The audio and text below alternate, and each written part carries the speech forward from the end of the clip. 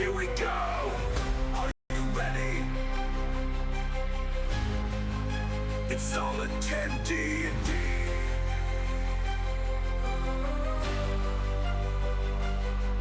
Let's play.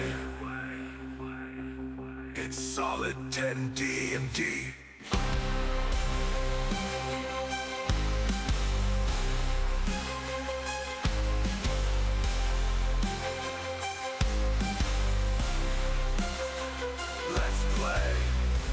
Solid 10 D&D.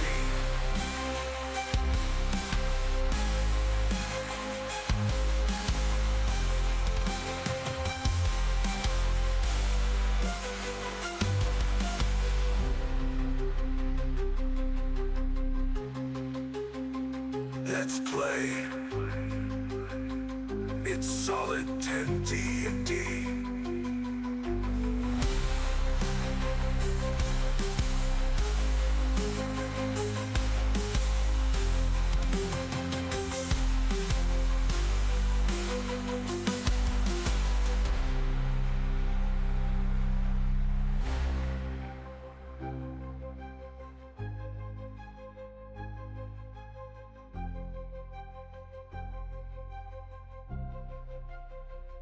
Let's play.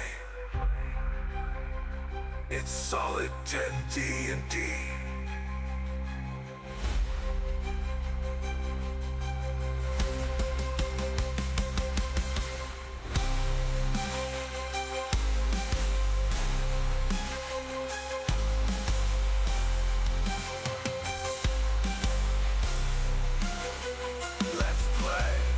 It's solid 10D and D.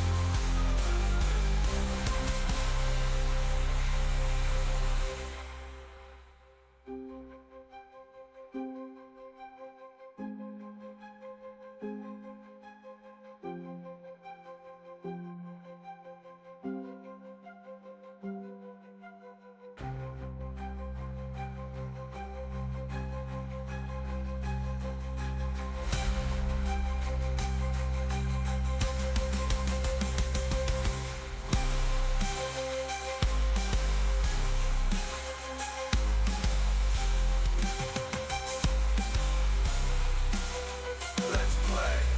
It's solid 10D and D.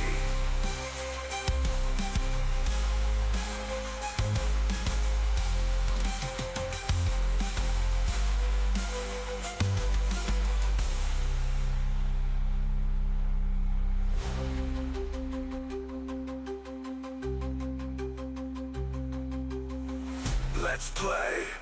It's solid 10D and D.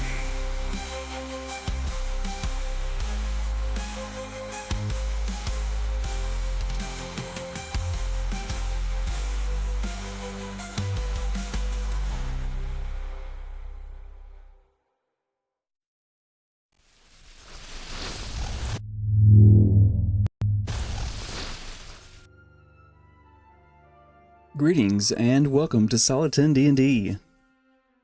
Yay! I'm John. I will be your host and dungeon master for this wonderful Day. Tonight we resume Chronicles of Nildorin, Lost Tomes with session 65. I am joined tonight by the wonderful Solid 10 D&D cast. Ready for some Dungeons and Dragons? Your Dungeons and Dragons.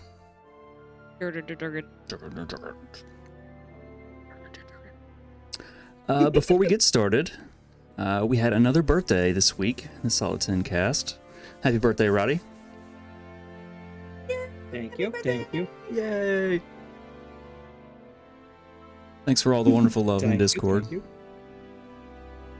for his birthday. Also, would like to announce that we have a new sponsor partnership with the Nat 20 Dicery. I believe Phoenix has something prepared for this. New gods have descended upon Truistria. They've gambled with the souls of adventuring parties throughout many realms of existence. What is the domain of these gods, you ask? They are the Dice Gods. Nat 20 Dicery is the new partner of Solid 10 D&D. Check out their website for dice and minis using the link provided in chat to receive 10% off of your order. I recommend checking out one of the following dice sets: Infernal Flames, Infernal Lava Rock, or Chaos, because remember, only you can prevent tables. Back to you, Mr. DM. I should have been drinking. Bravo.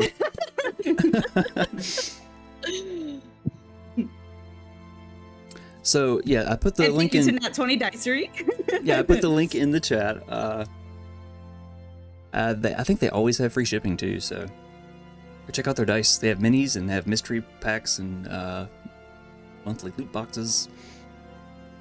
Lots of stuff. Thank you, Phoenix. And thank you to our new friends, the Nat 20 Dicery. Before we get into some D&D, let's do our regular announcements.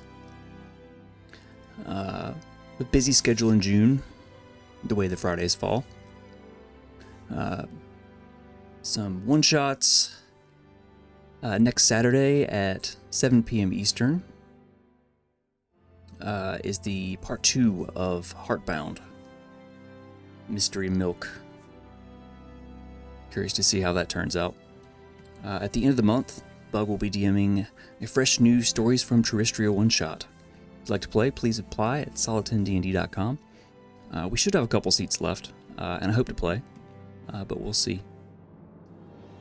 We're still working on scheduling for part 2 of Stories from Truistria, The Drifting Gate, but we'll keep you posted. Actually, we need to work on that. We really need to figure that out. As is tradition, if we hit our bits or sub goals, we'll give away a t-shirt in chat. We'll run a poll to see which one you'd all like. Anyone present can enter by typing !enter when the bot starts rolling the thing. Yeah. I think it runs for 3 minutes. Bug, what can you tell us about what's in the shop that could be given away when we hit these goals? All of these wonderful t-shirts that we have. My personal favorite is the Muscle Mommy Protect Me t-shirt. You can also send out the Nildorin t-shirt that has all of our faces on it. You have the hoodie, Strumbrum tee. All of these wonderful t-shirts can be found at solid10dnd.com, of course. But the Mind Goblins, if you want to send someone some fun stuff, that's a good one. That's a good one as well. Also, for a limited time, we have the Clerical Work t-shirt from Heartbound, which I don't know if you've watched it yet or listened to it because it's on podcast. It's pretty good. It's pretty good. Group just kind of fell together. It is good. I listened to it again and I was laughing like an idiot at work.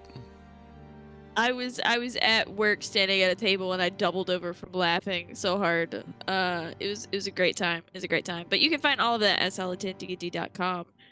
And while we're here, if it's okay, Mr. DM, we have a blanket now. We have a Gleeman robe, a giant throw blanket that is also able to be gifted in chat. Not just t-shirts, it's other things too. So if you have friends here, or you want to give someone something, you fill in the gift of giving. As I always say, you can go to solid10dnd.com, click on any piece of merch that you want to give away, and right underneath the ad cart is a nice little window that says gift to chat. It'll gift to a random person in chat, and you can give them some Solid 10 love. So be sure to check that out. It's all kind of fun things there. Get your own tome, Clerical Work t-shirt, Mind Goblin, a glass. I've had that blanket in my head for a long time. I'm gonna get one, put it over my head. Get one too. Get a fluffy beard. Pretend like I'm the Gleeman. Dress up Halloween. Ooh. Do some Nildorin cosplay. We should all dress up as our characters. Yeah. Dante and Harding are gonna have to get some body paint. So is Nim. And Nim, yeah.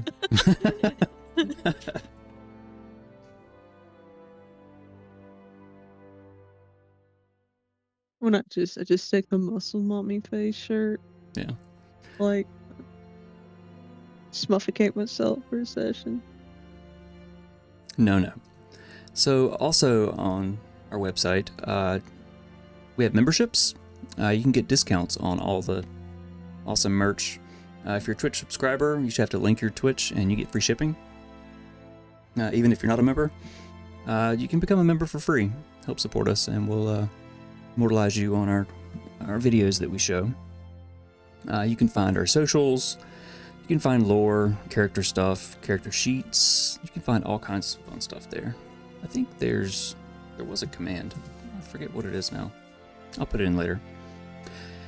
Moving on. Giveaways are open. We are going to do the drawing next Saturday during the one shot after the break. You can enter every stream, and you can gain 1 additional entry per stream by rolling a solid 10 on the D20 dice roller. Yeah, I think this one's been going for a minute. I'm excited to see what the wheel looks like. It's gonna have so many names on it. I'll set that up this week. Also, you'll notice at the bottom of the screen we have a pool of luck, which the party can use to re-roll a d20, except for death saves. For 100 bits, you can add to the pool. 10 luck points roll over each session, so players be sure to use them if you got them. You can also help them by casting a healing word with channel points, or bestowing disadvantage on me. Probably gonna need that tonight. Is there anything that you guys want to promote this week before we get started? Hal? We are wrapping up our Cypher System mini-series on Tuesday at like around 8 or whenever we go live, so in the evening. And then we get back to the Lost Isles the following week with episode 10-ish or so, something like that. So if you want to see some D&D during the week, come by and say hi and have a good time. Solid 10. Nice. Solid episode 10. Phoenix, you got anything you want to promote? Well, I am currently in the process of kind of interviewing people for my main campaign. I have one person that's ready for a one-shot that has made it through the process, because I need to make sure people understand what they can and can't do on Twitch before I put them there. So, but basically, yeah. So once I get a couple more in, we'll start the one-shots, and then eventually we'll go to the campaign. So, yeah, I'm probably gonna post something in Solid 10's Discord. So if you aren't there, you should join the Discord. About joining, like getting other players, possibly stuff like that. We got to make sure the vibe checks right with the one shots. But yeah, so that's gonna start soonish. It's about time. I've been looking forward to it. It's gonna be on Mondays, like midday. So, you know, only certain people can join because work. Well, time to quit my job and join a campaign.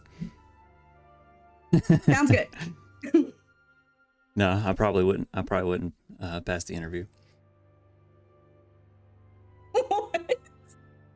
I'll Roddy, tell you later what's in the interview, okay? And then you'll know you could have passed it. okay, yeah. Rod, you got anything coming up? You still doing Trucking Tuesdays? I am still doing Trucking Tuesdays, and hopefully did talk to Smokey yesterday. We're going to try to get back on our regular schedule now that she's not having so many migraines and such. So my weekends will probably start back up. But tomorrow is my one-shot pre-session where dear Bug of ours will be coming down here with the rest of our group. And I will be DMing. We're going to do a kind of a quick pre-run through of everything, so because we have 2 new players to D&D that we're trying to get them used to, so this way I kind of get what everybody's characters are. I did mention last time that we were going to possibly try to stream this on my channel. The pre-session tomorrow will not be streamed, unfortunately, because the cameras and the microphones that I ordered will not be here in time, so poo, I'm sorry about that. That's shipping. Can't help that. But I'm looking forward to trying to do a live table session for the July 19th one shot. That's awesome. Oh, I forgot some of our players are in chat. I'm sorry. Yeah. Whoops. By the way, guys. Oh, by the way, but yes, I'm looking forward to doing that. Still nervous, still scared, but I think it's going to be a lot of fun. I mean, I'm still nervous and scared. We do this a few times a month. Shit. Fallout? Got any big What? streaming plan, like your debut? No, I don't exist outside of this channel. I am an entity of thought. I'm a concept. I mean, I bet a lot of people would watch you That like only rage one and talk person shit. on this camera has mastered. What do you mean? I am a perfectly calm player. I am rational and level-headed, and I do not lose it. You act like I've never played video games with you before. No, I actually. Who are you? Do I know you? Who are you? Where are we? What's happening? Who are you? All right, you guys ready? Let's play some Solid 10 D&D.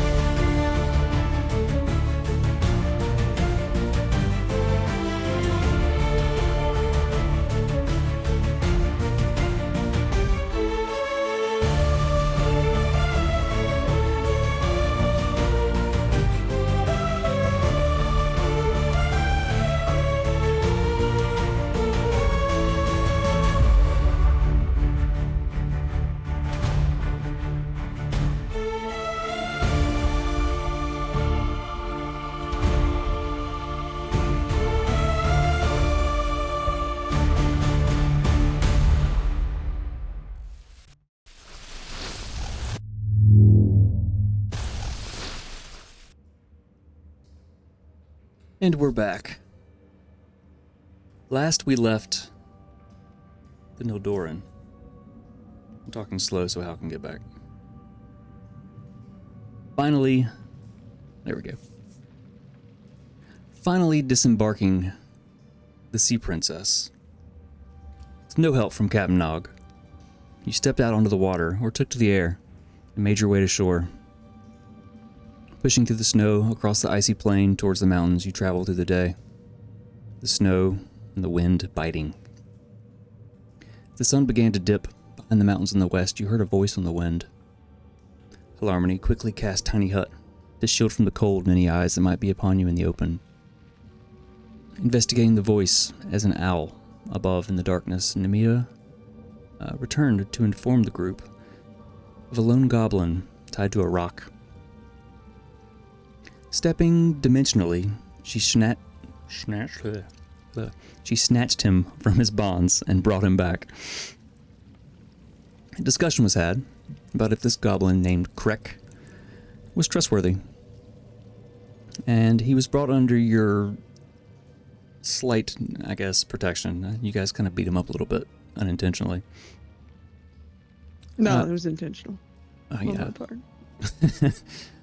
He spoke of a witch and a big bird that prowls the plain, and that he was left to marinate in the cold to be her meal.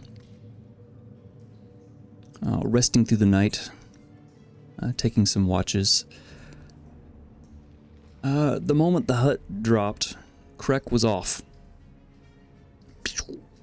And you after him. Running closer to the enormous Morosian mountains.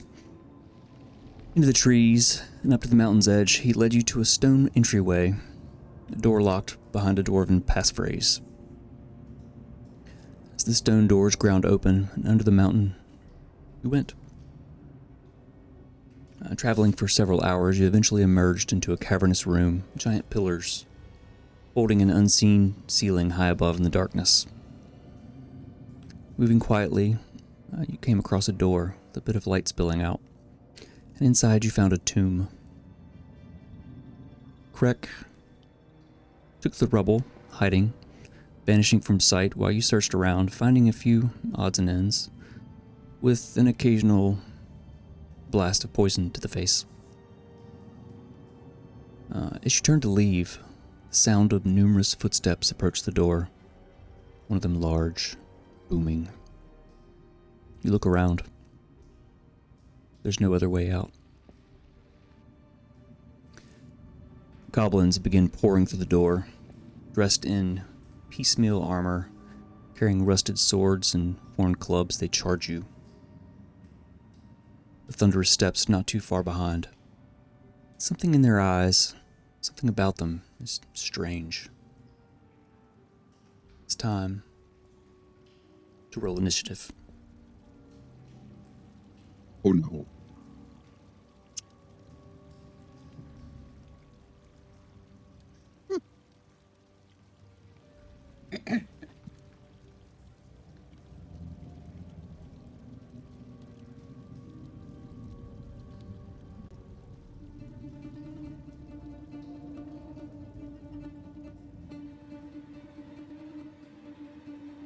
Can't see the map. I'm so nervous. There it is. Gonna refresh.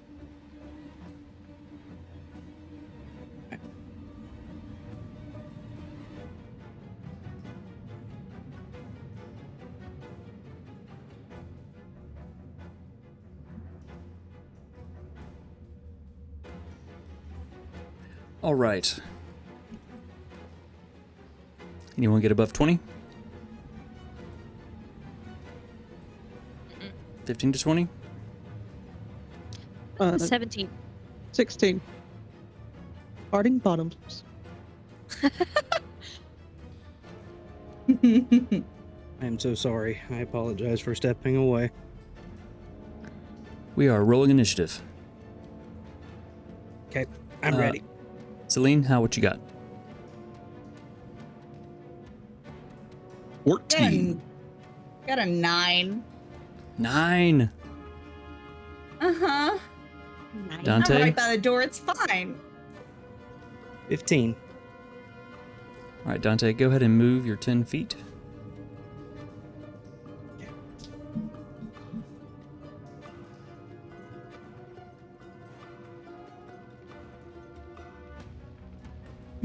All right. Top of round 1. Nim. See these goblins begin pouring through the door that you left open, charging in.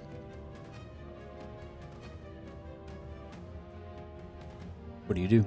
5, 10, 15. I will sidestep. And I will draw my dagger and do a little flourish. And it'll start to glow with the blue arcane energy from the gem. And I will cast...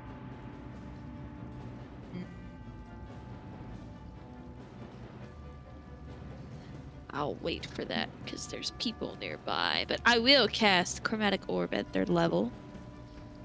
At Goblin A. So... that is a 14 to hit. 14 just misses. It glances off a piece of the piecemeal armor. Crashes into the wall. No effect. Great. Fantastic. Good start. Yeah, we're starting off strong tonight. You're It's doing going to be- terrific, darling. Thank you. I do take 2 points of... I take psychic damage for that. That's all. Don't have anything that I would like to do as a bonus action. And I'll stay where I am. All right, that brings us to Harding. Oh shit. Alright. How far away are these things? Okay. I am going to, as my bonus action, I'm going to Misty Step.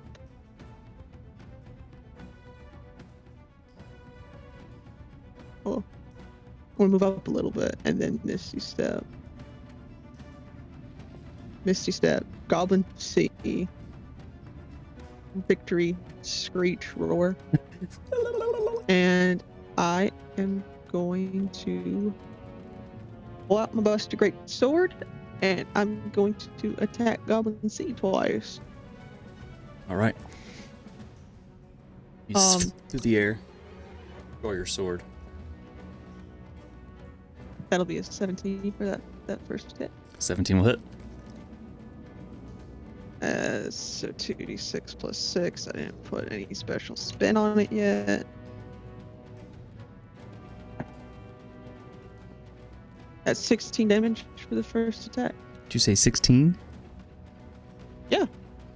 You draw your sword and you swing in one motion, catching it in the shoulder and just cleaving it into pieces.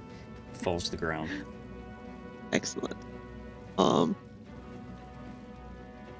So on to Goblin A. We're gonna do that one more time. All with right. my second attack. Seeing Nim's attack skid off.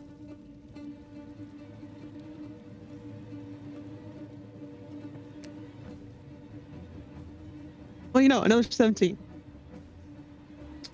That'll hit. And then for the Swing damage, it down, whistling through the air. 14. This one, you lop his head off. It spins in the air, and it's expression of Can I, like, baseball bat that Yeah. shit?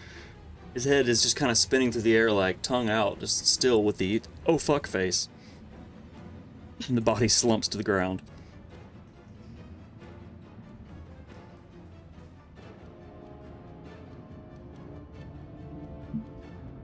What else you got?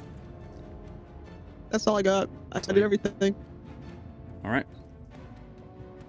As these two goblins fall,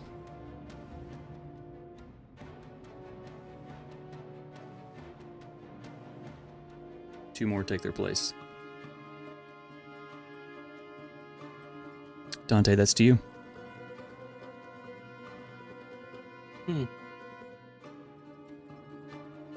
Dante's a little too far back, and he can't see shit. 5, 10, 15, 20, 25, 30. Let's see if I can do this way. I'm going to start off with moving. So I'm going to go 5, 10, 15, 20, 25, 30. At that spot, do I have a direct line of sight on Goblin B at the bottom there?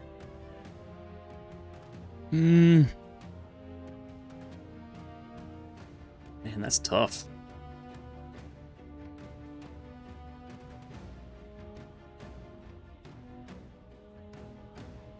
Yeah, I'm gonna say you've got enough. I'll give it to you. Okay.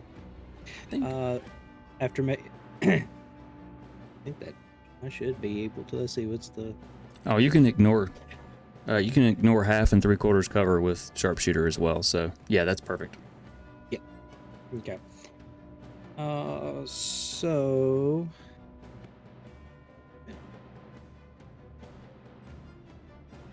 All right, so I'm gonna take my bow out and aim for Goblin B, as in boy.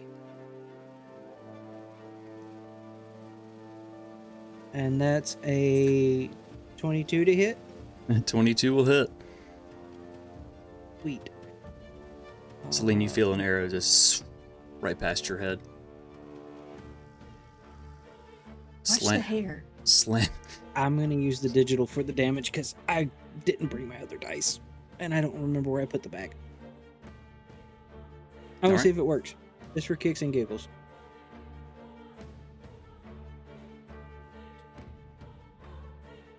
Slow going. 11 damage. The arrow skids off a piece of the armor. As it skids off, it turns and it slams into its chest. The goblin, eyes wide, grabs itself and falls to the ground.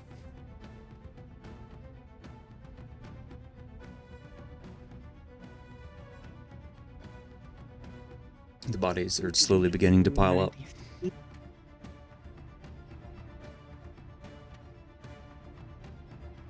What else you got? Question: when you're using Hunter's Mark, you have to see your target, correct? Within, yeah, wait, it says it right there. You see within range. Mm-hmm. So I can't see the rest of them because Celine and Hal are in the way. Then, correct? I mean, it's also dark, so I'm probably gonna say no. Hal, do you still have your dancing Okay. lights up? They're still up. I haven't dropped concentration. They're over here by the sarcophagus, though. Okay. It's dark, and they're standing in the way. Okay. But you could see the other goblin, so I'm gonna say that you could probably see Goblin D between them, though he does have 3/4 cover, at least. I'll just do because I'm not going to do the other action. I don't want to risk hitting somebody in the head. Yeah. But I will, since I can see Goblin D, just because I want to cast Hunter's Mark on him. All right. We'll mark him.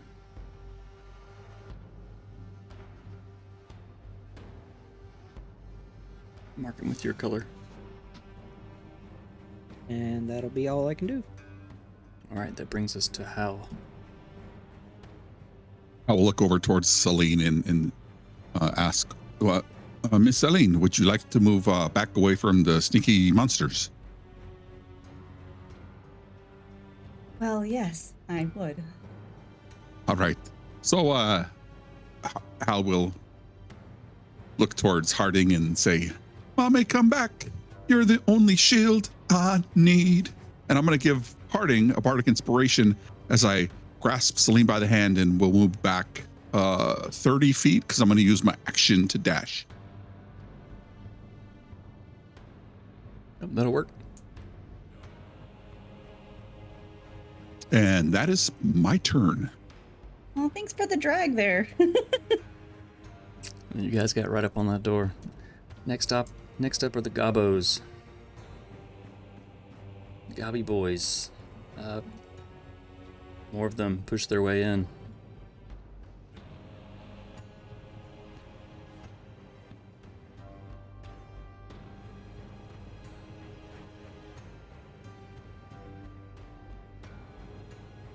And they are going to attack at I'm going to say D and E are going to attack at Harding. And F is going to move further into the room. This way to about right there. So, does a 21 hit? Harding. I mean, you got a monster AC. I can't remember what it is. 19. Okay. So it swings at you with a scimitar. It barely kind of scrapes across your splint armor, kind of just I nicking gave you, you a scar on my face. dealing That nymph can kiss better. 5 points of slashing damage. Next goblin strikes. That is a 11. It glances off Yeah, that's your good. armor. Nothing. Goblin F is going to pull out a short bow. Fire at Dante. That is 13. Misses. Arrow flies past, clattering against the steps beside you.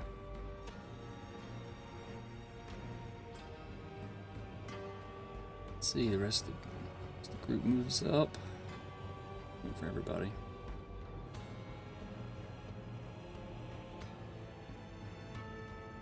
Brings us to so many.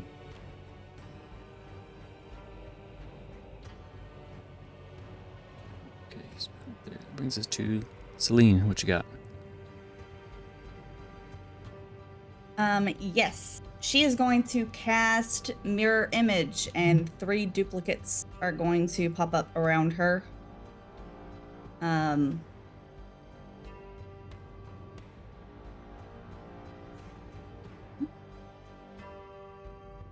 Nice. I'm pretty sure that's all she's gonna do. You said 3? Yeah, 3. I'm pretty sure. Let me double check. Yeah, 3. It's literally the first word. I was trying to read through the middle of the paragraph. Now,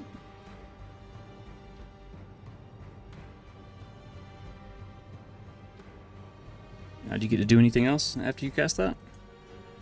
You get to say where they no, are, or they just I'm around gonna you? They're just around me. So you can put them wherever you want. I mean, you can put them wherever you want. You cast the spell.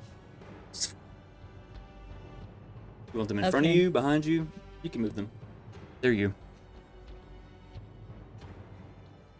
Here we go. Surround yourself. All right. As your action, bonus action, any kind of Oh movement? wait, I want her to be there. Nope, she's gonna stay right there. She was Alright. moved. She didn't have to move. It was great. I don't really have any bonus action things that would be useful right now. So, that is my turn. All right, that brings us to the top of round 2. Nim.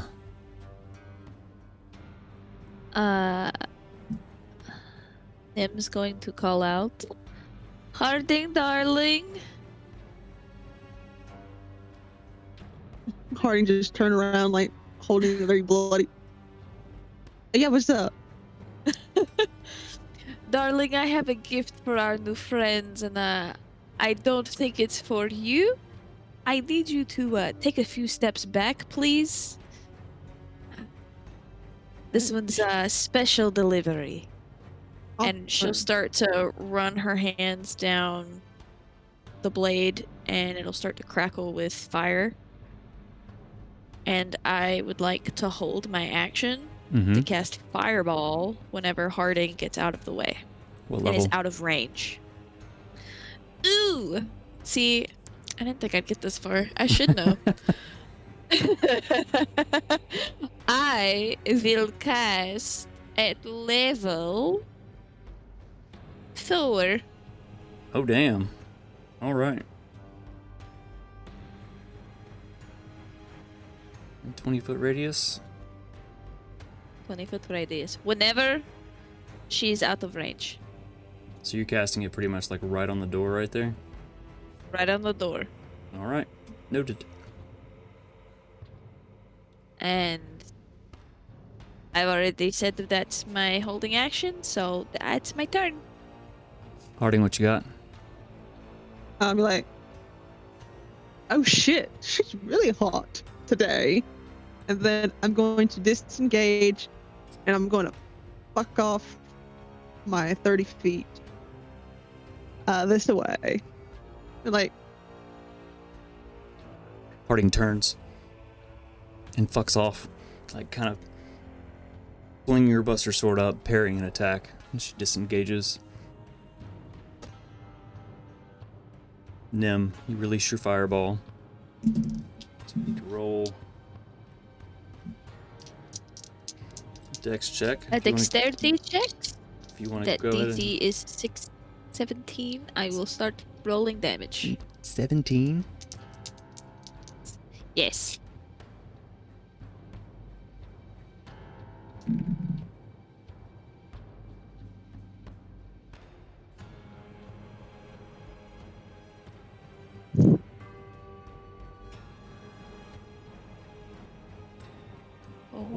Holy shit. I need more dice.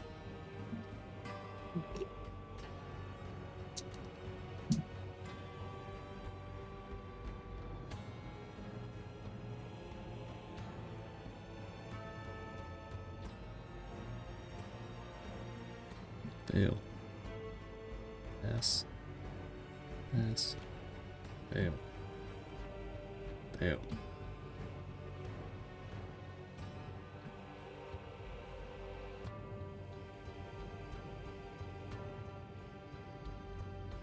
Fail.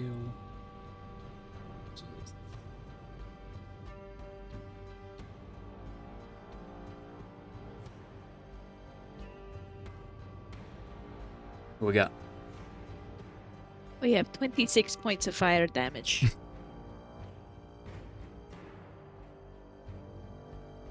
Fuck. So as I yeah, go ahead. as I finish pulling my hand down the blade, a small bead warps into my hand in between my fingers, and I go, and it blows out, and it's like a streamer. And as soon as it impacts, It hits the center of this group of goblins and just. Two of them try to dodge out of the way. Even dodging out of the way, they're still just. You see the look of fear and panic. They don't even have a chance to go before they're just vaporized. Let's see. As the goblins you see are turned to ash. I smell burnt goblin. not the barbecue I had in mind, but it'll do. I will cast, or I will use 2 of my sorcerer points to cast Quicken Spell You were. and cast. I don't think you can do that since Oh, you're never holding. mind. Just You're kidding. holding your Just action. kidding. I was holding an action. Just kidding. I'm so sorry. So Continue. Harding, you disengaged and you moved. Is there anything else you want to do? I think you still have a bonus action.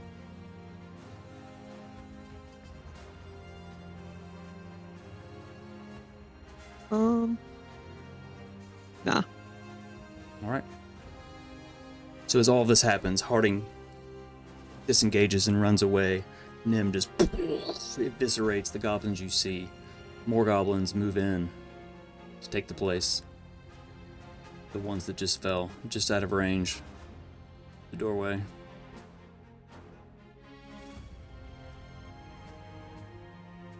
Moving up into the room, the sound of a larger creature.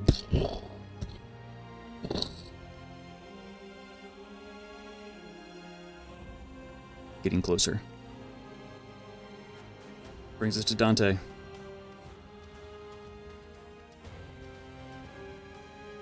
Let's see.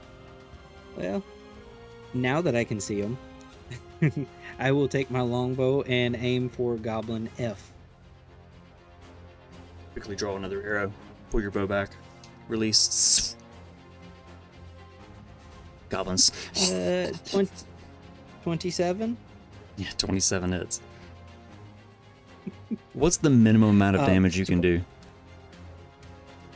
Minimum? Just say you rolled ones on everything. An 8 because it's a +7 on it for a 1d8. Okay.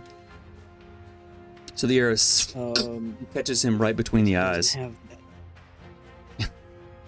He flies backwards a little bit. And falls to the ground unmoving. These guys don't have a lot of HP. You've probably caught that. Yeah. So like if you hit with an arrow, you pretty much are gonna kill them. There's like almost no need to even roll damage on it. With the goblins. So that's your first attack. Yep, So second attack, let's go did you want to move your hunter's mark since that goblin fell? Yes. Move it to Goblin J. J. All right. That's the next one I was going for. All right. You said that I don't need to roll for damage. My spouse found my bag and brought me my dice. They're not strong. All They're for just nothing. they're just a lot of them. Yep. Oh, you'll All right, need them in a minute. So second attack for I figured. All right. Hang on. New dice. Got to read number. A Read? 17. Read. A 17 will hit. Releasing the first arrow, you quickly just pull another, knock it, and release. It flies, spinning through the air, slamming through its chest. It falls to the ground up.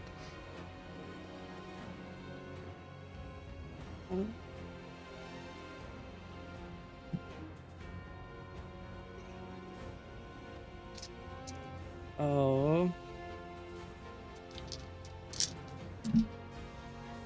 I think that's all. Well, can you move Hunter's Mark more than once? That's a good question. I think it says as a bonus action you can move it. Correct. Yeah, it says it's one bonus action. If the target drops to 0 HP before the spell ends, you can use a bonus action on a subsequent turn of yours to mark a new creature. So I think next turn you probably could move it as a bonus action. Yeah, because we did it for that one. Okay, Mhm. then I'm good. All right, that brings us to Hal. There's an explosion. You're surrounded by duplicates of Celine. Dante is just loosing arrows like crazy. What you gonna do? I would have to say, Miss Celine, this your friends here look much better than the goblins over there. So That is very nice. And I will like to move a bonus action to move my lights from the back of the room to the front of the room. They go 60 feet. So I imagine maybe somewhere like up here, like lights, so I can see something. How big? And how while big of a they're radius moving, are they? 10 foot dim. 10 foot down. Okay. I'm gonna put Yep. some reference on here. As your lights are moving, what you doing? And I'm going to unleash a string of verbal assaults on the goblin for vicious mockery. And the target is something I can see or hear within range. Range is 60 feet. And so they need to make a Wisdom 16 saving throw, or one of them, if I can hear them making noise. I think once your lights kind of move up and illuminate this area, you can see. Come on, brain, you can do it. Let's just do this. Not a square. I want a rectangle.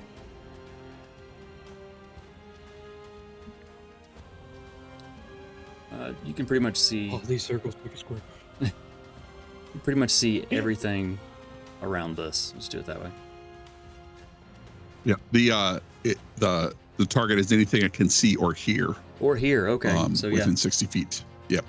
So what do you say to Goblin? Pick one of them. Oh, what do I say to the goblin? I say that his breath smells like troll romance. Ah. Ah? And he has to make a what save? Wisdom? Wisdom 16.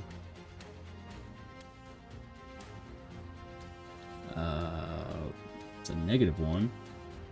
That is a 15. Huh? All right.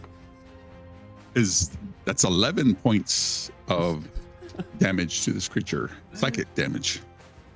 Grabs his head. You see one of his eyes, like they're already very red. You see one just kind of go, and kind of pop as he falls to the ground from the psychic damage. Nice. You viciously And knocked that is my turn. Goblin to death. I love it. At the end of your turn,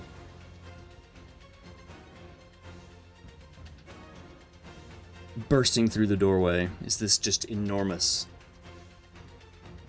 troll.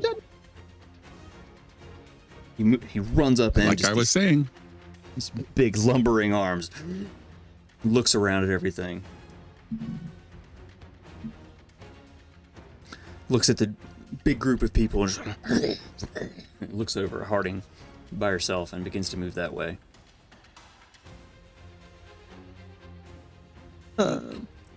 Move about that far. That's it for that.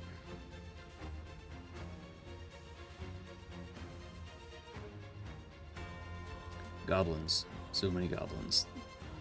This goblin's going to move over this way. It's going to loose an arrow at Nim. That's a 12. 12 does not hit. Kind of runs in, seeing just the bodies, the dead goblins everywhere. Looks around, draws an arrow, and just kind of releases it. It flies way wide and clatters against the stone behind you. Other goblins continue to pour into the room. Don't worry, buddy. It happens to the best of us.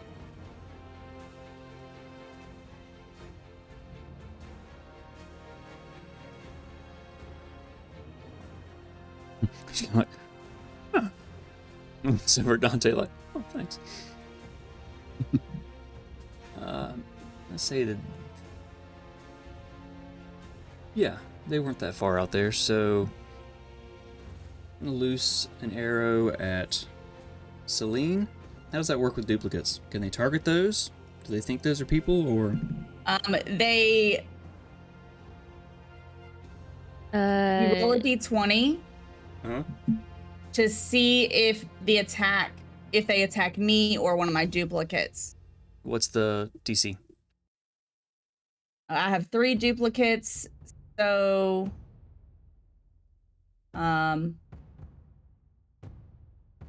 Oh wait, I have to roll? Hold on. Oh, So you'd make it I roll a an d20, attack. and if I roll a 6 or higher, I change the target to one of my duplicates. all right. So Goblin But the attack has to hit. In comes in, draws an arrow from short bow, releases. That is a It hits me. 19. Yeah, that'll hit. Just barely. Your duplicate, for some reason, just I guess on instinct, kind of ducks to the side, and it slams into your shoulder, dealing 5 points of piercing damage. Okay. Goblin K is going to loose an arrow at Dante. And that's a 23. Mm-hmm. Catches you in the side. Doesn't pierce your armor, but it glances off, dealing 5 points of piercing damage. O is going to fire at Hal. If I cannot see it, it has advantage, but I also have a cloak of displacement, so it would be at disadvantage. So I guess it's a straight roll. I mean, it's a 7, so Aha!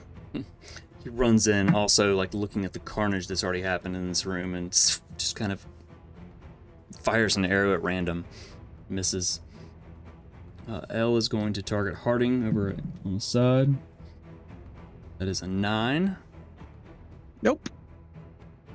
You see sparks fly off of her armor. Then M is going to attack Nem. And that's a 11. You said M? M is going to try to attack Uh. you. It only rolled an 11, and your DC would be higher because you have cover.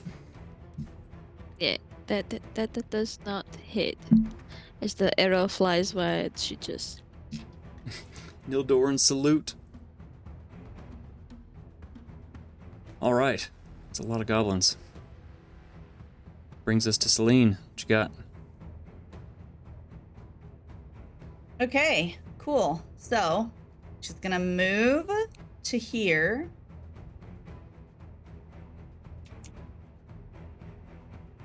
And her duplicates are gonna be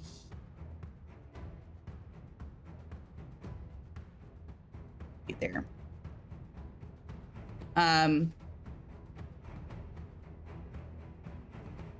She didn't like her sorcerer friend being open. So she's like, here's stuff to block. Body blocking. Basically. But before she left house, she looks at her and is like, that was a very nice compliment, I think. But then she moves about the whole, like, my duplicates look better than the goblins do. So. I'm pretty sure it's a compliment. But yeah. So I was just double checking that my mirror image is not concentration, and it's not. So Ooh. I am going to cast Watery Sphere. It's a 5-foot radius, and I want to get these 3 goblins, K, O, and L. About like that. Well, K, O, more and L. towards There you go. O. Like Gotcha. I want to, yeah. So the 3 of them have to make a DC 20 strength save, Ooh, strength. or they're in the sphere Oh, just like of water. water bending. Nope. You're like just they're stuck and they're floating. Yeah. Oh boy. Yeah. All right. What was the DC again? DC 20. All right, so that's a solid 10 minus 1. So that's a 9. So K just up into the sphere. That's a 17 minus 1, so that's a 16. O manages to kind of bat the water away as it's trying to absorb him. And then I think, yeah, that's a natural 20 for L, who also manages to kind of like crazed goblin not get sucked into it. So you got one. So basically they can't, Nice. they're restrained and they can't breathe? Mm-hmm. Yes. Oh boy. Then the sphere is still there, and every turn is an action. I can try like to absorb another one. Ooh, let me put that back there. Or yeah, so Why does it I default can to move it up to 30 feet, I think.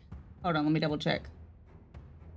I'll double check before my next turn. All right. It's a lot of words. So as But Kay is that is my drawn turn. and he's like, you just see bubbles kind of coming out as he's like restrained in this water, trying to breathe and trying to move and cannot. Brings us back to the top. Nim. You see Celine and her duplicates move in front of you. Can I see the big guy over her? Oh yeah, he big. He tall. Head and Oh, yeah, shoulders he big? above. Knees and toes? I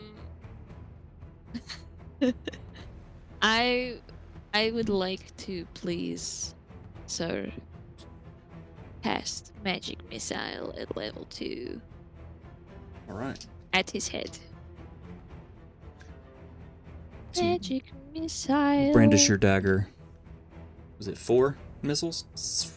2 or is 4 missiles. 4 to spiral out up into the darkness before slamming down onto his head. For 5 points. Ooh, big 5.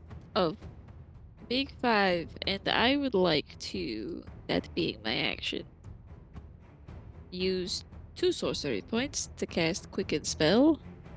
And I would also like to use Chill Touch, which is a cantrip. Okay. So to hit, that would be a 12. 12. Does not hit. It's the thick skin. A This creature just doesn't. ghostly hand shoots out of the end of my dagger, zooming over Celine's head. And it tries to reach out to it, and it just... That's my turn. Or actually, I say that I will take a few steps back. I will... Against the corner. Moving back against the pillar. All right. That is my turn. This brings us to Harding. At the beginning of your turn, the smell of this creature. Let's see. Nope. It's at the start of the troll's turn. It says, start of your turn. Go ahead. To double check that. Okay. So, I'll rush to the big fucker. I'm gonna yell at him and like hit my sword against like my chest armor.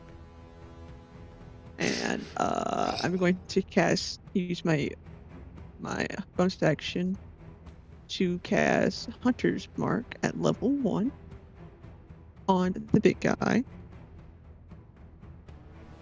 And then I'm running up on him. And I'll call out, Daisy, you didn't tell us your mother was back from the dead. Oh. Dante, roll a wisdom saving throw. You're attacking your own party. 17. Okay. You don't suffer any psychic damage.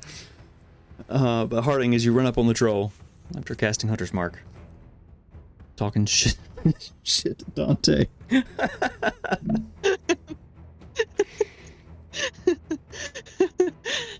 And I'm gonna attack twice on it. All right. Swing your Buster Sword at it. That first one is a 22. A 22 will hit. Okay. Carve across its chest. This one. Okay. 3d6 plus 6. Cool.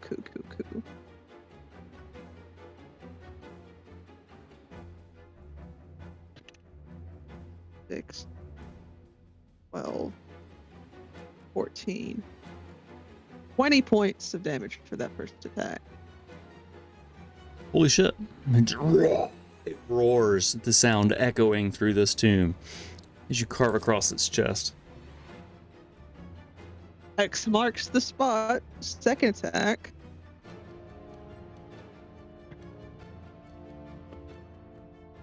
Oh, dang.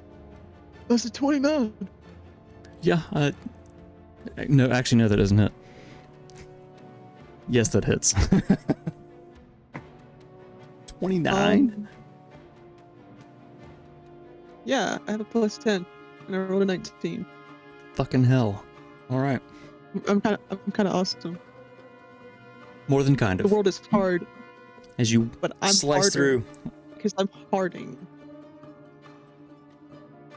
Are you going to finish that? Hardinger? Harding out. Somebody hit the counter 10 points.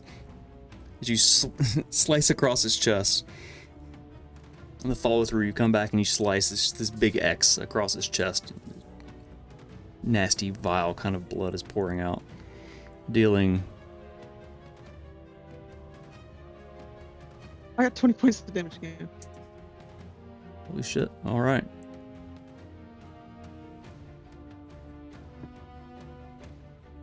Alright, it's bonus action, a little bit of movement. That's Action. all I got. Alright. I'm stepping on this man's toes. Just poking his toes with your sword. Brings us to Dante. Could you draw me something real quick, Mr. DM, Sure, what you need? from me? Draw from me to all the other goblins at the bottom a 60-foot cone, please. Oh boy.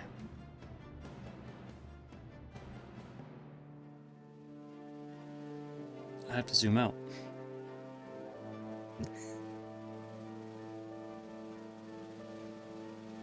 That's a square. It defaults to a square. I don't know why it does that every single time I click it. 60 feet. You're doing terrific. I do my best. That works. See, I mean, you could probably...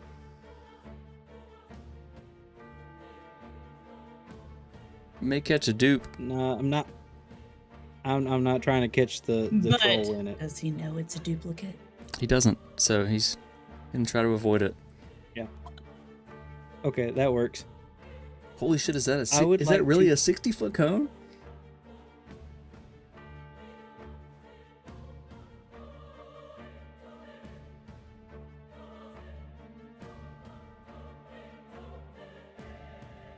Oh, it's a line.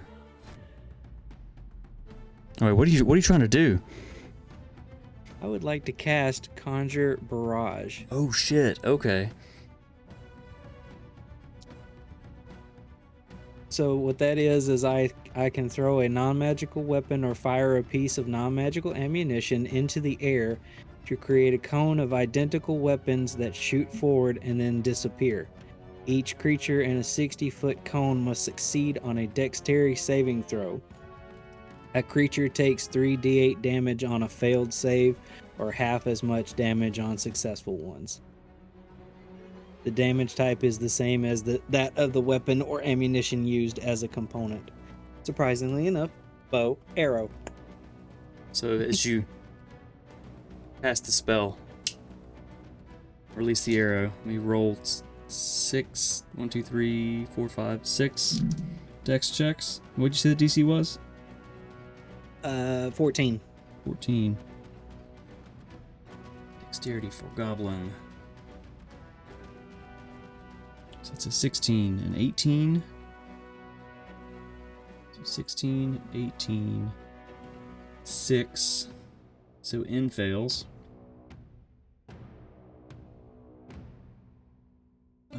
That's an 8. So O fails. K can't make a dexterity check. So they immediately fail. So... bullshit. Okay, so pass. Gotta delete this. This one passes. One in the water immediately fails.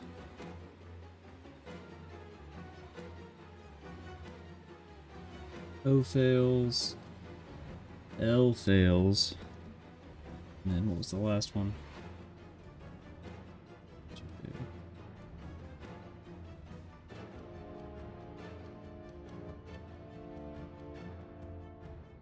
Holy shit. So yeah, an M passes. So how much damage? It's gonna be You fire the arrow and it 8, duplicates and 10, disappears and 12, slams into these goblins. 14. 14? Yep. Yeah. 8 plus 4 plus 2. So all of a sudden it's like Dante just fired 6 arrows at once as these goblins just randomly fall.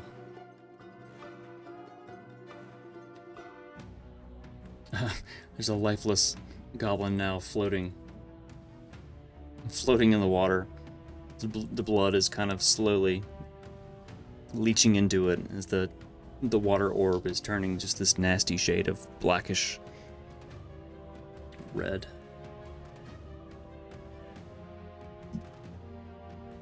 I think M succeeded, so yeah.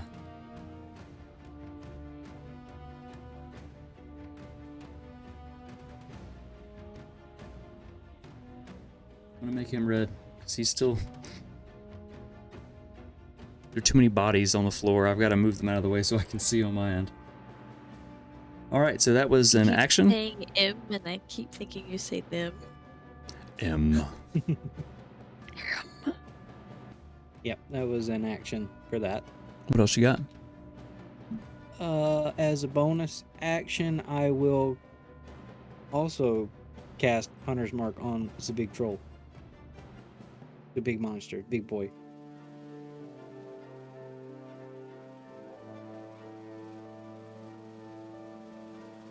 Alright, help me remember. Added it to his name. Okay. Actually, wait, is Hunter's Mark a leveled spell?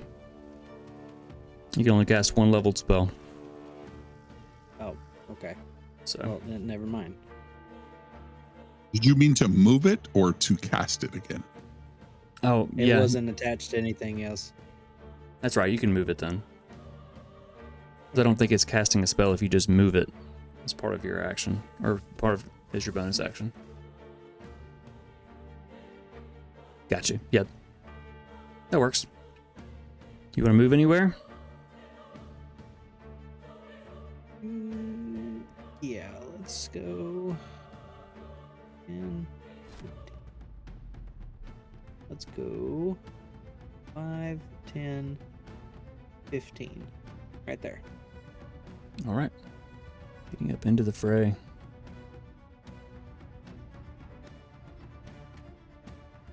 All right, that brings us to Hal.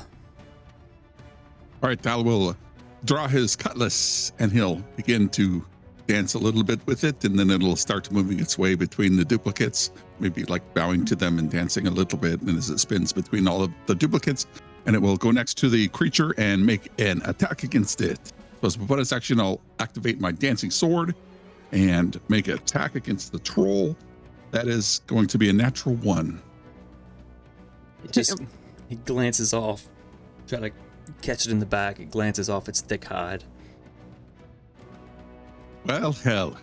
All right, everybody attack the tall goblin, and I will cast Vicious Mockery at the troll. You carve a wart off, but do no damage. That is a DC 16 Wisdom save from the troll. This thing can't be that smart.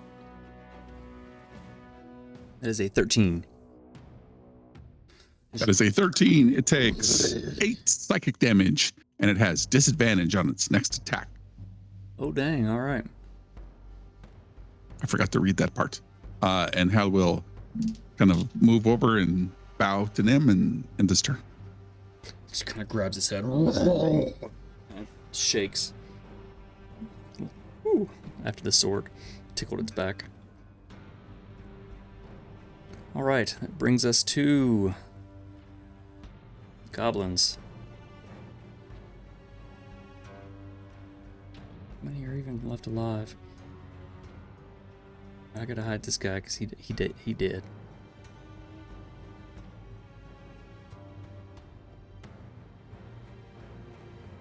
So I think we've got this one. It's the last one. He doesn't even have a letter. He's gonna carefully move around. 10, 15, 20.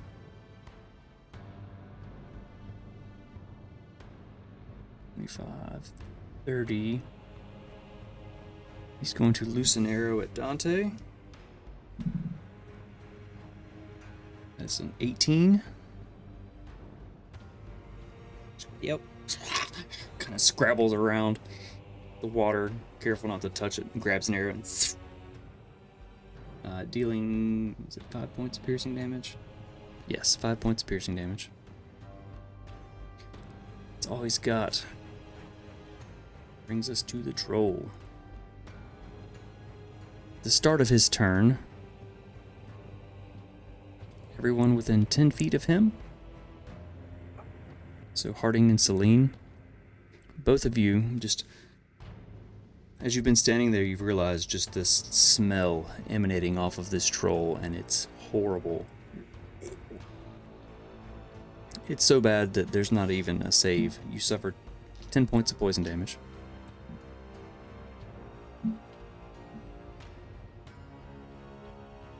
I'm immune to poison. Nice. Does that count as a disease? No, it does not.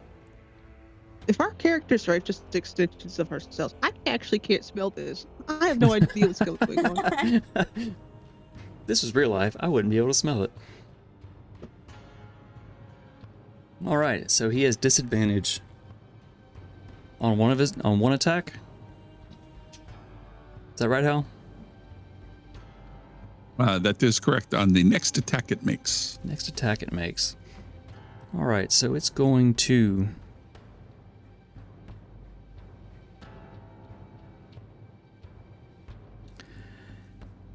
seeing Celine move forward and just the goblins around him kind of falling.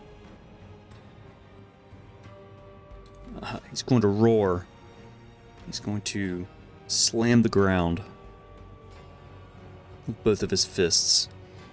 Everyone within 10 feet. So Celine and Harding, I need you to make a dexterity saving throw.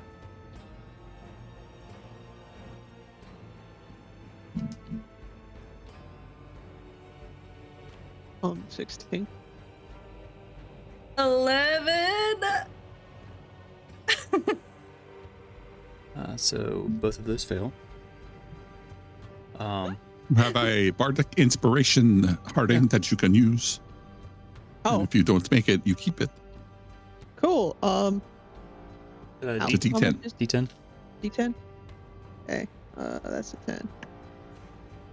10. So that 16 is gonna be a 23 now. So you pass. So Celine, as the ripple from this slam pushes out, you suffer 45 points of bludgeoning damage. Okay. Harding, you take half of that, so 22. You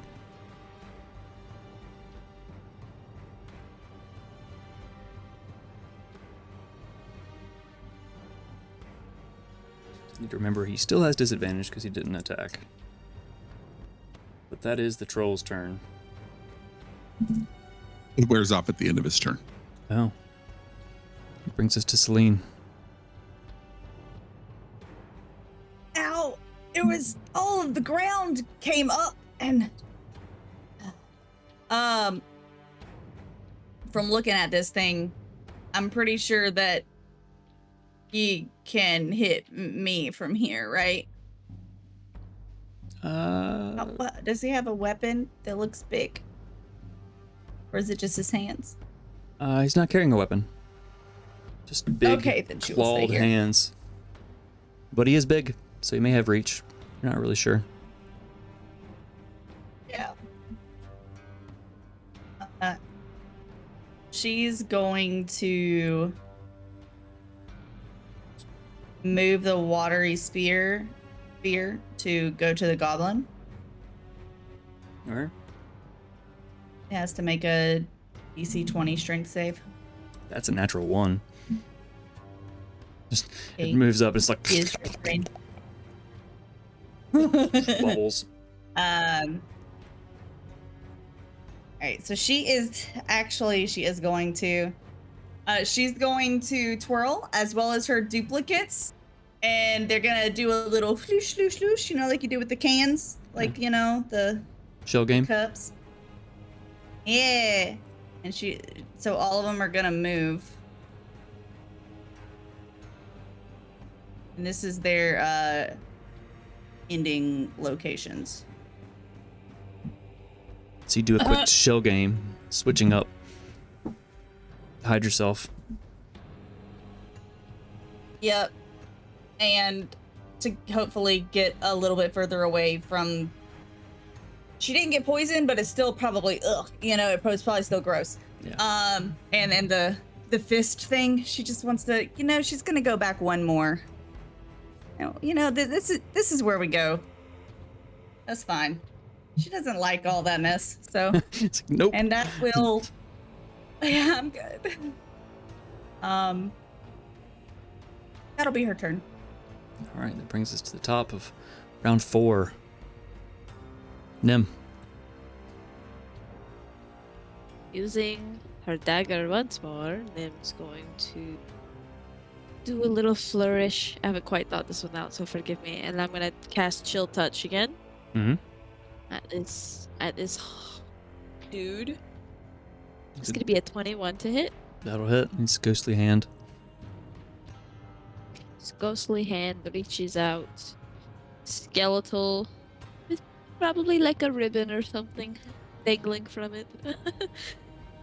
And it grips it by his face, and he takes 10 points of necrotic damage.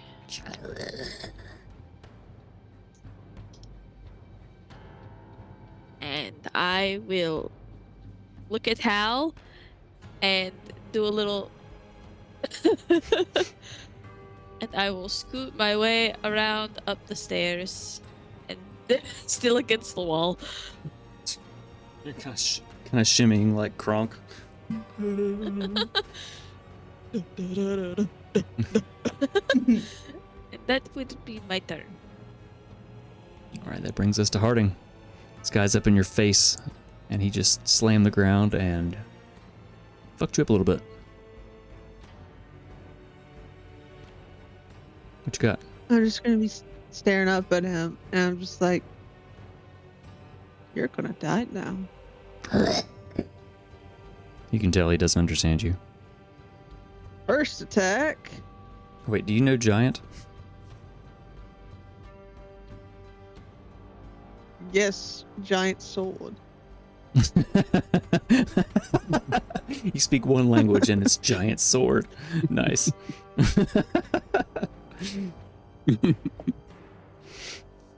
All right, we got an 18. Let's see, an 18 will hit. So my 3d6.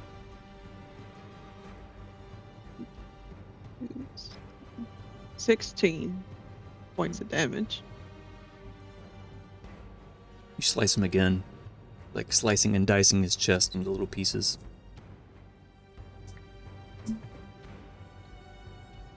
Another 22.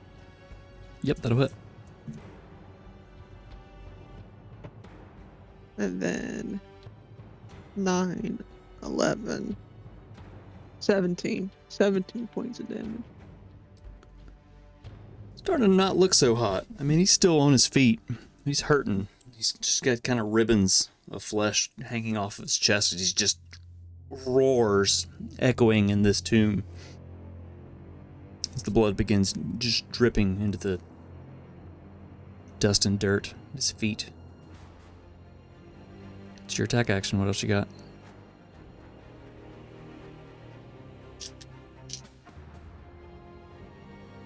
No, that's all I got. All right. Brings us to Dante.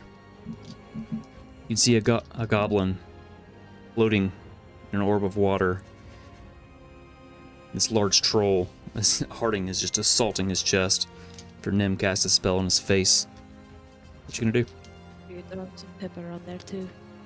I'll deal with the other goblin in a moment, but I'm gonna aim for the troll and go full out with my attack using Colossus Slayer, Hunter's Mark, and Sharpshooter. Fucking A right. Draw an arrow. Honing in on the creature. Aiming carefully. So that's You release. 26 minus the 10, so it'd be 16. Is it? No, not minus 10, minus 5. I'm Minus sorry. 5, yeah. But minus 5. So 21? 16, 26. Yeah, 21. Yeah. Sorry, brain no braining. 21 will hit as you carefully take your aim. So it'll be 1d8, 1d6, and then plus 10, and then the one other d8. Okay. Here we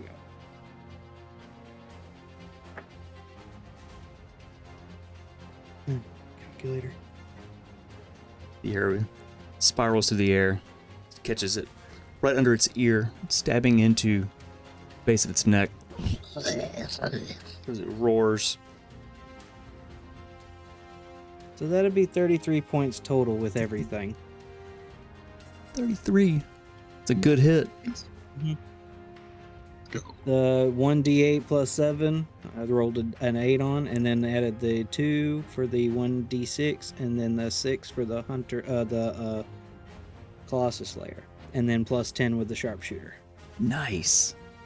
That's some good damage. He kind of drops his head, being barraged from the front and the back and the side, just all around, just kind of roaring. He looks like he wants to beat his chest, but cannot, because it's cut to ribbons. That's your first attack.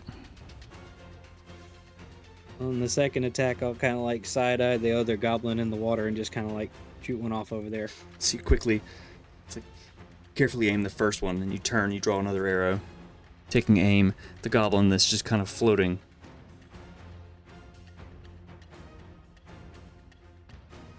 That one is a 21 as well.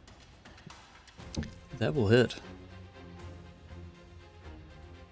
So it'll just be straight damage because it doesn't have anything else. So 14.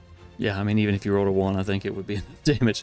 So it pierces the water, kind of splashing outwards, as it just doesn't make a sound once it goes in the water. It just, and slowly the water begins to diffuse. This orb of water that's floating in the air is now probably mostly blood. There's two goblins have died inside of it. They're like two goblin corpses just kind of floating in there. Your attack action. Bonus movement. Nope, that's it. All right, brings us to Hal. Right, I will spin, and my lute will spin around my neck and land on my hand, and he will strum a chord and say, "You are my party, Celine and Harding." And I want to cast Mass Cure Wounds. And so anybody within 60 feet, 30 feet radius will get, I rolled 2 1s and a 3 plus 4. So that's 4, 5, 9 healing. Oh, that was terrible. That's everyone. If there were heal, that was not a good roll. All right. And then my sword will dance to my music and attempt to strike at the creature once more time. That is a 18. An 18 will hit. 5 points of piercing damage. right across the back of its neck. Just it roars, just covered in blood. And then I will move away a little bit and end my turn. All right. This brings us to Troll. You cycle through this horde of goblins you've gone through already. The Troll will multi-attack against Harding, standing there just fucking him up. So, it's going to first lunge down at you, biting. That is a 19. Just hits. He tries to bite your head, but you kind of move to the side at the last moment. Bites into your shoulder, dealing 7 points of piercing damage. As he releases and comes back up, he's going to swing at you with his claws. That's a natural 20. I would like to cast Silvery Barbs against that attack. What does Silvery Barbs do? I feel like I should know this. The DM's Bane. Silvery Barbs. You magically distract the creature targeting, or the triggering creature, and turn its momentary uncertainty into encouragement for another creature. So, one reaction when that creature you can see within 60 feet of yourself succeeds on an attack roll, ability check, or saving throw, it then rolls a dice again and takes a lower. So I give it effectively disadvantage. All right. Oh my god. I rolled another 20. It's another natural 20? I'm not even my kidding. goodness. I'm not even kidding. I'll take another picture. They'll have different timestamps. I rolled the same dice. I love this dice. These are some of my new ones for my birthmas.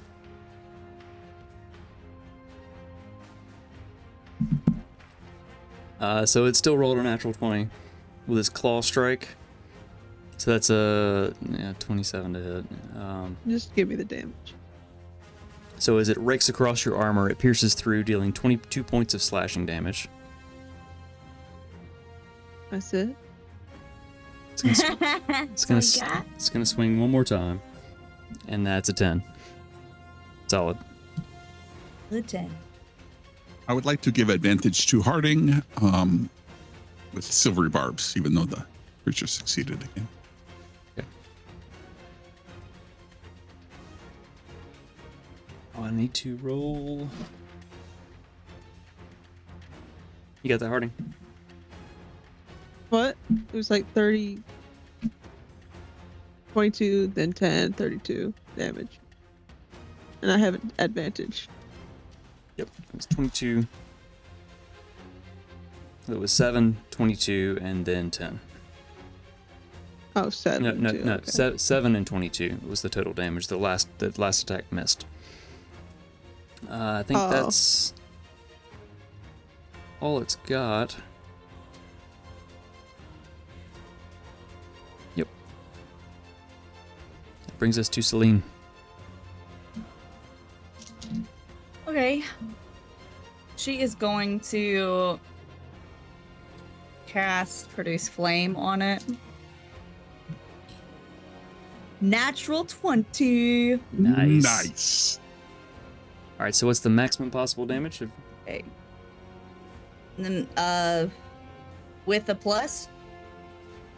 Oh, wait, there is no plus. I'm just kidding. 16 is the max.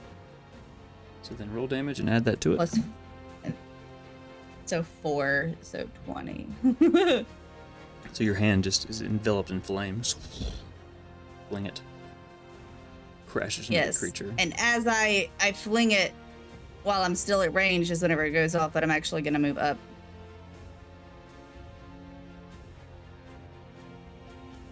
Because she's like, oh, Harding's taking a little bit of a beating, so maybe? There we go. That'll be her turn.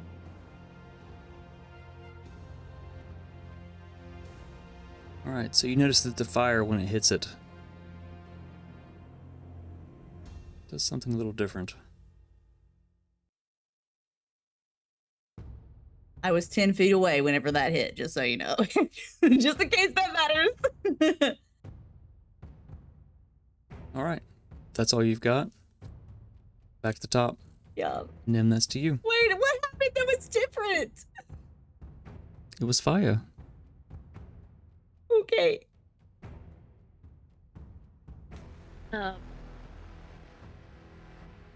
Nim is going to make sure that this is in the range. Okay, she's going to take her dagger.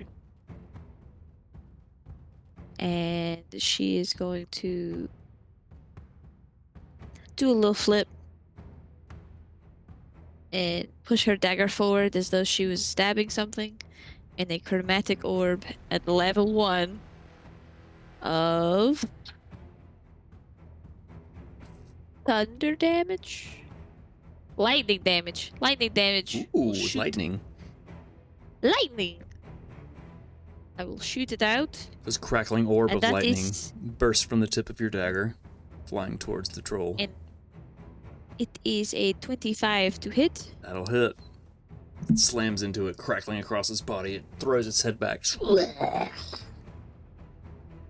3d8 I can see. I'm so sorry.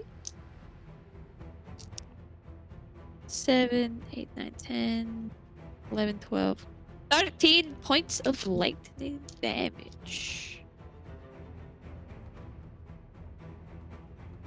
I totally forgot this. Celine, is your water spell concentration? I think you're muted. And Harding, Hunter's Mark is concentration, yes. Oh, my bad. Yes. Oh fuck yeah. Roll a My const- water disappears All right. because I rolled a 2. 21. Yeah, that'll do it. Oh, wait. What was it, 40? No, you succeeded, so it was only half damage. So 22, yeah, that definitely. You're good. Hunter's Mark is still up.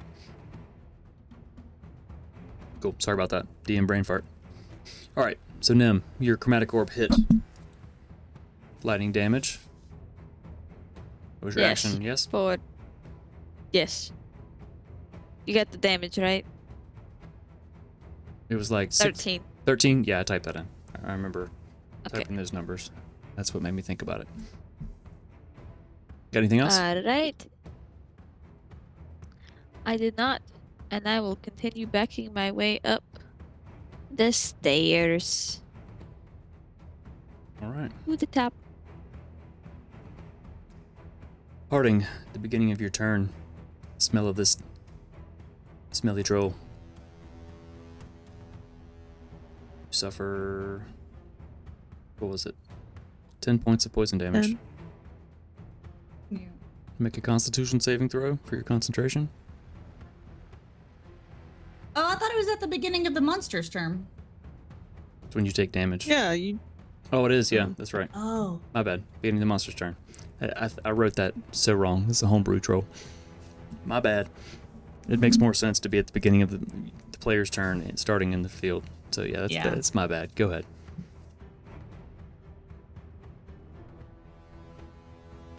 All right, so Harding.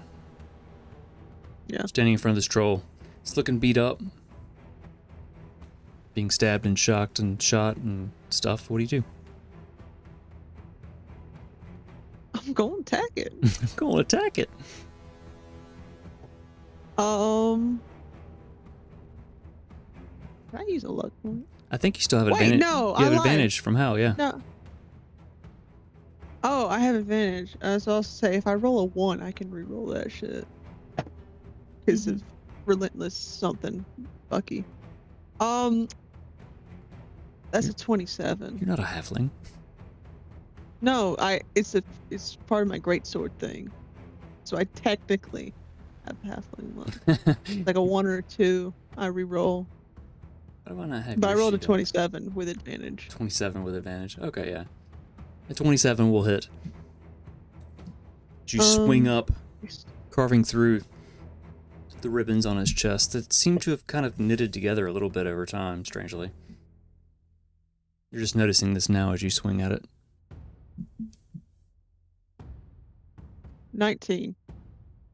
19 points of damage. Mm-hmm. As is tradition, it roars. Rawr. Roar. So do I have? So I just have advantage against this thing? It's just the one. Just that one time. Just the once. Uh, It worked out okay. because you'd have missed the first one. Yeah. Okay.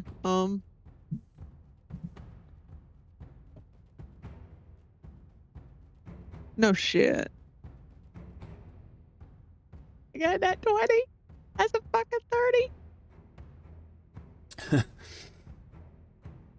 Catching it off your backhand, coming up, slicing it up its belly.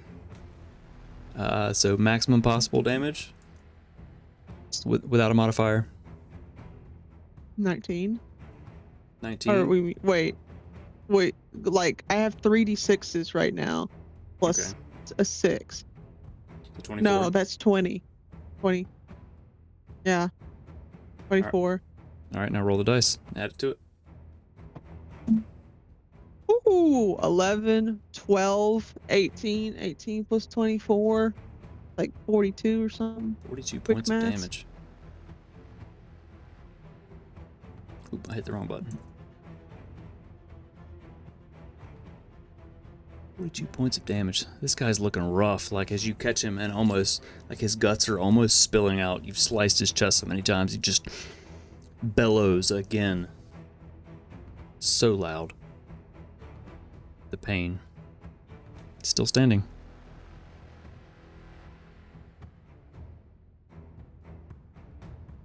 Got anything else? Nah. All right. Dante, that's to you. I'm gonna take a shot at the troll and use all three again. Colossus Slayer, Hunter's Mark, and Sharpshooter. Draw an arrow. Seeing it's hurt, carefully take your aim. Both eyes open.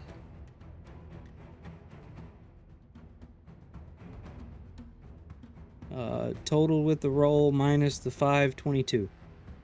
22 will hit. The arrows through the air. I'm gonna do these one at a time so I get them right. All right, 1d8 is an 8 on that one. Then 1d6. And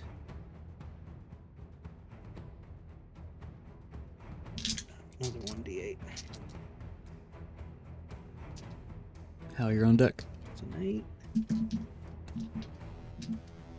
Plus 10. 32 points total. Shit. Nice. Slammed into the back of the creature's head. Ooh, he's looking real rough. Just kind of grabs it and just kind of breaks it off. Doesn't even pull it out. This thing is peppered with arrows. Slash marks across its chest. Its back from the dancing sword. Just electrical burns across its head. Frost places. It's your first attack. I'm gonna take the second attack and do it all again minus the Colossus Slayer because that's the once per turn one. Yep.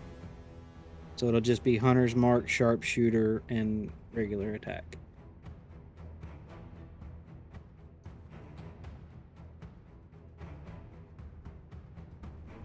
That is a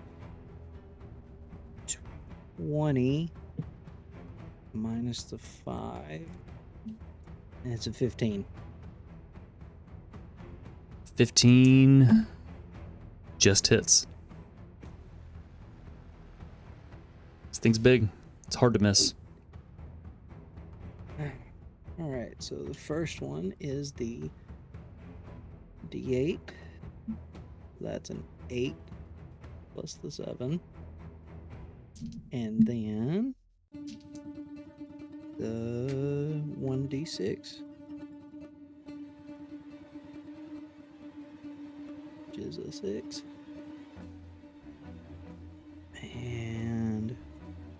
that. Can't use that. Plus 10. It'd be a 31 on that one. 31 points of damage? Uh-huh. How do you want to do this? Put the arrow through the back of his head.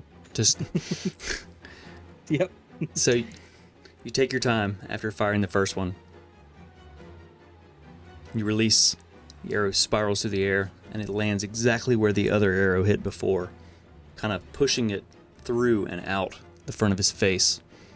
The back of this arrow is there, and the arrow you fired previously is coming out of his face. He just kind of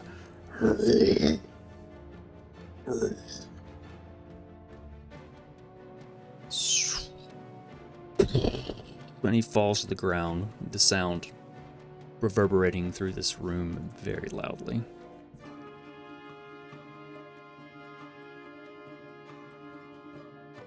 Everybody's dead now.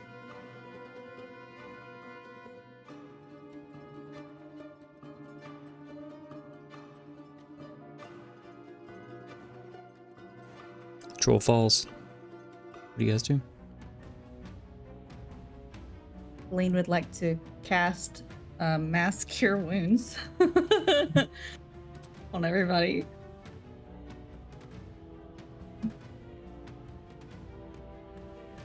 It's 15.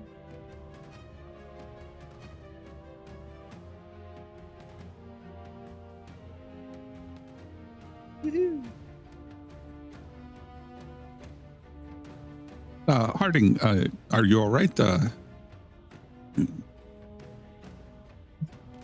You took a lot of them blows. I can take it. I can take anything. I do hurt a little bit. Big fucker.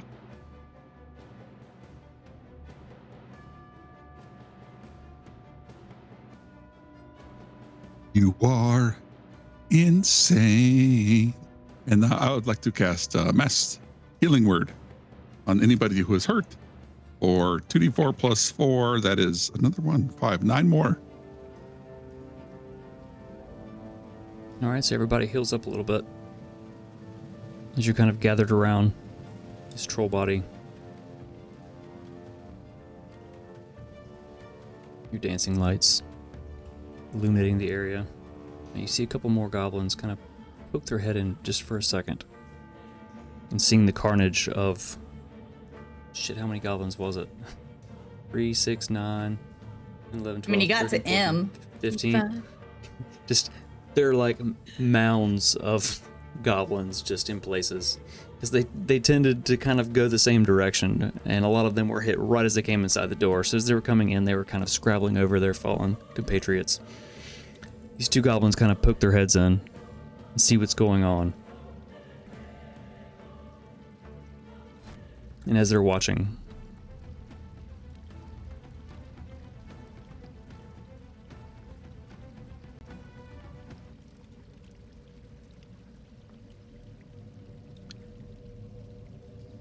they stop.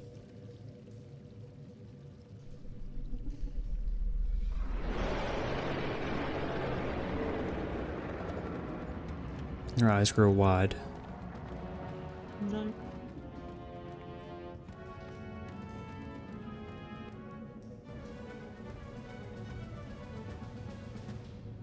They turn.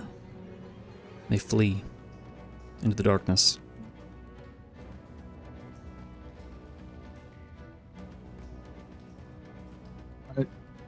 Perhaps we should close the door and take a minute, and I will sing us a song, and we should relax a minute so we can clean up Harding a little bit. Rick, are you okay? Hear a sound. I hope he's dead. It shakes the entire cavern.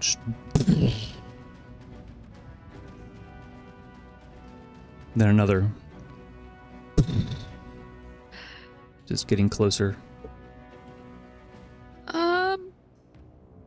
Is there anywhere to hide? Krek peeks his head up as Celine calls for him. His eyes are wide, crazed. Oh no. What? I think it's time to run. He scrabbles Oh, up. great. Are we still headed where we're going? and runs out. Okay, just remember to where we need to go. Shall be quiet. Another echoing footstep rattles the cavern. It's kind of hard. I got all this ass and armor.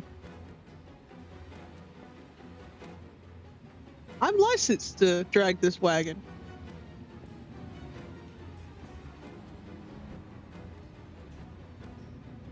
Forklift certified.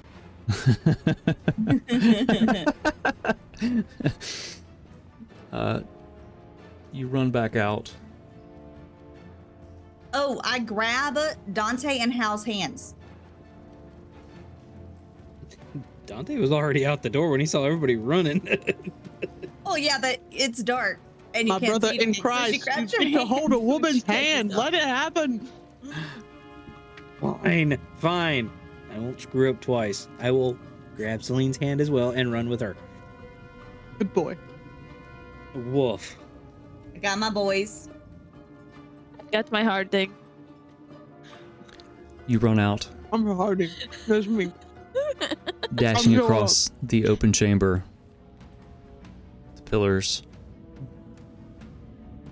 stretching far above you. Krek is barely visible ahead of you. How are your dancing lights following you? I don't think so. I think he would just leave them there, or at least turn them off as Celine grabbed their hand and was like, let's go. I'll run into the night. As you run out into the darkness and in, through this just cavernous room, your footsteps are echoing loudly as you run, following Krek. The air behind you, you feel it's growing hotter. You feel a soft wind from the direction that you're actually running towards. It's cool. As you're running forward, you come to the edge of a chasm. You can't see the bottom of it. There's a narrow stone bridge stretching about 80 feet across into darkness. Steps are getting closer behind you. Krek stands in the middle of the bridge. The wind from below, the chasm blowing up, kind of tossing his sparse hair. His ear that's missing its tip is kind of flapping. Just the tip. Just the tip. Just the tip. I think as we're running and then we hear this, Hal starts humming under his breath, and Celine, you can feel your body like lose gravity, and so I'm gonna cast fly on you. Just me? That's what I got. Start like Scooby-Dooing in the air. You look down, you realize you're not touching the ground. She was just about to say, as she starts doing that, she's like, well, I was just about to say you should cast fly on one of y'all because there's this really thin bridge ahead. And then Hal starts to raise up into the air as he casts levitate on himself, still holding onto your arm. Are they both concentration? No, they come from my loot. Ah, nice.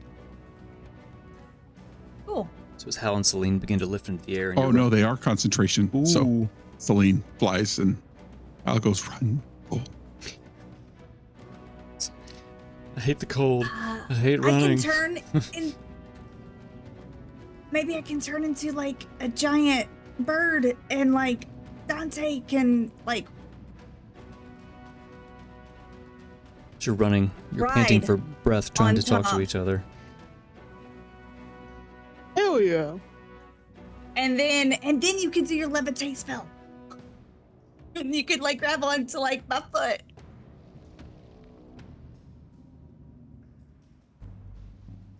That does, I should fast first. That is much smarter. Okay, ready? Go. Turn into a giant bird creature that can carry a Dante. So like a giant owl? Sure. Nim just turned into a giant owl recently, right? Yes. Or was I think it was she a. wants I think to it turn was into the a exact same one? regular owl. Oh, it was a regular owl? I think she Okay. specified that. Yeah.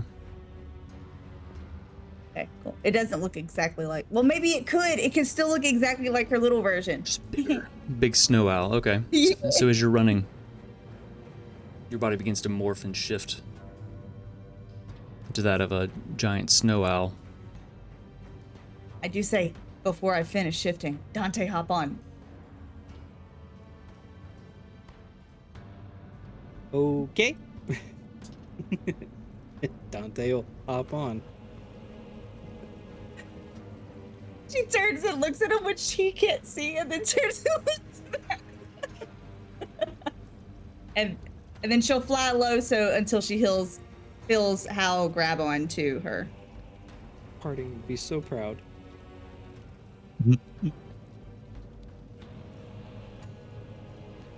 All right. So this is all happening as you're running through. You come up to this chasm with Crick standing in the middle. And I think before we continue, we should take our short break. Nice. Let's see what's going to happen here. As the booms get louder behind you. Yeah. We'll take a minute after the break to kind of chat about stuff and things before we continue the story. But 10 minutes sound good to you guys? Ish. Be back at 11 Eastern. I will see you in just a few. Be right back.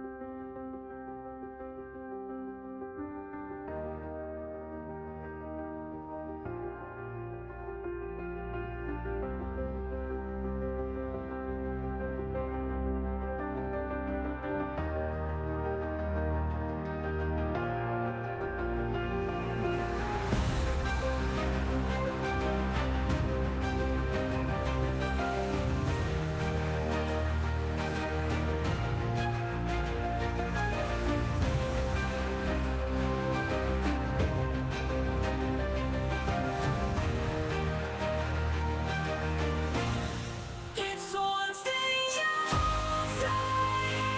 It's time to play. Fuck yeah. Fuck yeah. On site. It's on stage.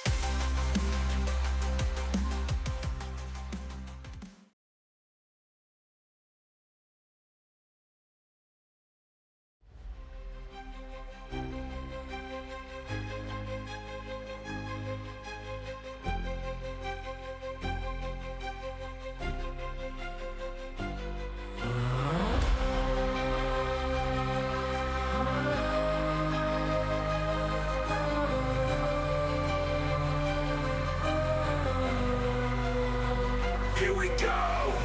Are you ready? It's solid 10 D&D.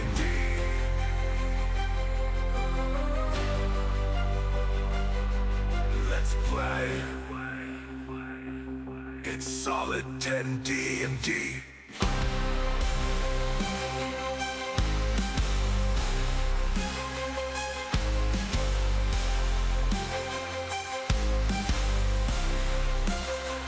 Let's play. It's solid 10 D&D.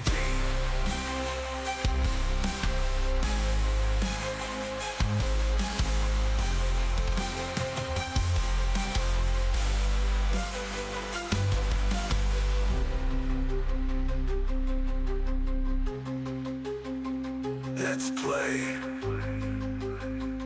It's solid 10 D&D.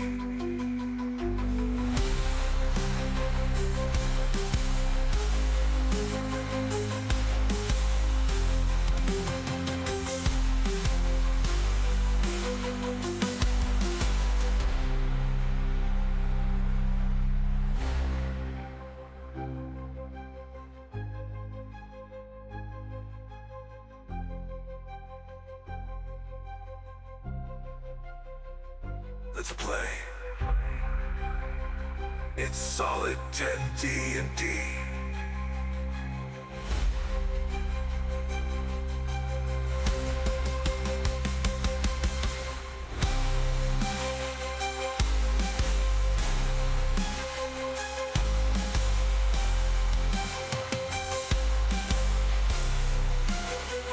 Let's play. It's solid 10 D&D.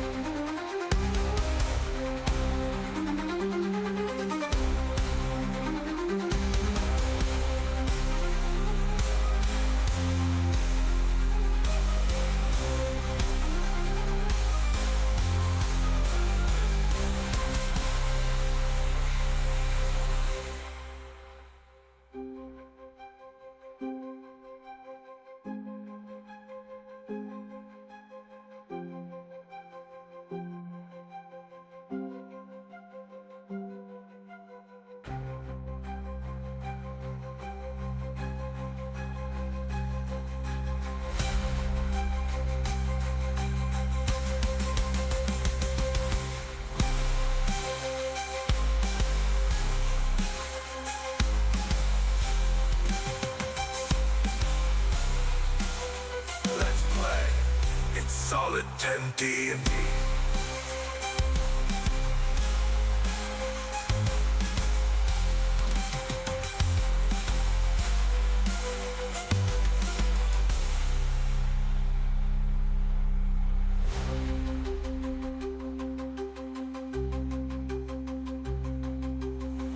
Let's play. It's solid 10 D&D.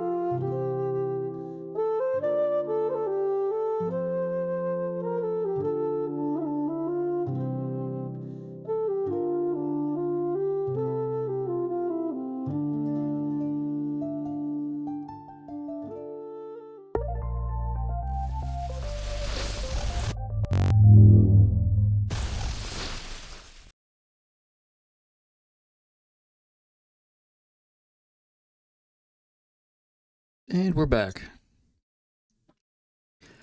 Hope everyone had a nice break. Stretched a little bit, got some snacks. We need some music.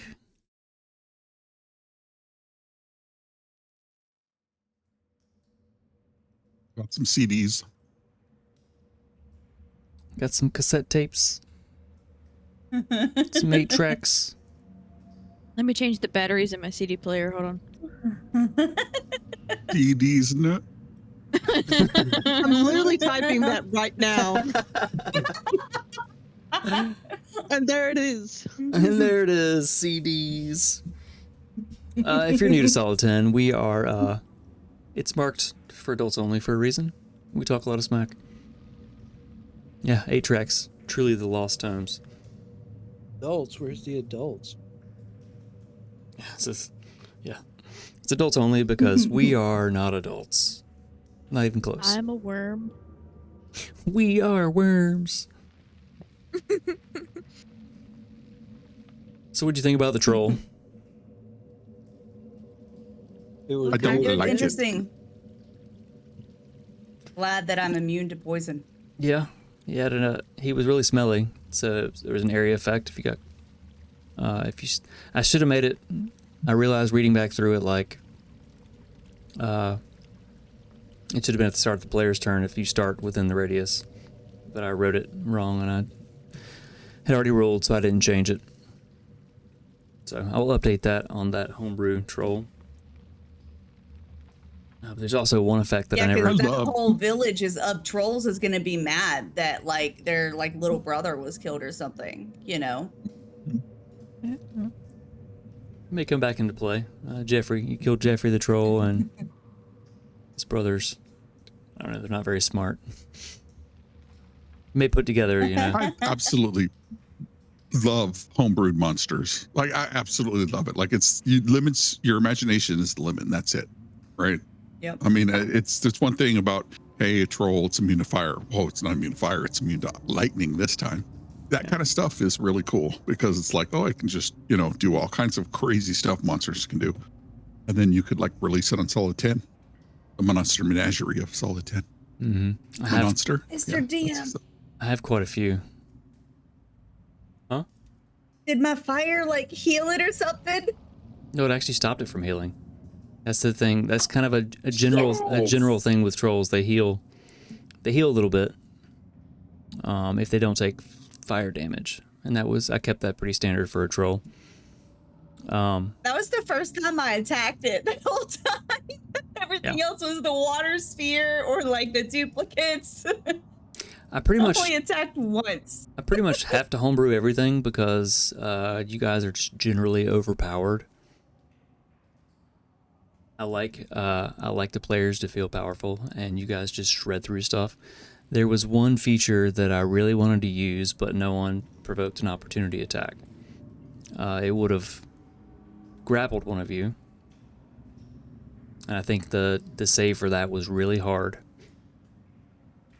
but it would grapple you, and then on its turn, if it did its ground smash thing, like there's no saving from it, kind of thing. Like I made it to where it would stack some kind of crazy stuff. But Oh, that's cool. Harding just stayed in his face, and Celine, I think you were like right on the cusp when you like had moved up a little bit, and then you moved away. I think you were just right there. Yeah. So I never got the chance to do it. But there might be more trolls at some point. We'll see. There's more than one troll in the world. Trolls in the campaign. It's time to make him beefier, his bigger brother. That was Big the deal. runt of the litter, you know. Yeah, probably. New plot point. We killed the only troll in this world. In all of The Truistria. whole- The last roll. The last troll. Did, like it was the original, you know. Yeah, I mean, it was genocide.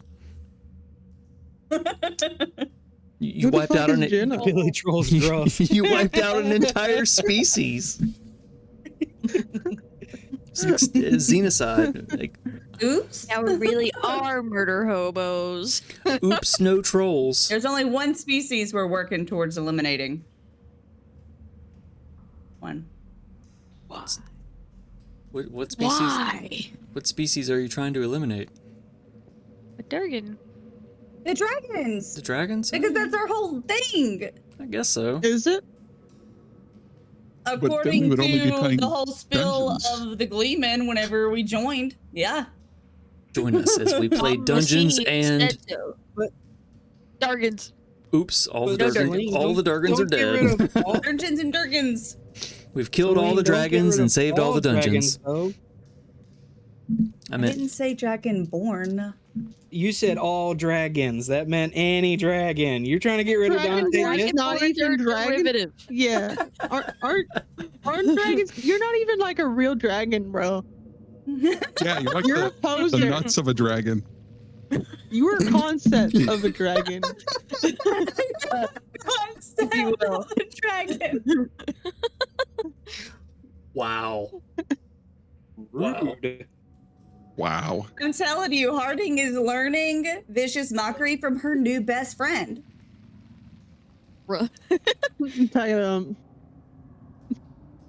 Hey, there's Maul. Hey, Mo. Hashtags concepts, Hey, Maul. hashtag dragon. I love it. Well, I was about to say something, but now I'm not going to. wow. My face hurts now. Thanks, If guys. she wanted to kill Dante, she wouldn't let him ride on her back. Fair. Harding, do you have some type of underlying hatred of dragon people? Or dragon things? Dragon these nuts. No, there's a reason. There is a reason, and I've told you this. It was in the paragraph booklet I sent you about my backstory. I need to Wait, review no, I that. haven't told you this part yet. You need I to send it told to me you- then. Send it to me. I Ooh. told you I was gonna tell you, and then we got drunk, and I was That shoving. explains it. I Oh, we was were at the shoving, we were at the brewery. That's right. Okay. Yeah, Okay. yeah, I was shoving Greek food into my mouth hole. That happens. That happens. Drinks and good food in the mouth hole. But yeah, you need to send me that. Yes. I'm reviewing backstories and plotting as In my DMs, head, as I DMs do. told you, and you were like, "Girl." Oh no, was that for me? Ooh, I girl. know you just read mine. Yeah. Are you already gonna put someone in there? I mean, Harmony was in what, It doesn't- 3? Take long. Yeah. Yeah, it doesn't take long. Let's just Yes. roll Yeah, you it right doesn't. into the Rip my story heart out. and break some hearts. Yeah, real quick. All right, you guys ready? Yeah. We'll see. Maybe. We will see. It's dark. I Dante's don't pretty know. I don't know happy, if you so will yeah, see. sure.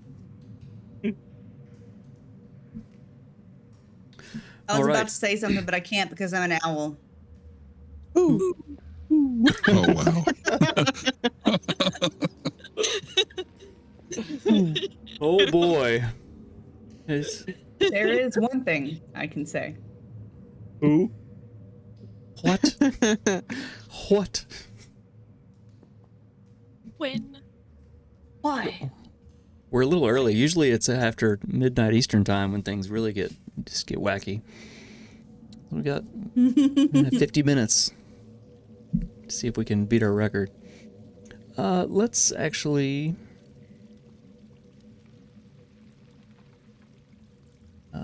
switch it over. Let's see if this is looking how it's supposed to. Oh, did you see my message in the side chat?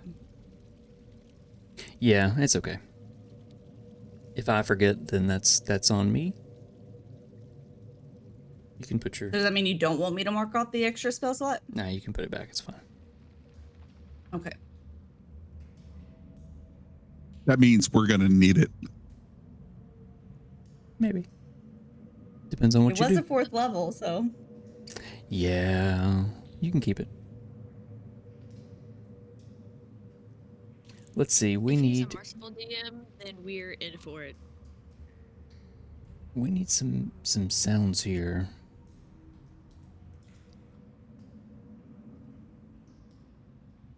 So to review, there was this. Before you fled.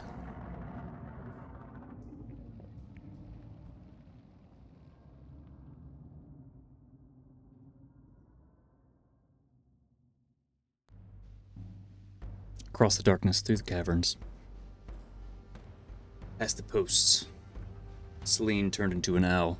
Dante hopped on her back. Did you say you grasped somebody in your claw? I think you're muted. Hal is going to levitate and then like grab my claw. So I'm hovering kind of near him till he grabs it. Since he can't see. Ooh. Hal, roll a perception check with disadvantage.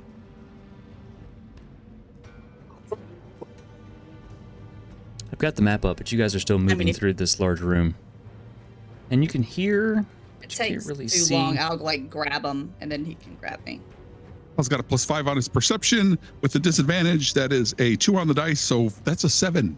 7. You scrabble about in the dark. As Celine muttered... Uppies! Uppies! Celine, you hear him with the uppies as he's levitating in the air, and you manage how you feel this claw kind of grasp around your arm as you're levitating and begin pulling you through the air forward. Dante, you are on her back. You feel the large feathered wings beating beneath you.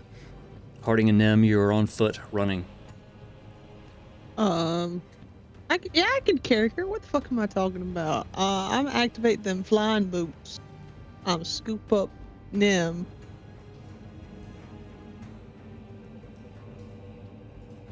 Dang, it's just all kinds of My piggybacks. hero. All kinds of piggybacks going on. Somehow, you guys So do you always... want to be in my arms? Do you want to be That's on not my a shoulder or piggyback? Lady's choice.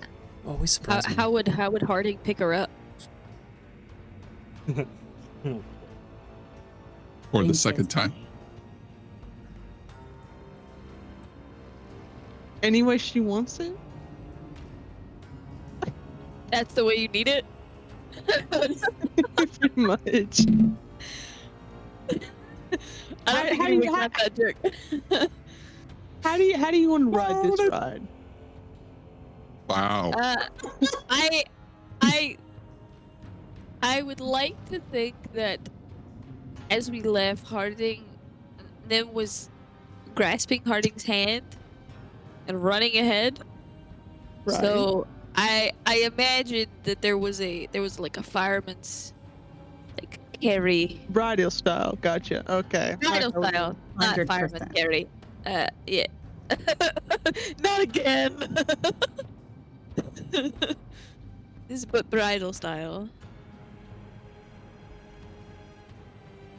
All right.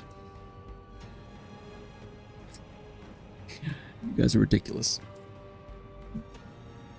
That's what You're welcome. the people are here for. We do our best.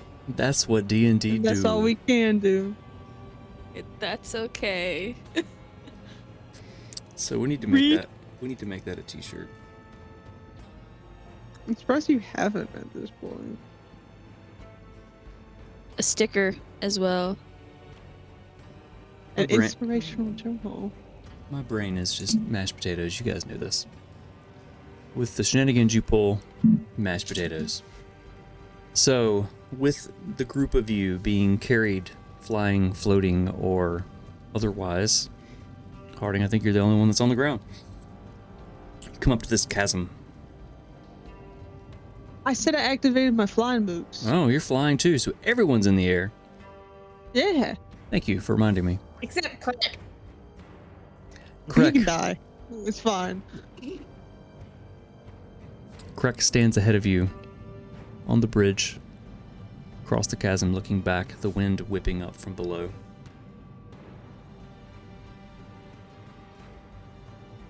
And he stopped.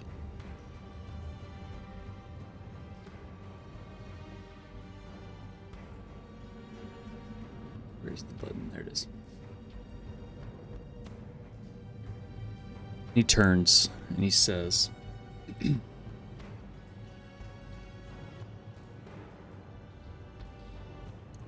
"It's time to flee, my friends.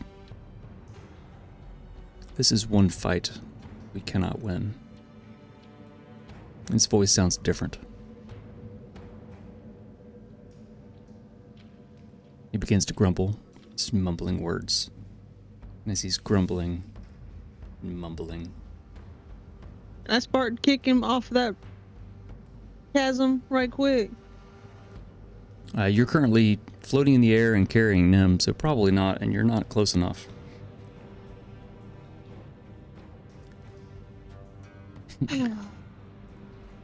As his form shifts,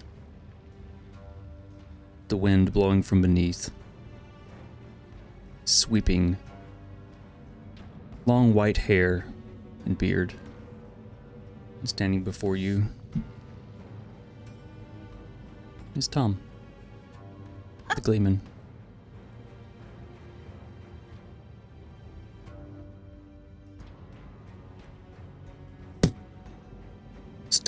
Footstep sounds behind you, the creature getting closer. And Tom continues. Even if we don't win this, we will lose.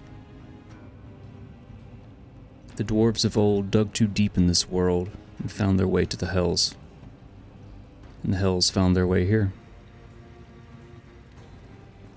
The Order has worked to keep this confined. And I guess it's my turn.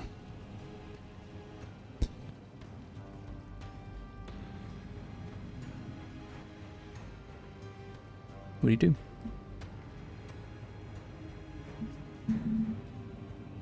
Ooh. So, ooh. I mean, that's what you can do. She turns to look at Dante again that can't see it, and then turns and looks forward. Just head full on swivels around and looks back at you, Dante, while Don't look at me. I'm just as confused as you are. you don't have long. Yeah. And where the fuck do you think we should go? He points behind at a tunnel. Alrighty.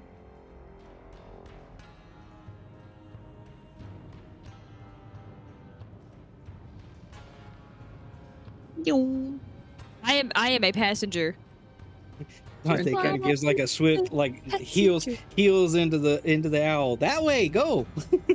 My passenger So, friend like says, before you guys "Oh, how the start, table's table." before you start moving your tokens and stuff.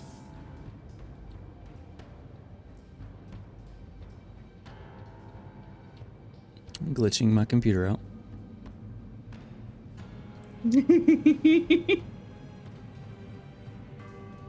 Seem to have misplaced my writing utensil.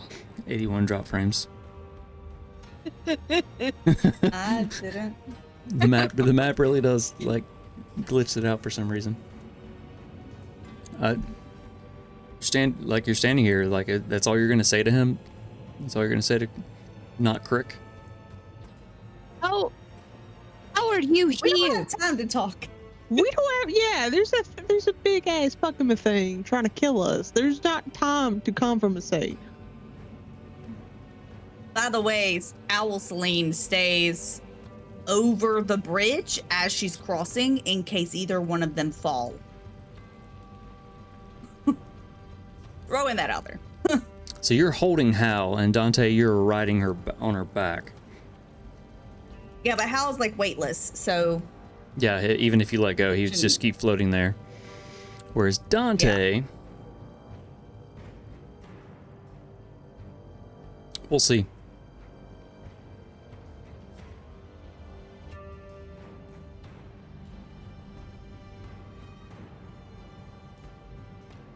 Tom moves forward into the side.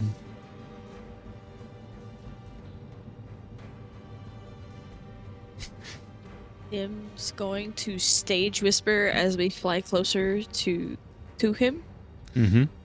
Tom, what are you doing here?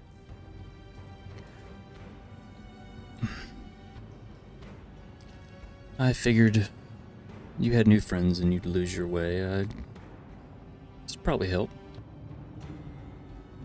You could have just ridden here with us on the boat. You should have been here like 3 days ago. What took so long? We kind of got attacked on the way here. Big sea monsters aren't the best of friends on the sea.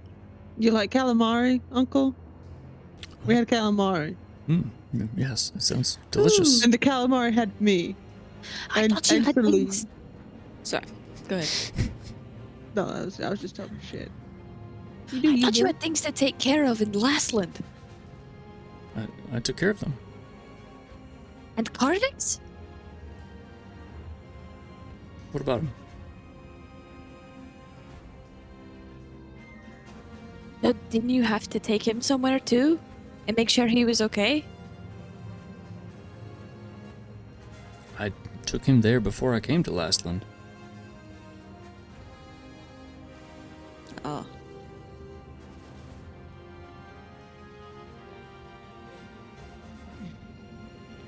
Yeah, it's Gunner's taking care of things in Lastland. I took care of a few things, and you took too long, and I actually did lose part of my ear, and he kind of shows where it kind of froze off. Why hide? See what you do. You had new friends. See if they survived. See if you survived.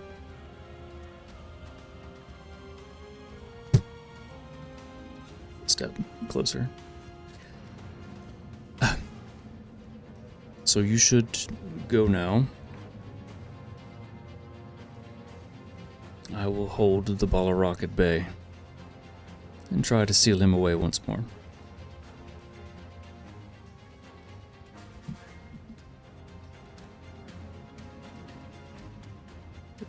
The what? Ooh? Different time? Perfectly timed owl noise.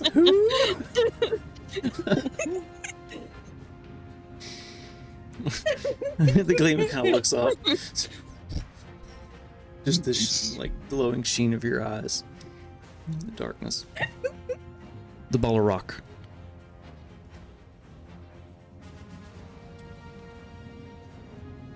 You've made it this far. I will not watch you die.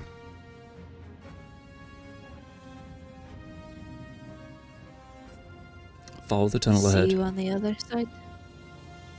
Probably not, but with any luck, maybe.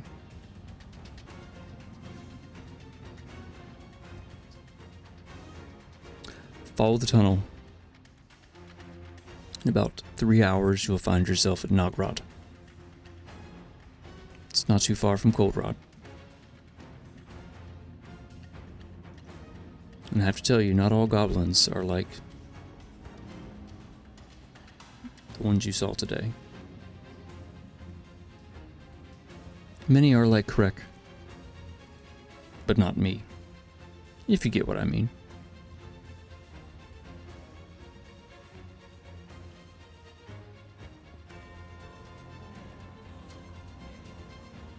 Careful of the Goblin King. He may not look it, but he's clever.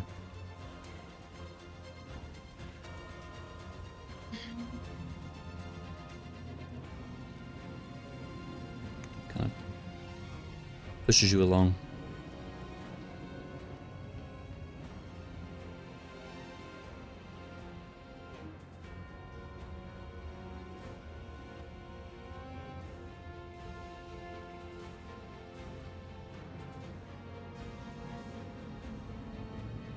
I pat Harding's shoulder. Harding's just gonna look away and just rip them a little harder. Harding. Count it. And just take off. A bit hesitant. But doesn't. You have a choice.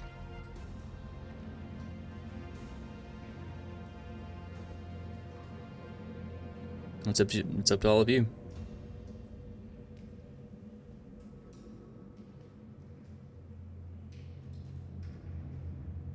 Push on and leave him, or stay.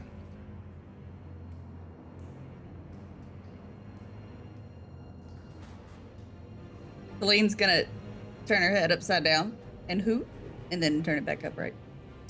Question mark? To the Gleeman, specifically. He doesn't know you that well. Super well. He just he cocks his head back at you. Grumble, grumble. Old man noises. Nice.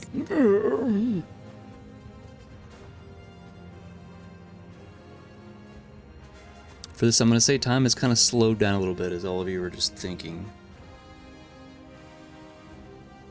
In slow motion. Another footstep. I am at the mercy of Harding and her choices. As she is carrying me. Very, very hurriedly as she's, well, we could stay here with them and possibly die with them. Or we press on.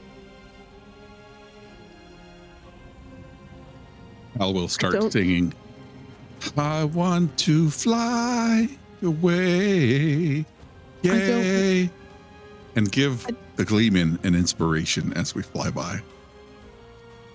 I don't want to leave him either. But I'm just going... Sorry, go ahead. I don't know if we have much of a choice. Hey, Gleeman. You owe me another song. And my mother a dinner date. Isn't she married? He promised that she'd come. He promised he'd come to her dinner. And she did, and he didn't. I am not. What are words?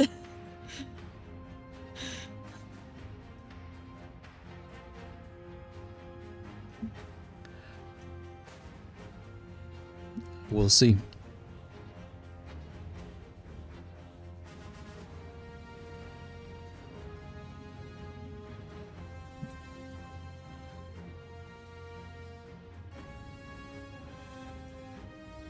Dante?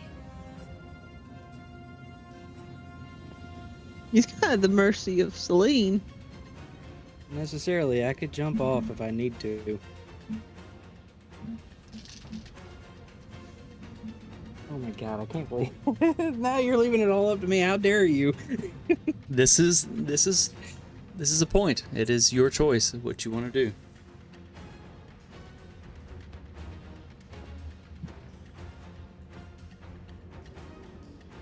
You gotta decide. Sorry, guys. Take a Even vote. though Dante finally is on the back of the owl's back. Dante actually wants to jump off and stay. And stand by the Gleeman's side.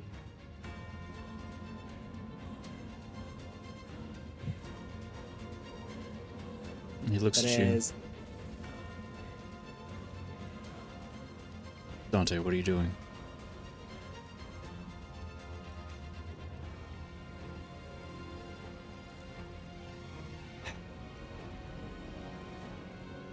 you've helped us and you've been with us, I can't good and conscious leave you alone by yourself.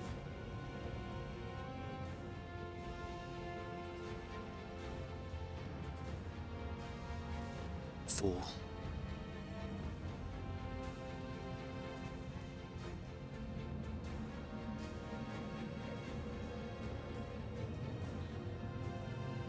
He'll look back to everybody else and say, if you don't want to stay, you don't have to.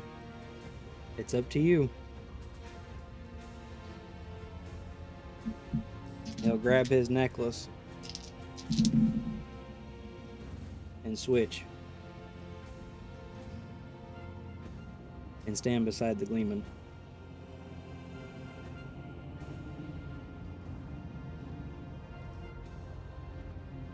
You watch as Dante's form shifts.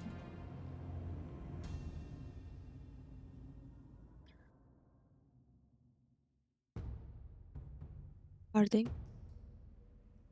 We're gonna fucking die down here.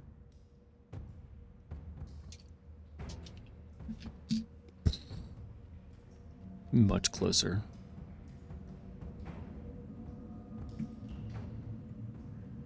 I mean, we could leave him here.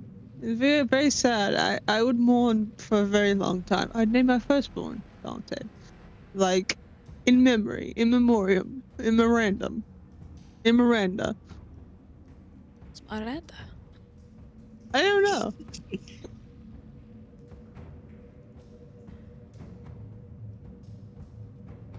I can't leave him. But I'm at your mercy.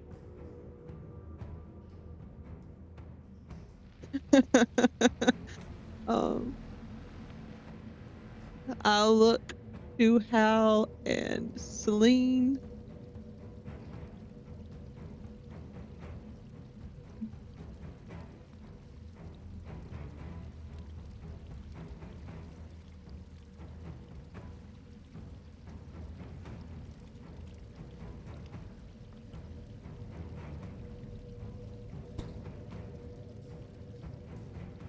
Hal is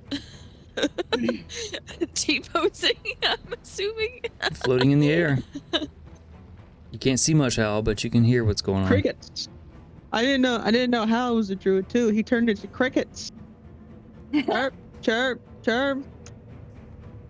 I mean, I would just leave because, that's what I do. I avenge. But for some reason, my lady wants to stay. And I'm at her mercy. Because I am down bad. So here we are. Talking to myself. Because one is an owl and the other is crickets. Celine will fly up and bring Hal over here behind Dante, releasing him and turning back into Celine. Okay. And then, grab his leg or something so he doesn't, float away. Because he's, 10 feet up, right? Wherever you let go.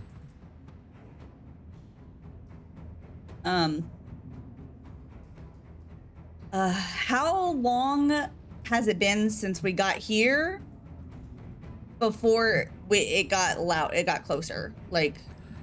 Has it been about a minute? I'm gonna say all in all, it's probably been a little bit less than a minute. The long pauses that were here were not actually quite as long. Okay. The reflection and the internal combustion of the party was not quite so pronounced. It was quick back and forth.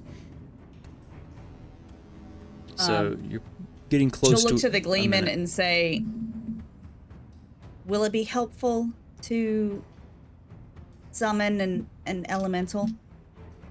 If so, what type? I don't know much of this creature you're talking about. Shit. Asking hard questions.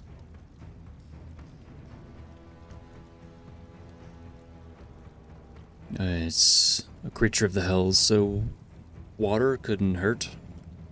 If you insist Okay, on she'll back staying up and- staying and fighting, then stay safe, I guess, and don't die. It's a minute cast, so she's starting now. Oh damn.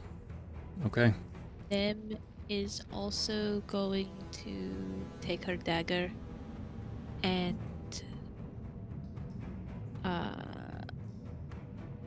start summoning as well. And I am summoning Arcades. But he is stone.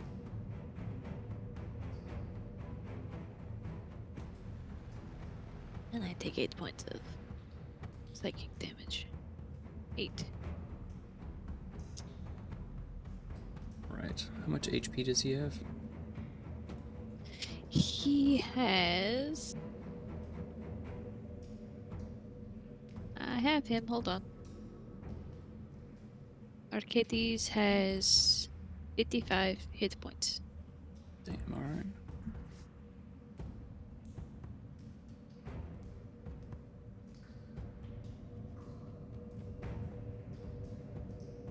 Why did it...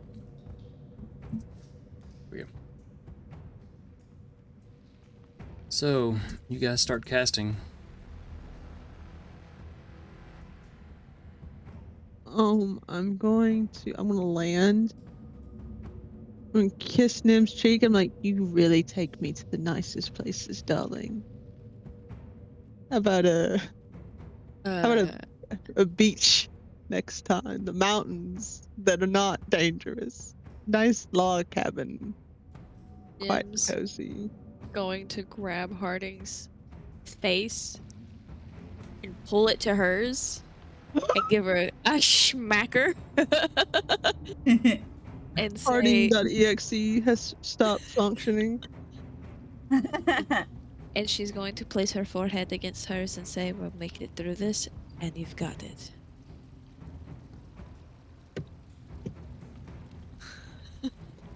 I'm fine. Oh, I'm okay.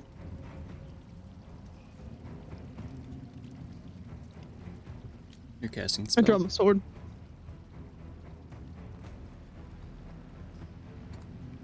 Hal, anything? You hear your friends begin casting spells, chanting. Harding draws her sword. He reaches Hal. I reach into my left shirt's pocket and I will pull out a well-creased note and I will hold it up to my nose, and it smells like Caroline's perfume. And he will take a deep breath and say, Caroline, my love, pray for me. Here we go. And then he'll pull his other sword and start to move forward. And as he does, he goes invisible. Ooh. All right.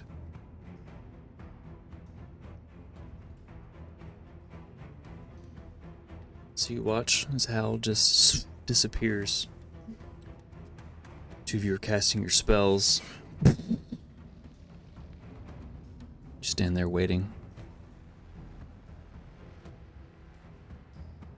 I've already added Arcades.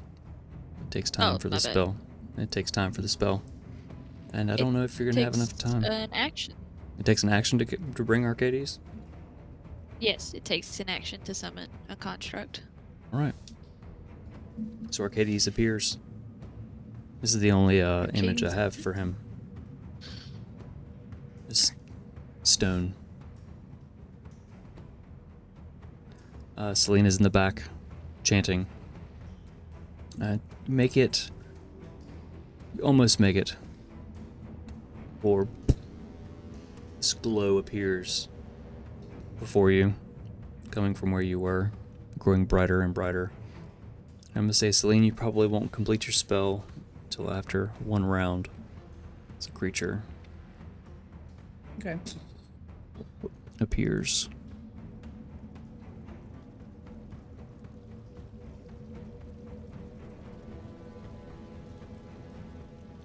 At the edge of the bridge.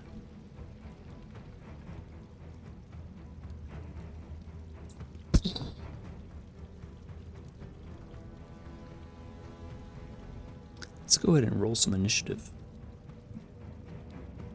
Oh boy.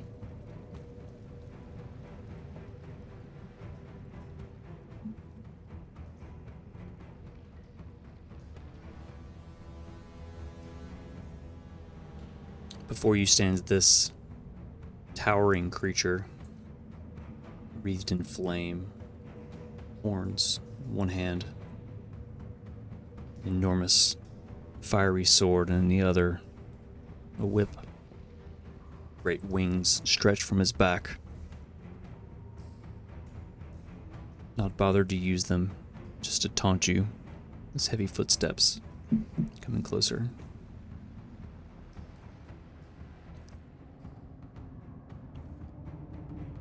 Anyone over 20?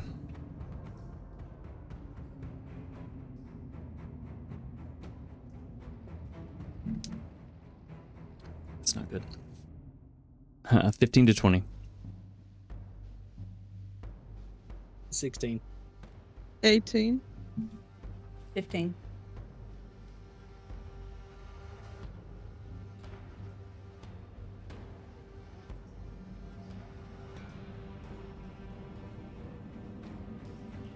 Nim? 6. And Oof. Arcades is right after me. Woof. Al? Rolled an 11.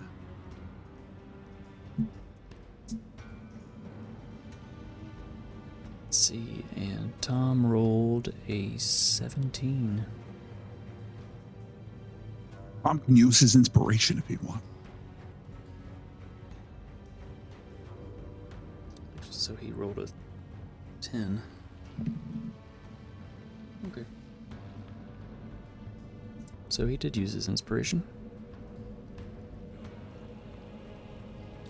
Celine, you are still casting. Top of round 2, your water elemental will appear. And does it act Okay. on your action or does it roll its own initiative? It rolls its own initiative. So go ahead and roll for it. It's got a +2. Then that's a 6. Alright. So when it appears, that's where it will be. Top of round 1. Creature stepping forward. The Balrog.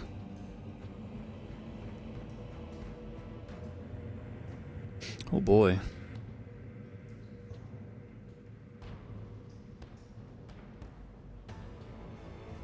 I thought you guys would run.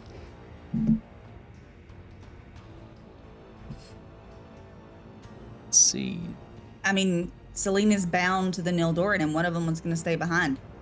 Like, It's fair. Steps forward.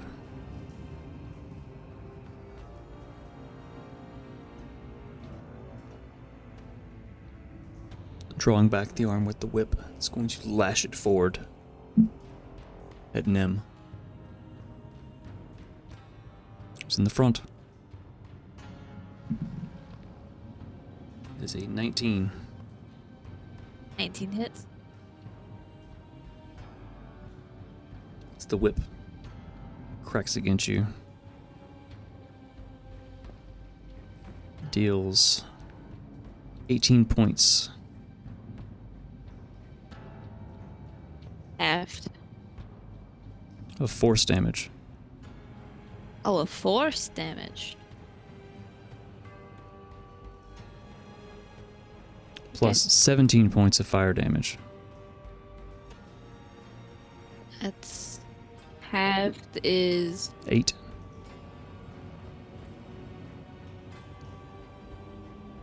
and it pulls you.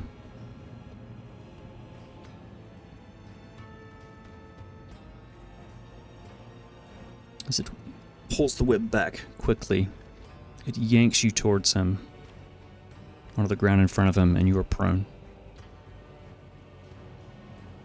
Can I cast Hellish Rebuke as a reaction? Absolutely, you can. He has to make a Dexterity 17 saving throw. Not that it matters.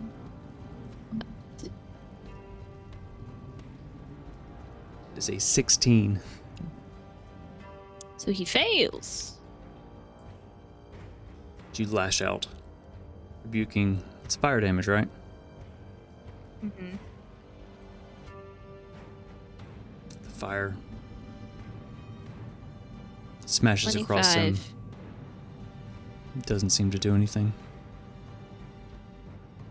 Prone on the ground. It's going to strike out at you with its lightning blade.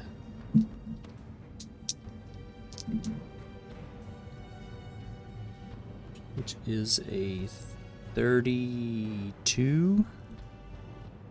No. No, that doesn't hit. Dealing 21 points of force damage. How many?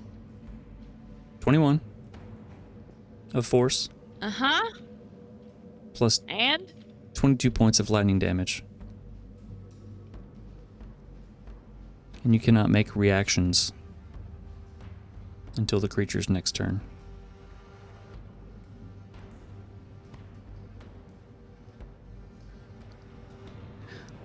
So whip cracking draws you in. He strikes you with his blade. As he strikes you, he disappears.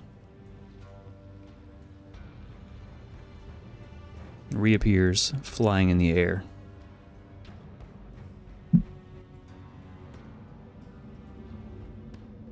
As a bonus action. Next up is Tom, who, watching this happen,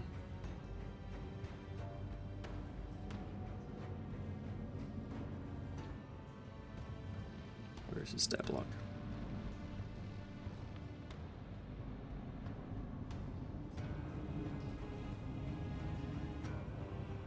Oh, my brain. You guys broke me. You're welcome. Yeah. It's going to cast... not fireball.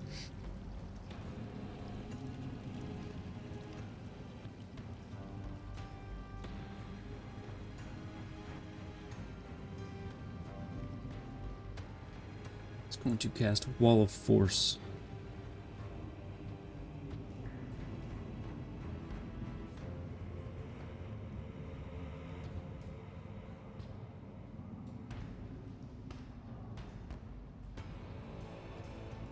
Around himself and all of you, which is, sorry, looking at the radius here,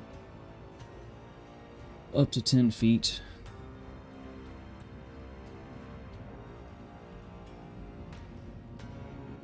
Into a hemispherical dome or sphere with a radius of up to 10 feet. So, yes. It's a 10-foot wall of force.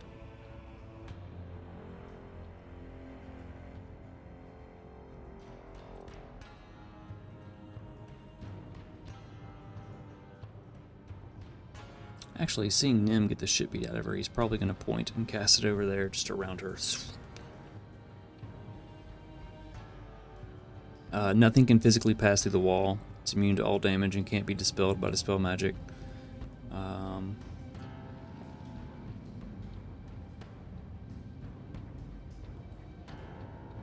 Yeah.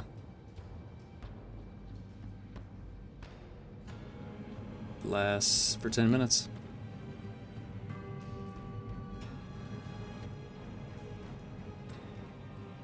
He's going to move this way. And that brings us to Harding. You're flying? What Probably... do you mean by nothing? Oh, I'm on the ground. Oh, you're on the ground now? Yeah, what do you mean, nothing? Does that include allies? Nothing can physically pass through. Allies included? I think that covers nothing. It's not just the NPC you met in Shadow Hill.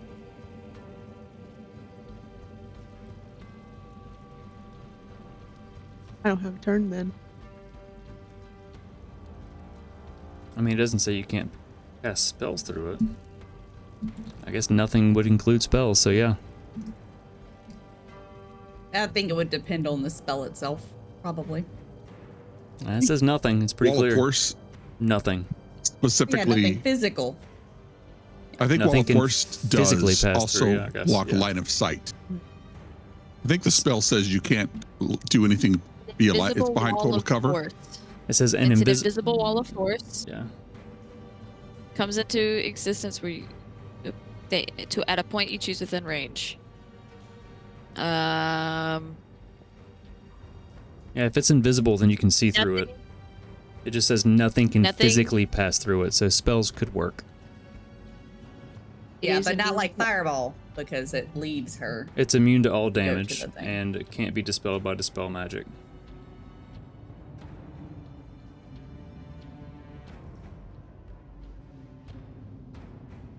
We'll see. Harding, that's to you.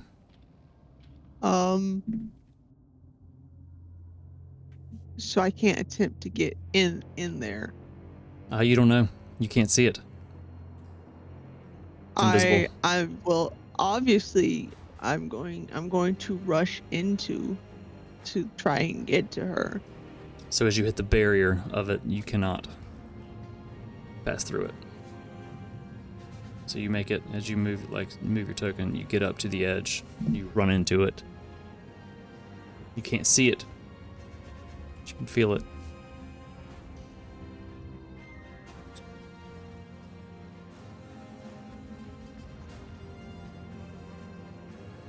Great fucking work, old man. I can't get in here. Stress hardening noises, and I'm going to cast Bless on myself.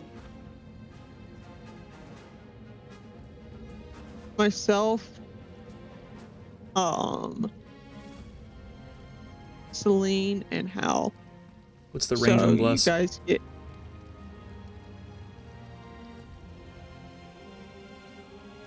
Hold on. Is it 60 30 feet? feet. 30 feet. Celine is out of range. Hal is 30 Then feet. not just me and Hal. There's also Dante and the Gleeman. No. There's a. You didn't check my whispers. Kind of have a lot going on here. Sorry, I missed y'all's whispers. Oh, you do. So do I.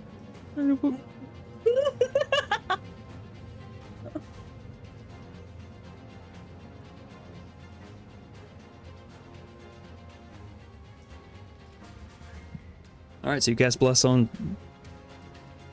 You said you and Dante Myself and Hal. and Hal. Okay, I'm sorry. I'm so sorry. All right. Blessed. Got anything else?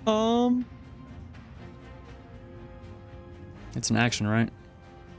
Yeah, that's all I got. You kind of tanked my whole plan. And not me. It's Gleeman. Who's Dante. controlling the Gleeman? The Gleeman. He does what he wants. It's not me. I am not the NPCs. I am not the bad guy. They are. They just are. Dante, what you got? Guess the only thing Dante can do is just stare at him and growl. You gonna hold an Kinda a action? little too far away to swipe and bite. Yeah. Yeah, hold an action. Yeah, if he comes close enough, you're gonna swipe or bite. Yeah. Does the wolf have a bonus action?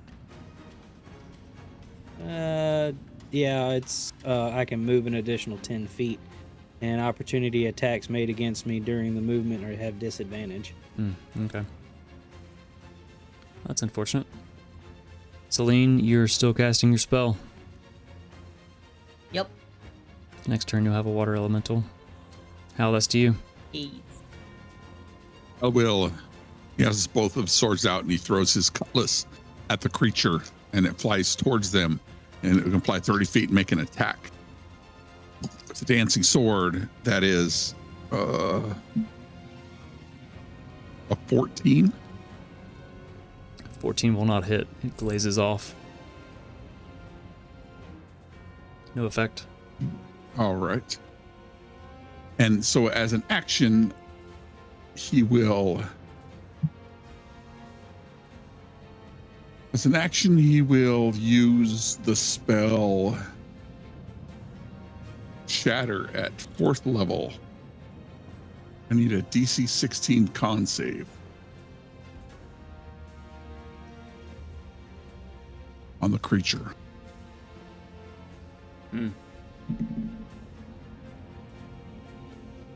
That is a lot. 27. All right, he takes half of 5d8. 6, 1, 7, 13 plus 15 plus 8, 23 plus 23 damage, 23 thunder damage. 23 thunder damage. Halved. Yeah.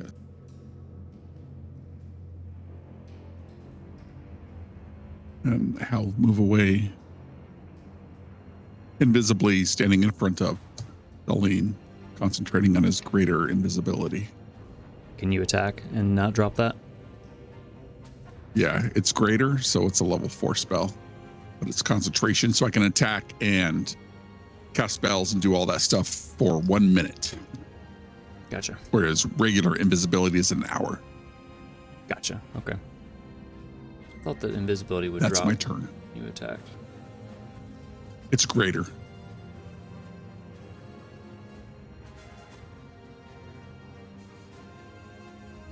Oh, nice.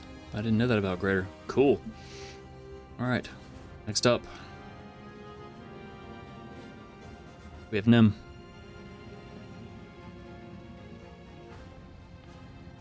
You were prone. You were prone and you were beat up.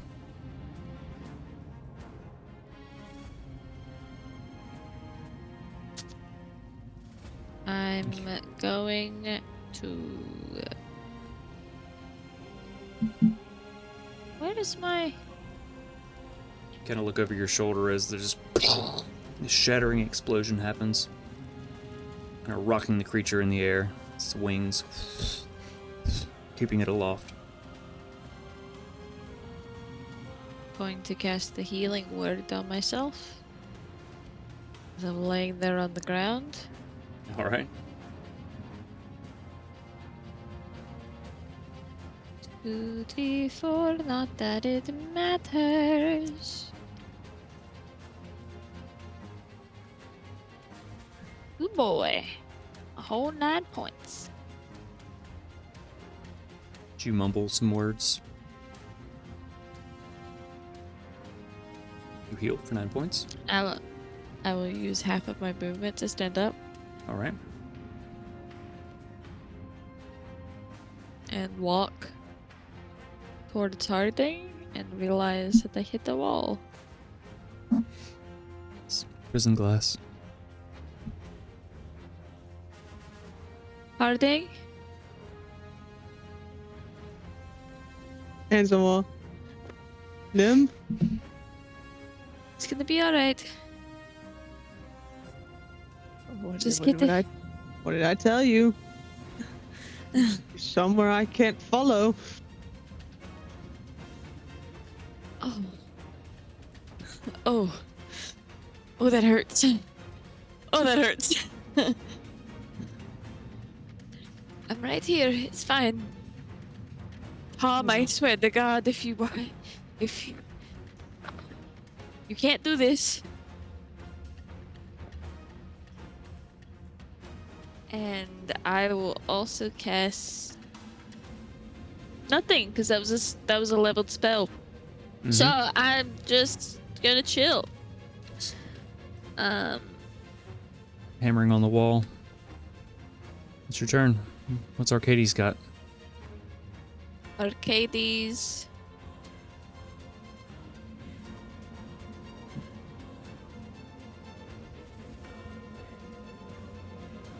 It's going to step forward. And it's going to hold a multi-attack. Right. Brings us to the top of round 2.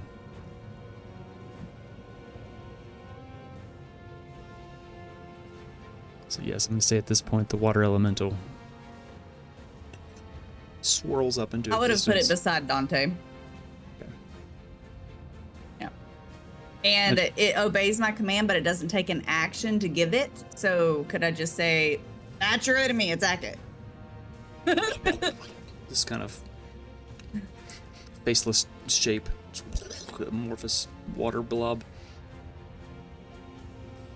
turns and looks towards the creature. It's got to wait for its turn, right? And for it to be within range. Yeah. The ball of rock is floating in the air, wings flapping. And it surveys what's going on.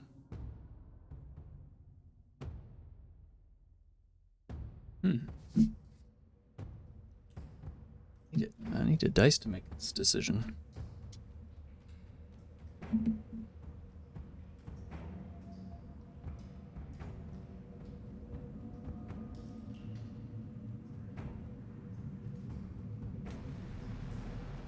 Okay, it's gonna fly in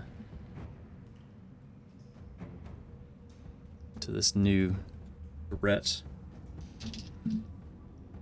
Triggering your held actions. So Dante. Muted. No. Let's see. Probably would use the claw against it to swipe out at him. It moves. Oh. So as he comes closer, you lunge out. Oh no. That's a 14. It rakes through heat and fire.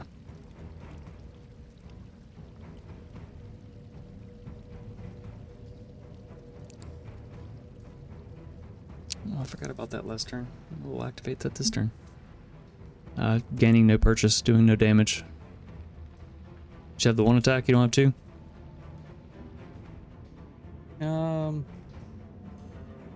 Oh yeah, because the multi-attack, because there's people around me. I forgot about that. Well, you'd have advantage because of pack tactics.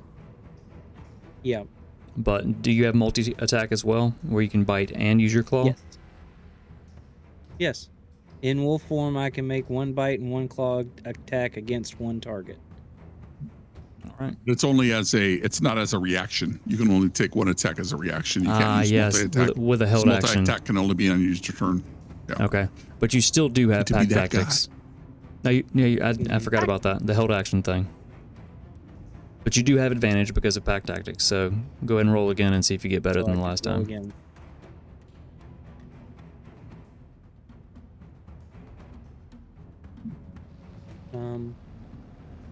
Yeah, it got better. Hang on. Oh.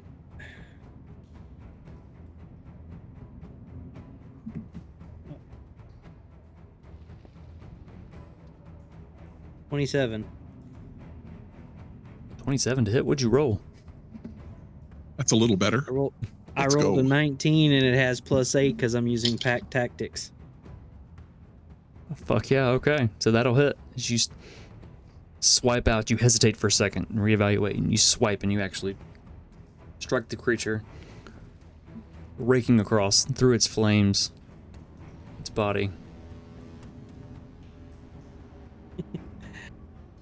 So that is 10 for the hit. So it's a 2d6. That's a 10. Plus 3 is 13. So 13 13, all right.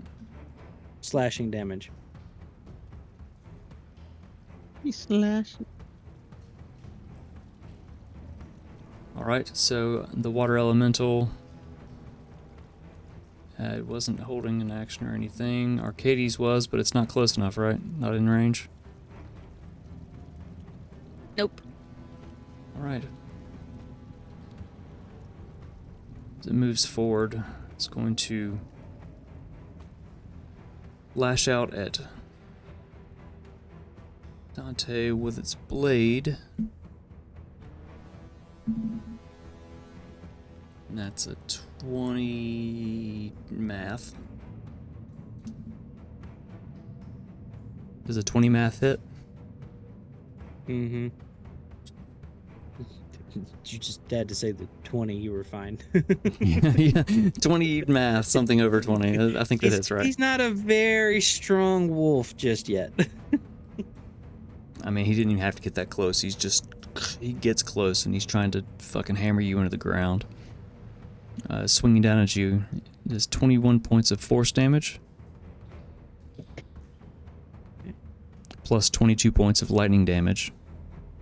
It forces you, slams into you, and then lightning crackles off the blade. And because of that, Dante's HP went to 0 and he reverts back. Did any 'Cause it pour went to over? 0.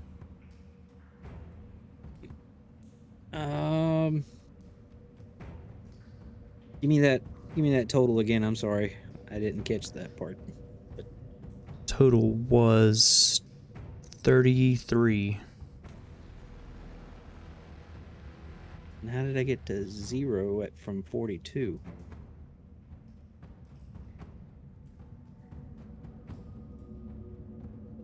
I just typed both of those in that you gave me and it went to 0. See, 21 and 22. Okay, yeah, so that is... Sorry, I looked at the wrong thing. That is 43. So it carries 1 over to Dante's health. All right. So you all watch as this blade just forces, slams in, and the lightning crackles on the large wolf form, Dante. And as it does, his form just shifts and he turns back into his dragon. Kind of hear like a doggy yelp, like, hey! Oh, that's so sad. It's going to lash its whip out at the water elemental. And that's a 24. Just barely hits. You know. It is made of water, so that's 18 points of force damage. Are you keeping up with the hit points for me? I think I can I do it. don't know how. Yeah, because I didn't have it as a summon thing, so you'll have to do it. So 18 points of force damage plus... What does it say the HP is on your summoned elemental, does it? It just tells me to use the stat block, which the average, I think, is 114. Cause that's Yeah, what it 114 says is on what the I've got. stat block. So fire damage, I imagine it's immune to, right? Acid, bludgeoning, piercing, and slashing from non-magical attacks. Immune to poison, exhaustion, grapple, paralyzed, petrified, prone, restrained, and No, it's unconscious.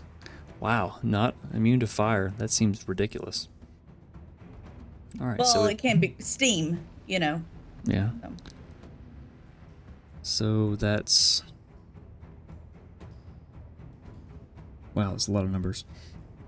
17 points of fire damage. The creature is huge or smaller. Pulls it towards itself. It's teetering on the edge, but it doesn't manage to pull it off.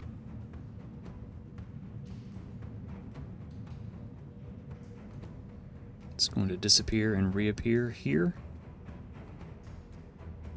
It's a bonus action. And everyone... I think it's going to be like over top of y'all here. Everyone within 5 feet. Why does it always do a square? Circle. I clicked on a circle. I guess within 5 feet would be like that.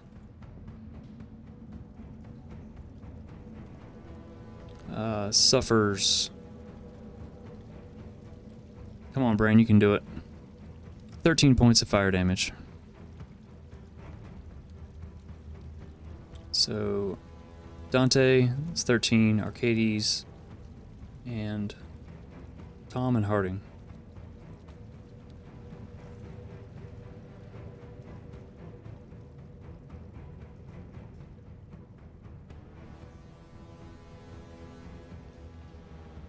And that's the end of its turn. Bring us to Tom.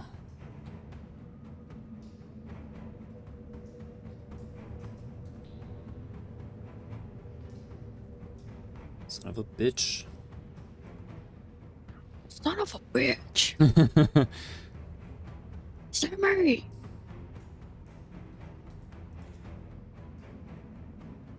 Who's going to...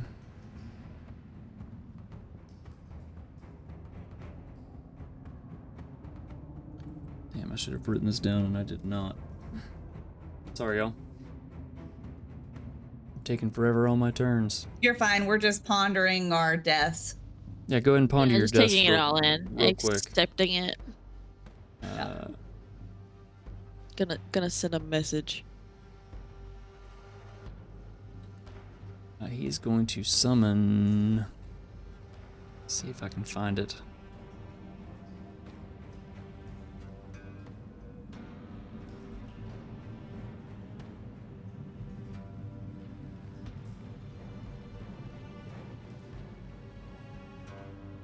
Well, I'm just gonna have to use something random. I guess he's not gonna do that because that's just not gonna... It's not gonna work for me.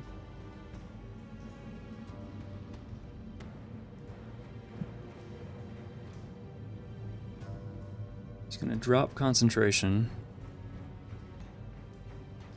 Wall of force. He's Oh gonna cast- shit. I gotta make a concentration saving roll. One bless. Yeah. And I'm fine. I rolled a 14. Okay. And he's gonna cast fly on himself, and he's going to fly this way. And stop. He's floating up in the air, his robes rippling from the wind blowing up from the chasm.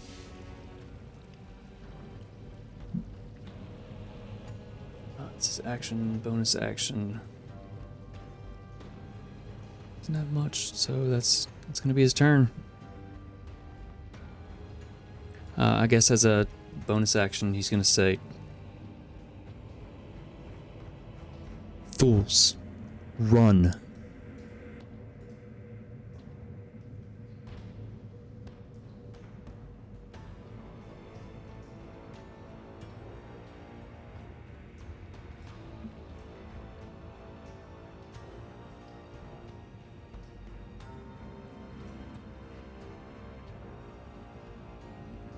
Alright, and that brings us to Harding. I'm gonna look up at the gleam and fly. I'm like, oh, gee willikers, old man, that's a terrific fucking idea. If only I could get to Namia, so we could fucking run. Harding's crashing out. But, like, as you're, like, pressed against the force field, it dropped. Like, you felt it go away as he flew up into the air. And now we're touching hands. Yeah, like, it was... You guys were, like...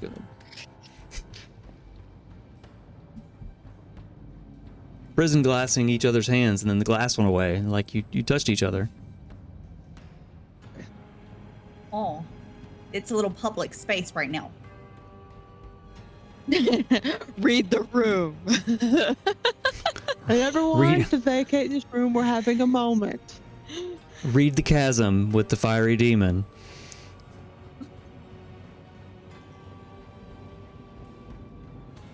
and the bearded old man. Where have I seen this story play out?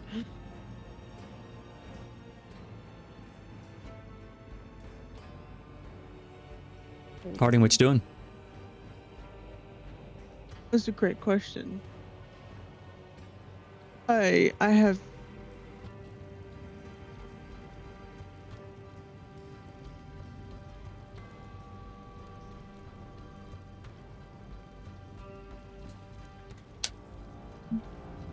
I lost audio and I missed you for a second. What'd you say? I said hold on. Okay, good. I missed nothing. Celine, you're on deck. Yep.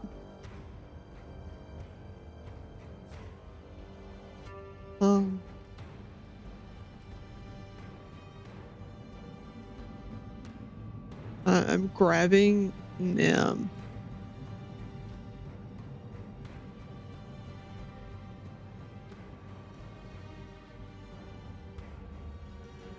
I'm grabbing Nim and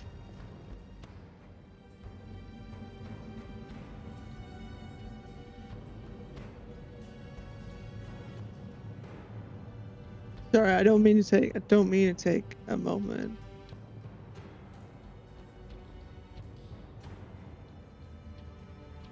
It's okay. You were expecting her to still be in a bubble, so. Yeah. The second half hasn't been great. Throwing curveballs at you, yeah.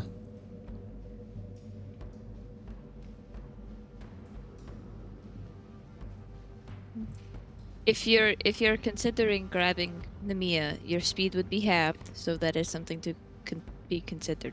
Yes, but if I grab you, I can only do one thing after that. I can't run and heal you. Or can I? Yeah. Unless you do a bonus action. Do you have a bonus action?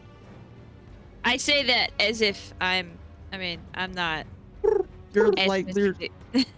you're literally in my head. I thought I had like, okay, you know what?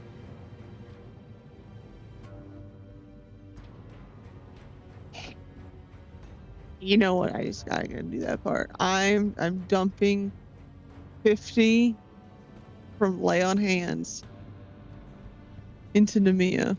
Healing. Damn, you laying on hands. All right. All the hands. No, no. You feel this radiant energy fill you, Nim, as you're healed. Can you feel my life? Just imagine like the smack against the forehead. Be healed. Be healed. All right, so that's your action, right? Yeah. I just kind of have Nim. I mean, I'm not gonna leave her behind.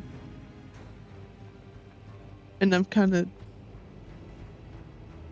putting myself between her and the fuck face.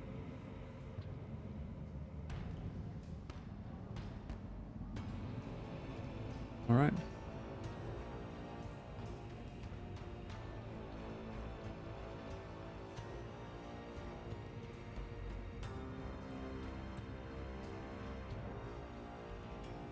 Is that all you got? Yeah. All right, Celine. It's to you. I yell over at Thom. It's not like I have a choice. You were there whenever you bound me to them. I can't leave. Don't leave people behind.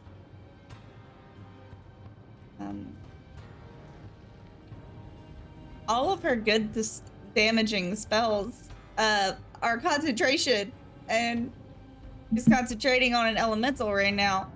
So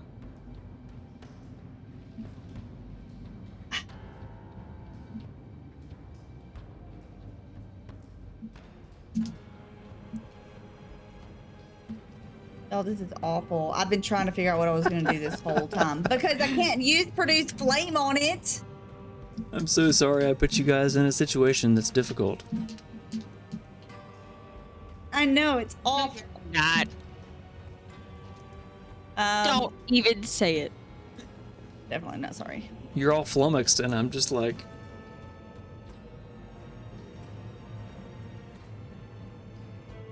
I can't see Nim. You need to see her for this? Let me see. Yes, I do. I can't do that. I've been literally like trying to figure out what in the world I'm gonna do. So that's exciting. I guess I could cast mirror image since it's not concentration. you can do that if you want. So I'm gonna do that. Here we go. You mumble some arcane words, and 3 of you boop into existence. You get numbers.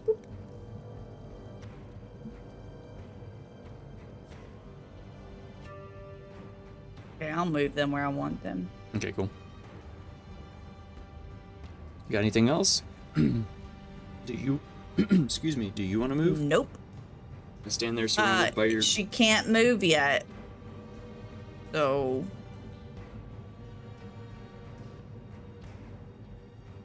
I mean, I could move just a little bit, but that's all that she's going to be able to move because she doesn't want to get too far away. All right. Dante, that's to you.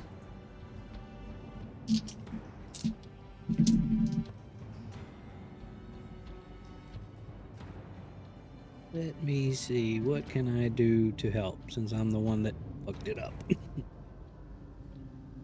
was a group decision.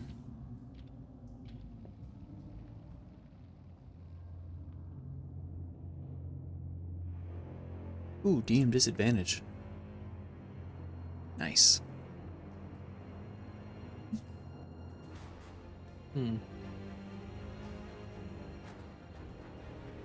Keep that in mind.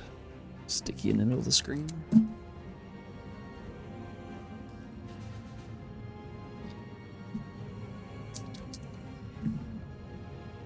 I know what I can use. 'Cause I haven't used it before. I'm gonna use the breath weapon on him for my first attack. All right, you turn towards him. You open your Dragonborn maw, blasting. What kind of energy is it? You're purple. Ooh. I think It was lightning, I think is what it was. I think it's lightning is what I have your default as. Yep, it says damage type is lightning. All right, it's a save, right? Correct. Of 14.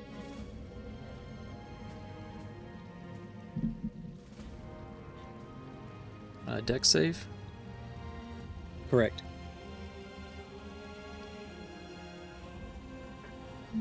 It's going to choose to succeed. Okay. It would only take the half of it. Which is 3d6. 5, 7, 9, 10. Only takes 5. I rolled 10, so half that is 5. Doesn't seem to be as effective as you thought.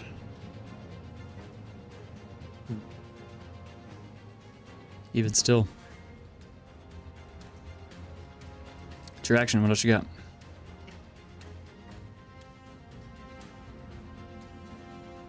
Let's see. If I use that breath weapon, does that still mean I get a second action? Because it is under the action category? That's your whole action. Okay.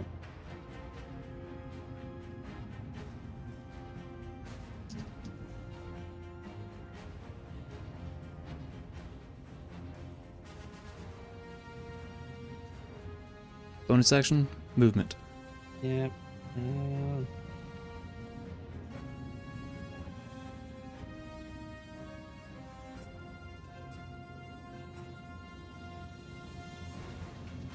Nope. I'm gonna sit right there for now. All right, Hal, that's to you. Oop, I moved too far.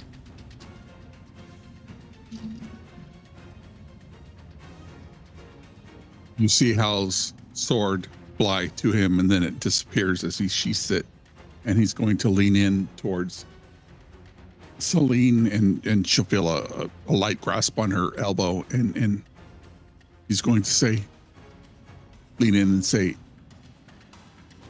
"These creatures are legendary. We cannot defeat them. We need to go. We need to move. We can do what I can. Perhaps your water beast can distract it and Nem's robot stone thing, but we can't stay here. We will die, and I'm not going to die while Caroline lives.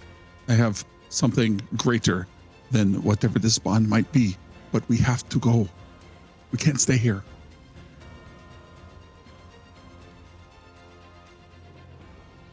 And then he'll ask Celine the question, will you come with me?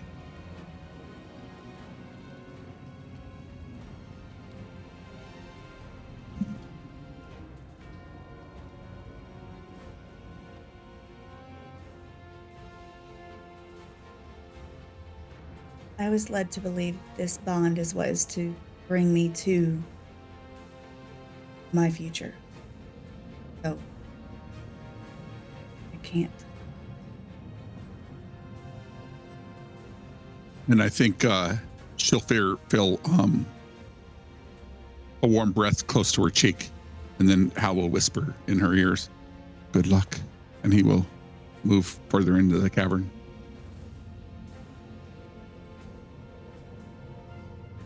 All right.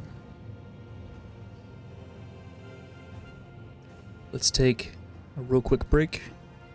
I think we're having some technical issues as Hal moves away. Invisible footsteps in the dirt. Be right back.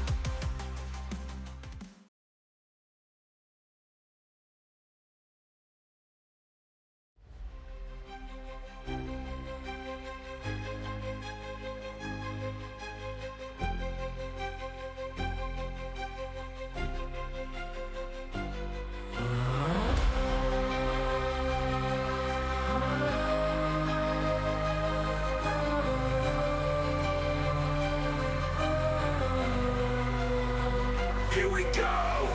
Are you ready? It's Solid 10 D&D.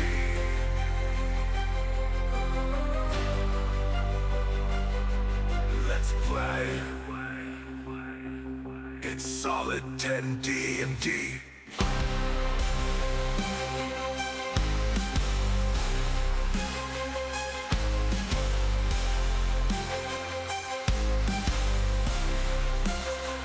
Let's play. It's Solid 10 D&D.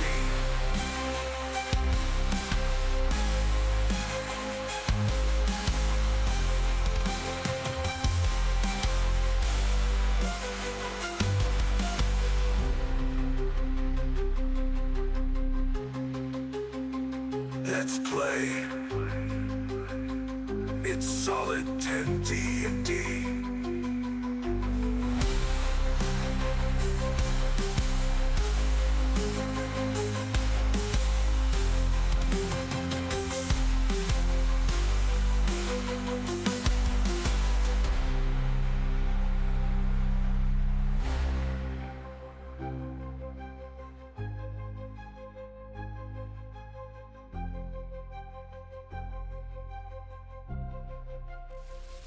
Let's play.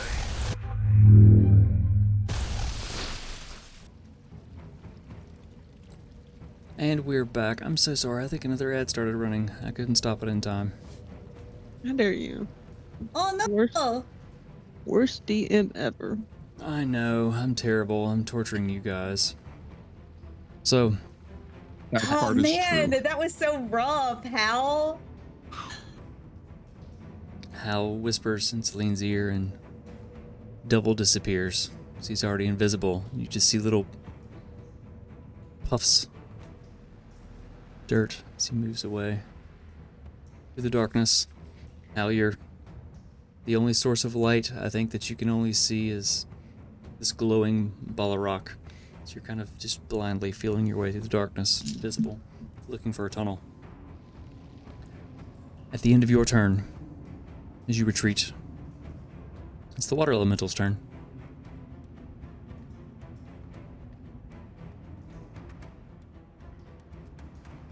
What's the water elemental gonna do, Celine? Well, it was given the command to attack, so it's gonna move here and it's gonna do a multi-attack slam on the thing. All right, let's see. You wanna roll a d20, add 7. Natural 20. Fuck yeah. Yo! So maximum possible damage is 16. So roll 2d8 and add 20. So I rolled a 10. So I add 20, so that's 30. It's 30. This water elemental moves up towards it, slams against it. It's a pretty sizable attack. 30 points The of damage. second attack is a 24. Fucking hell, yeah, that'll hit.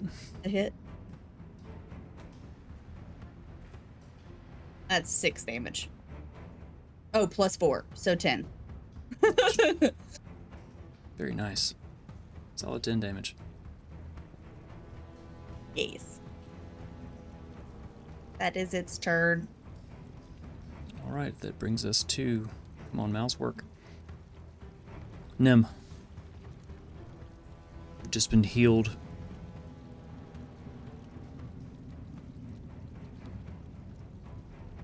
I am going to take Harding's hand. And I'm going to say, do you trust me? You know I always will. I'm right here. And I will cast Dimension Door.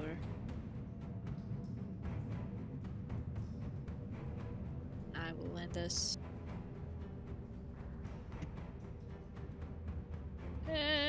Right there. That's it? As far as you want to go? All right.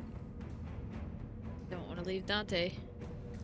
You grab Harding and the two of you disappear, falling through dimensional space and reappearing in spot. Over here. Yes, sir. It's your action. What else you got? I'm going to tell her, run. And I'm gonna turn and look to Dante, and I'm gonna be, come on, let's go. And I'll stay right there. All right, that's 2 Arcades. Arcades. Arcady's nuts. Arcade. Oh my god. How did we not get there already? How are we just now getting there? Hey, it's after 12. Arcades. I really should come up with a different name for him. He's gonna do 2 slam attacks. I have this spell's level. Yeah, okay.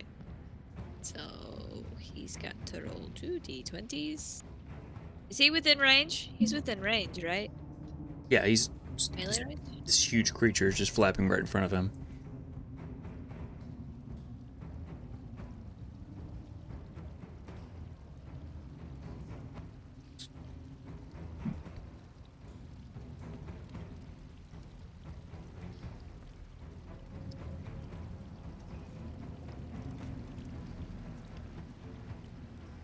Hold on, I'm so sorry. I'm fairly out of practice now for this.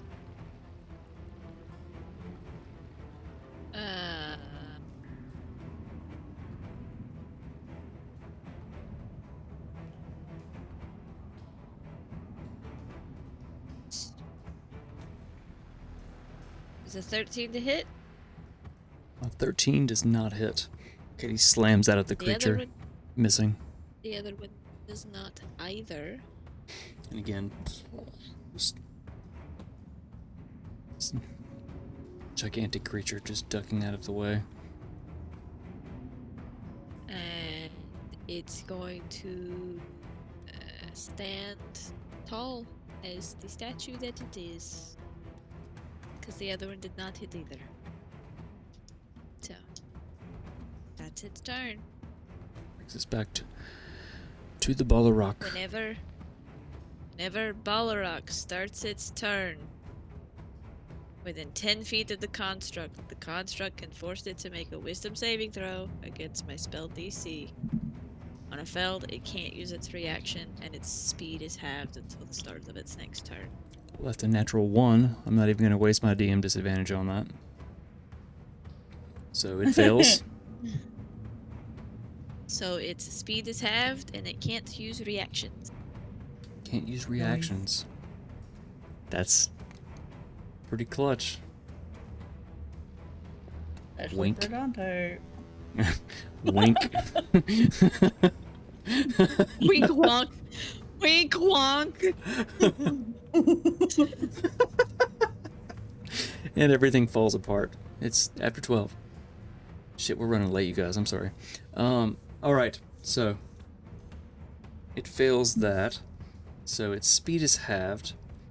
It's not going to move anywhere. It's going to lash out at Dante with its whip. With disadvantage. I have a button for that. So you all can see what I roll.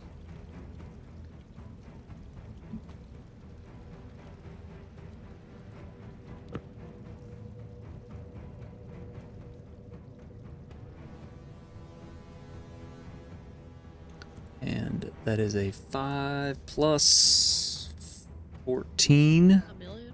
Is that 19? Is a 19 hit Dante? Yeah. Alright, so as it lashes out with its whip, it deals 18 points of force damage. Okay. Plus 17 points of fire damage.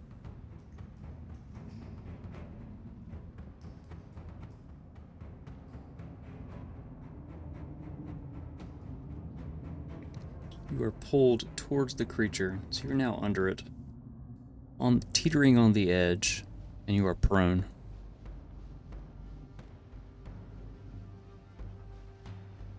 Lying on the ground, it's going to attack you with its sword. That's a 24. Mm-hmm. Dealing total of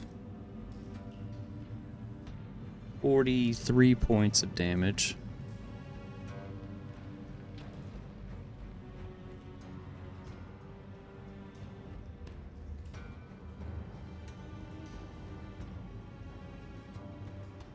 And you cannot take reactions.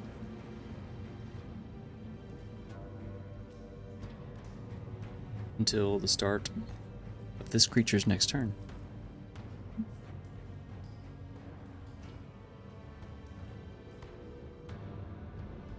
It is going to disappear, reappear.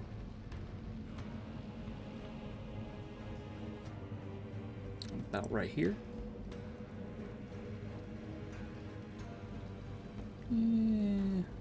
Harder. At the end of its turn, Celine, Harding, and Nem, you take 13 points of fire damage. I'm gonna roll my concentration check. Same. Yo, Awesome. can I use the luck point? 16. Harding succeeds. What did you roll, a 1? A 2. I need to yo. You need a luck point? If I don't succeed Do it. at this, Do it. Yeah. Do it. then the water elemental Yeah. will attack us Yeah. too. Do it. The water elemental will be a free agent. I mean, Alright. it might still attack that creature. It will be a roll of the dice. Oh, okay. -1 luck. Okay. We're good.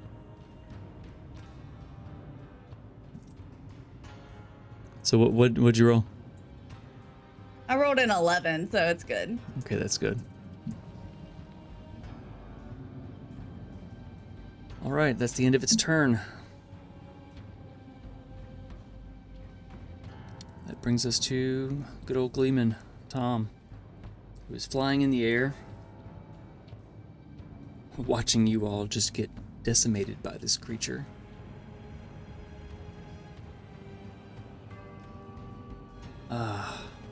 Shit. I'm forgetting to plan my turn, guys.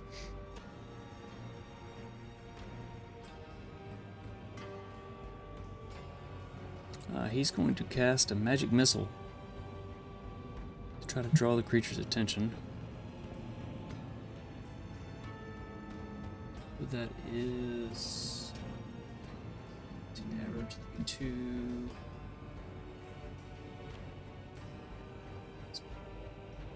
So he reaches out. 8 missiles spiral out of the end of his hand, up into the darkness and slamming. Just the force damage is echoing, dealing damage to this creature.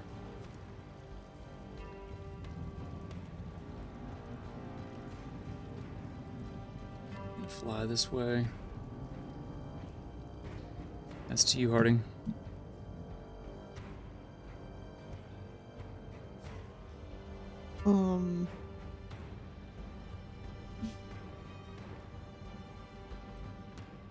I'm gonna turn to him like, I'm not leaving without you. Not running without you. So.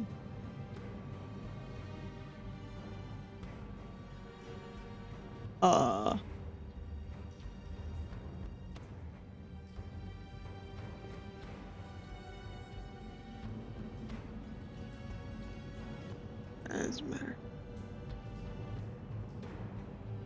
So, until Nim runs, I'm holding my action to run. GTFO.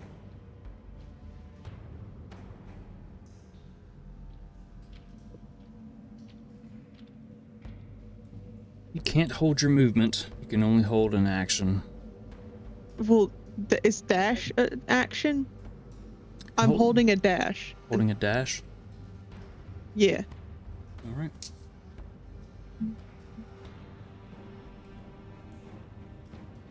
Celine, that's you.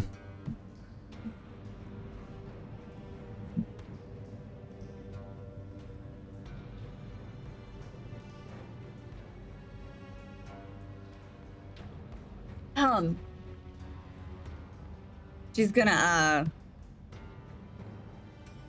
yell to Dante. So, it looks like everyone's leaving. Are you coming too? Dante laying on the ground. Yeah, I'll get right on that.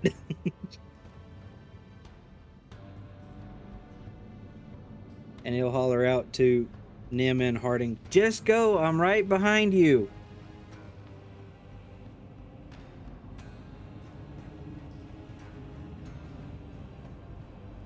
Ooh, another DM disadvantage. Oh, let's see.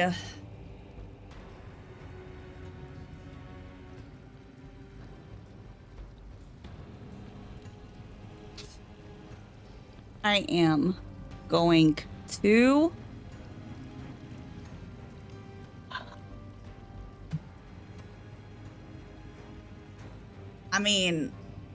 I guess I'm turning into an owl.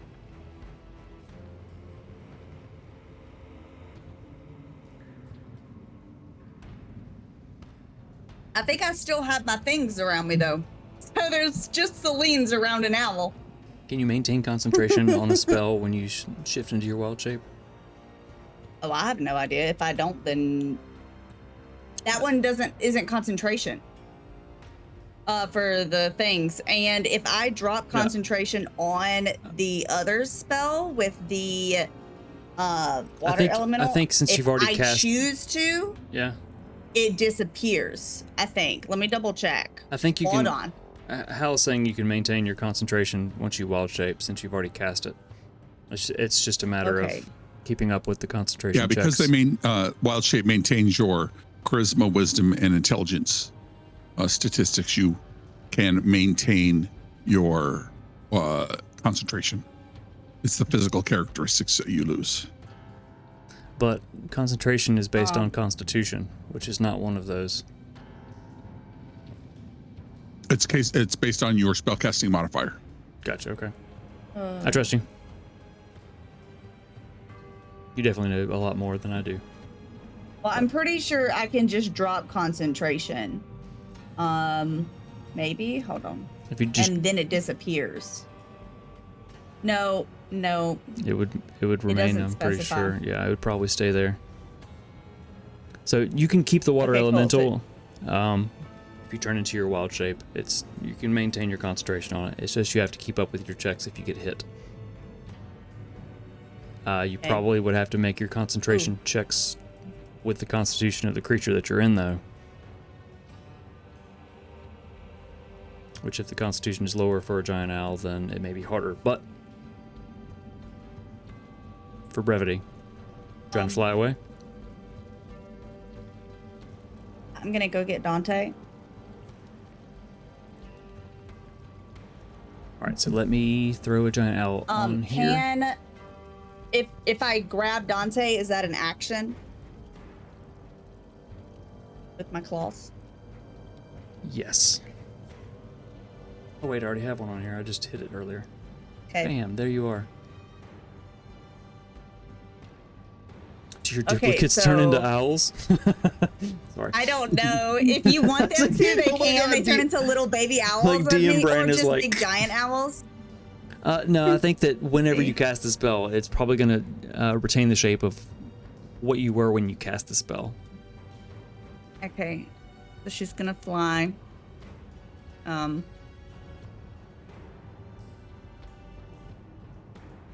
She's actually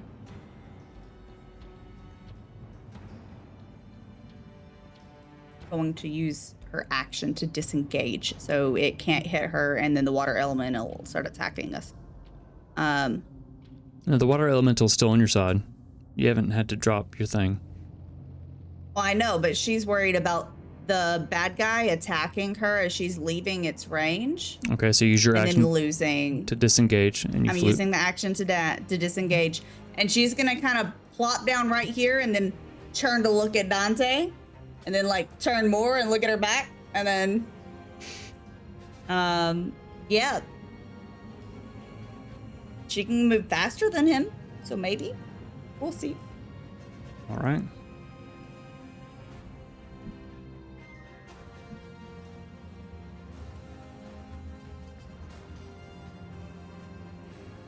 That will work.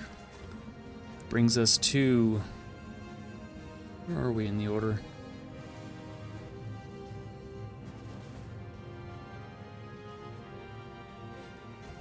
Did we skip Dante? Did I skip you, Dante? Mm-hmm.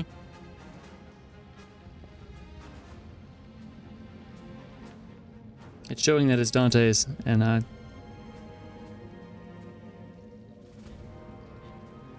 think we may have taken a break. All right, go ahead, Dante. Just say you were stunned for half a second.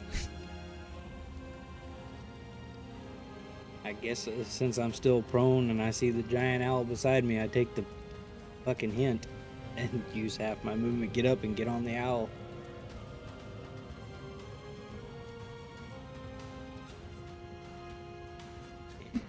All right. So you mount the owl as your action.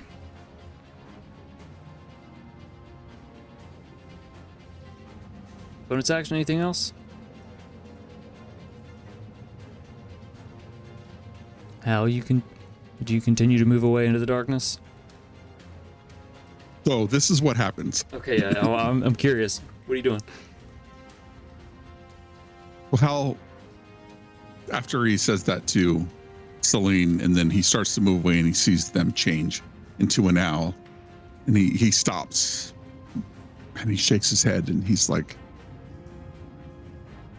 thinking to himself, and there's a very, I don't know, to him it's an important decision, but he will say something under his breath, something to the effect of, you can't take them away from me. You can't take them away from me. And he'll yell out, you cannot take them away from me. And he'll give the Balrog a bardic inspiration, or it is a negative D10. What is it called? Like Bane? It's like the opposite. It's like a Bane. It's called not cutting words, but Ooh, I don't know. where is it? I'm looking at my sheet. It's not cutting words, but it is a unsettling words is what it is. And so that creature gets a D10 subtracted from its next attack roll, ability check, or saving throw. So the Balrog has a negative inspiration on it, and he'll kind of look back, and everything else blurs except for the form of Celine, and Hal thinks to himself, and he's like,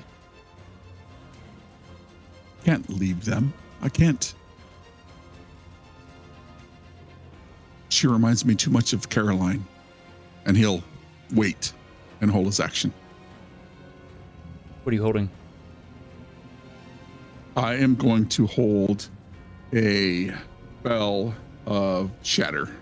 Shatter. All right. Except as the water elemental, you guys hear Hal's words from nowhere in the darkness echoing.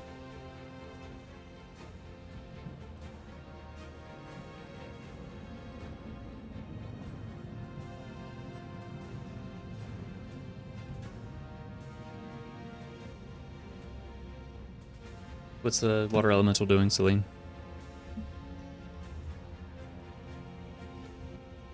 It's still under the order to attack.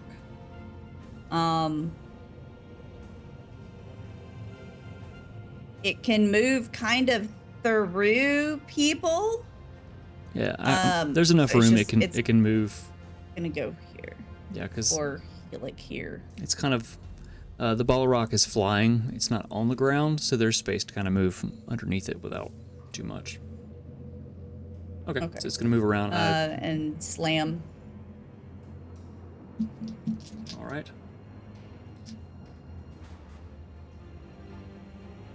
+7 to hit. That's a 20. That'll Dirty hit. 20. It's 2d8 +4. 8. Ornamental lunges out. And then a 15 to hit for the second one. 15 will not hit. It lunges out, swinging again, trying to hit, and it doesn't quite make contact. That is its turn. Nim, that's to you. You're holding your dash.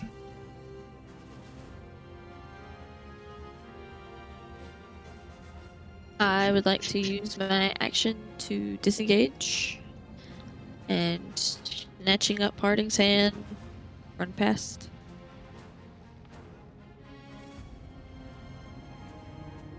Alright, so you run through.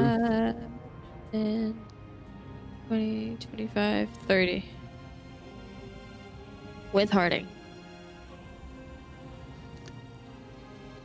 Yes, Harding, you can dash now. You were holding that.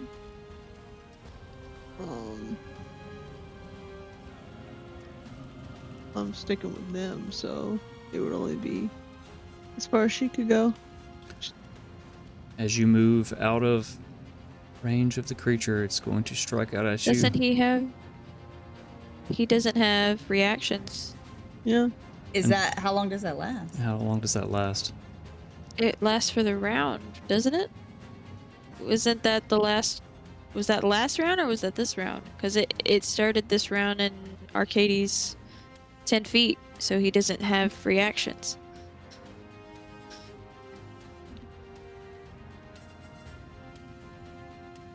Do you want me to read it to you again? I'm reading it right now. He is the stone. I can So at read the it, yeah. beginning of this round, yeah.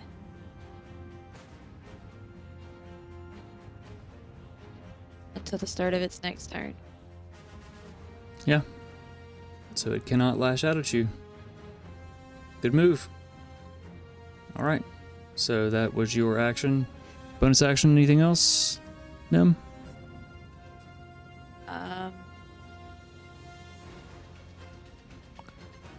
I used 2 sorcery points to cast Quicken Spell. And I cast Blur on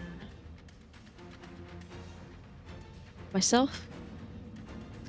And Arcades drops. Dante and Celine watches Arcades disappears.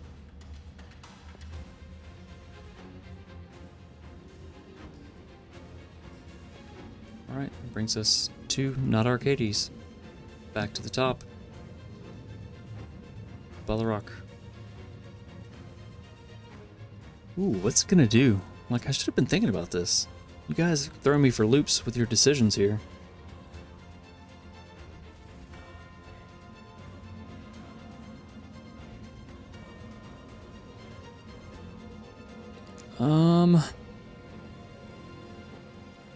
It's a bonus action. It's going to disappear. My mouse is going to stop working.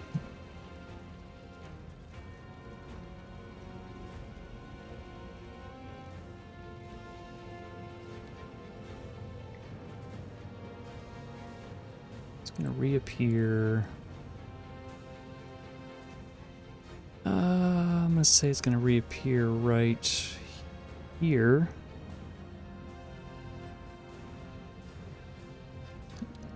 See, Dante, you got on Celine, right? Yes. Okay. Flying in the air, it's going to lash out with its whip at you, Dante, on the back. DM disadvantage. I also have a -10, right? Negative D10, yes. right? Negative D10. Ooh, I get to roll more dice. Where are my D10s? Yes, sir. I believe you said that.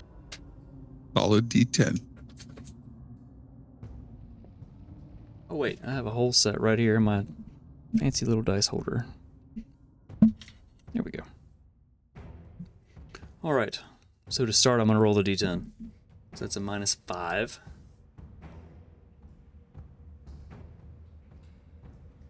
With my publicly rolled DM disadvantage. So that's 11 minus 5, which is 6, plus 14. 14. It's a dirty 20. Ooh, man, you guys are fucking with some powers beyond you. It's gonna lash its whip out at you, Dante, for a dirty 20. Oh boy.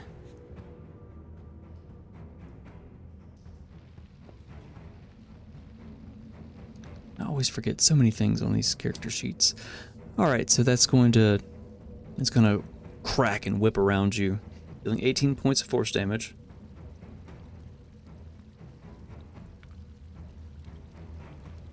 Plus 17 points fire damage. It's gonna pull you towards it. I kind of want to say this as being funny, so how do you want to do this? Doody. You're falling, Dante.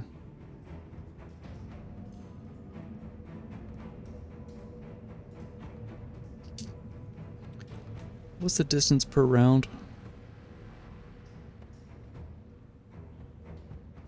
Falling. Max, you can die. Roll is 20d6 in 2014 5e rolls. What's the distance? it's- What's the distance you fall per turn though? I forget. I don't have my DM screen up because I don't have room for it. 5,160 feet.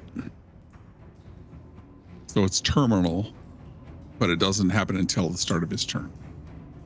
So you're right now just kind of like slow-mo Alan Rickman in Die Hard. You're falling Damn. slowly. As you're falling, Balrock is going to move forward. It's going to strike out at Tom. That is a 20-something. Yep, that'll hit.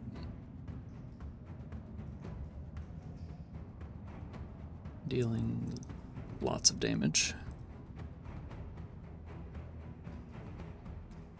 43.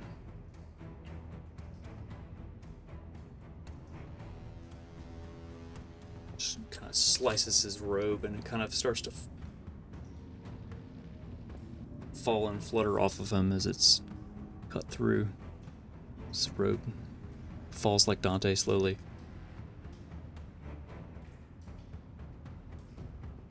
And that's the end of its turn. So Celine, Tom, I think Dante, you're still probably within range. But you're falling. You're also prone and falling, so you're face down, falling like this. Somehow.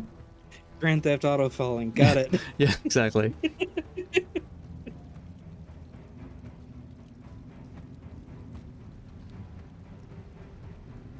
Okay.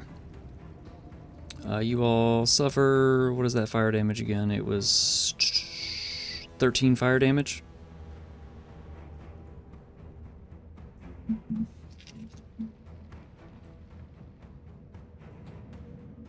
Let's see. Kleeman needs to make a concentration check.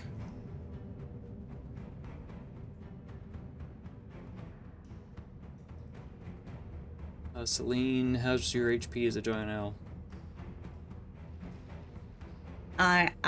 If I'm just taking the average hit points, I have 6 more. Right on. Tom is no longer flying. He is also falling.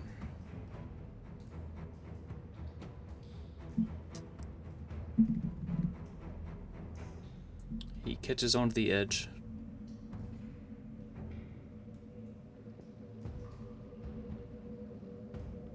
As his turn is hanging there. Parting this to you.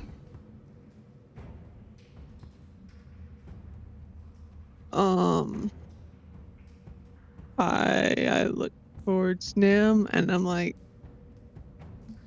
we keep going.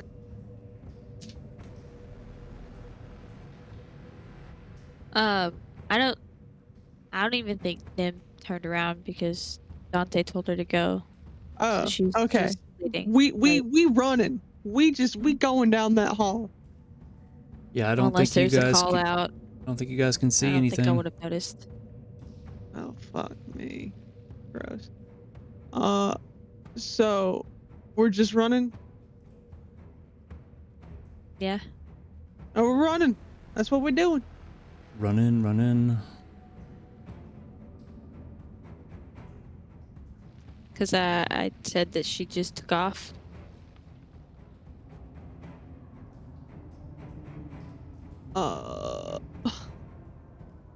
Yeah. I got Nim's hand in my hand.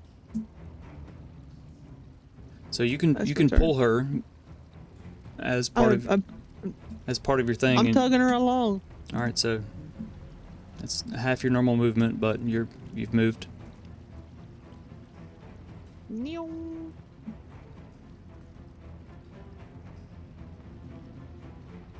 Jesus. Dante, you're falling.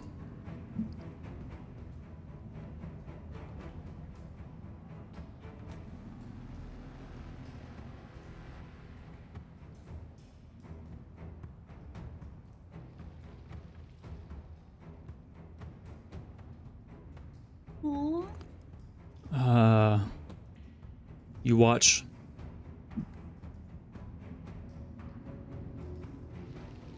Holy crap, you guys.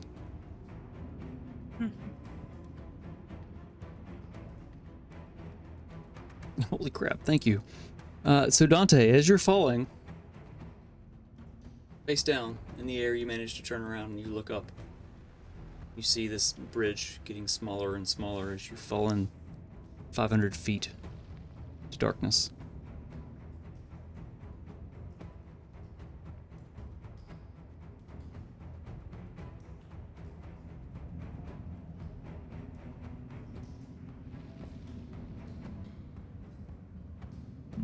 Anything you can do? Check your side message. I'm checking.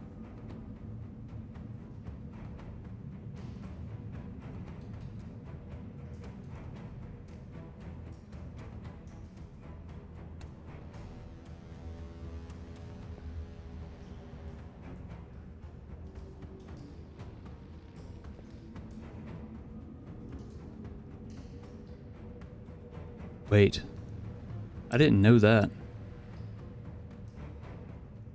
That's why I said the line. When I said, how do you want to do this? Yeah, I didn't catch that. So Dante is unconscious and falling.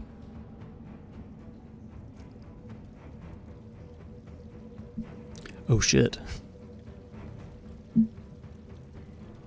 Alright, so there's nothing you can do. You fall 500 feet into darkness and you see nothing but darkness. Darkness. So roll a death saving. It's Roll, mighty dark. roll a death saving throw for me. We've done this before. Educate me. This is the first one I've ever done. Roll a d20. Just roll a straight d20. Okay.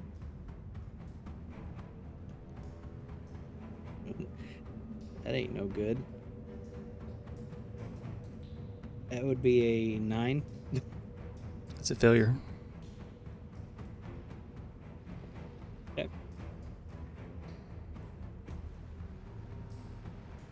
So mark 1 failure. Did. Okay. Hey, we got some looks. Not for death saving throws. Oh, I know, but we still got. So, let us play this out for a bit, guys, and then we'll run the giveaway once we get through this traumatic experience that's happening right now.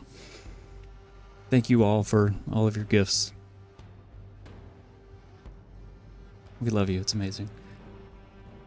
Holy shit. All right, that's to Celine. Celine lets out a squawk. Gonna move here. Does it attack her? Let's see what the range is.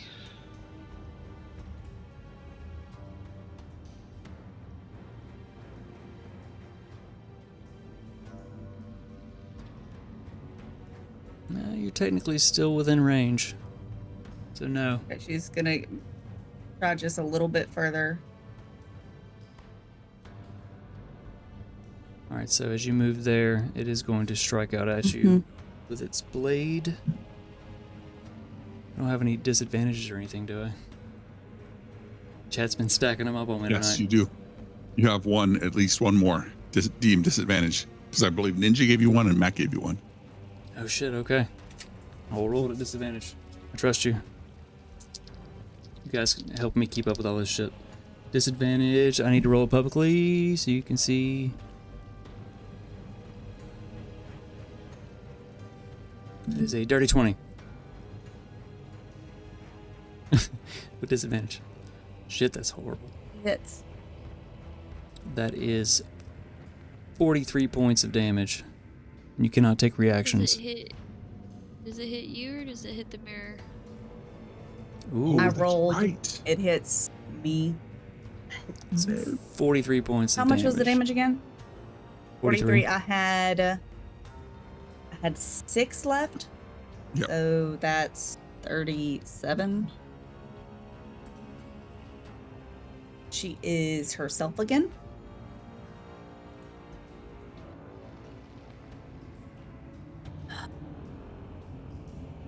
What did I do with your token? Go with this one. Murdered it. So I imagine it's roll a. I guess you don't have your thing will stay up. You're not concentrating on anything, so let me just add a new token. Since your mirror image will stay up. Oh, I need to roll concentration. Yeah, for There's that, no way I can make that you concentration. could roll a nat 20. It's the only way. Roll 1. The I rolled water. 1 instead. The water elemental is no longer following your instructions. Oh boy, it's going south fast, y'all. I moved 5, 10, 15. I moved 20. No, that's a lie. I'm sorry. We'll I say was you're- a big bird. I moved to 10. Yeah, we'll say you're about right there.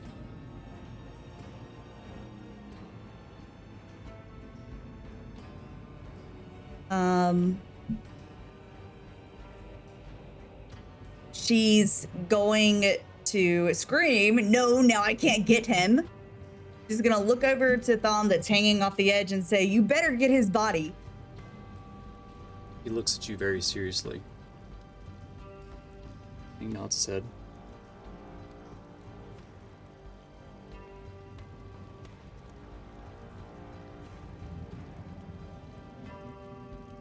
And then she moved 10 feet, which was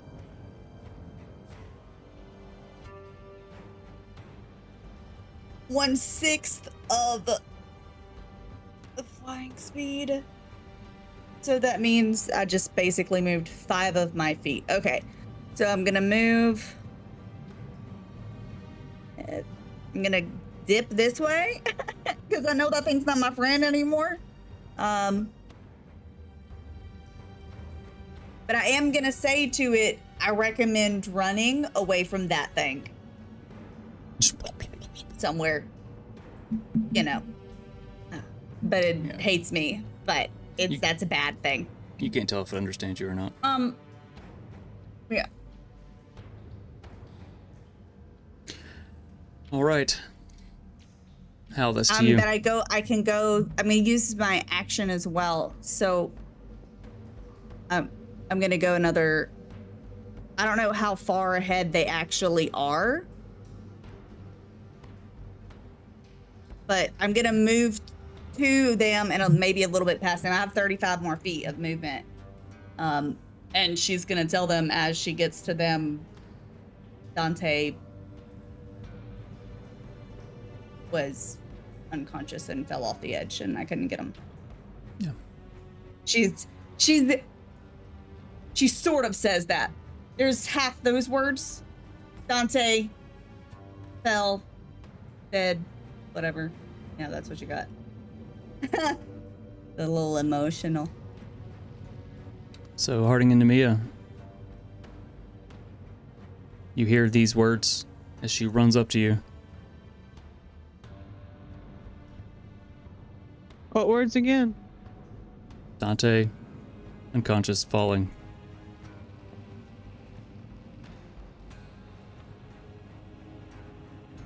Ew. I couldn't. And then Hal, that's to you.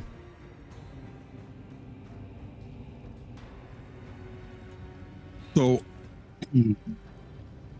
Lean feels these arms grasp around her, and she hears Hal's voice in her ear whispering. And Hal says, Caroline, we have to go. Please, come with me.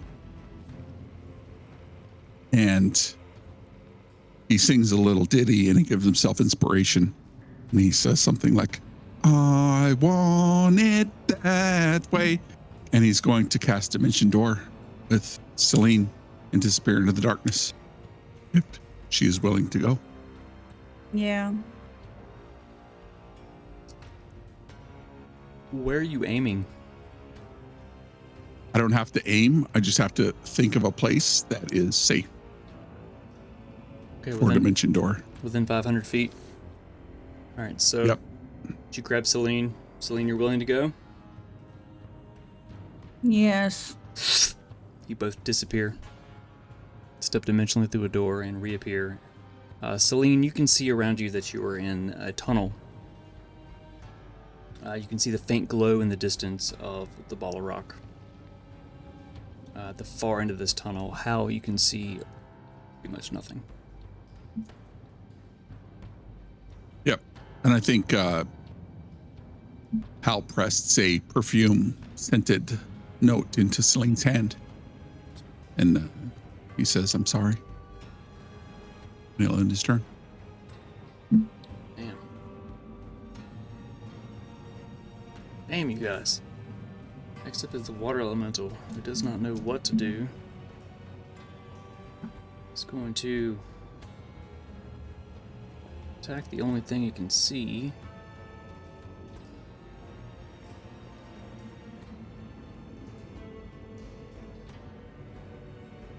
Do you want me to still roll for him? Oh no, he's mine now.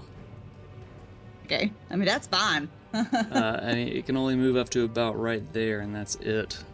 As far as its movement goes, it's not close enough to... Its reach is 5 feet. That's all the water elementals got. Nem, that's to you.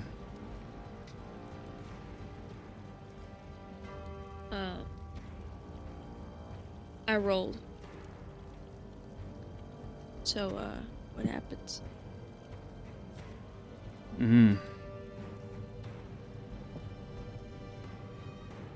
Well, obviously you failed the roll. As you hear Celine say these words before suddenly just disappearing. Only Harding is next to you. In the darkness. Just keep thinking over and over again, Dante unconscious falling. And it's up to you.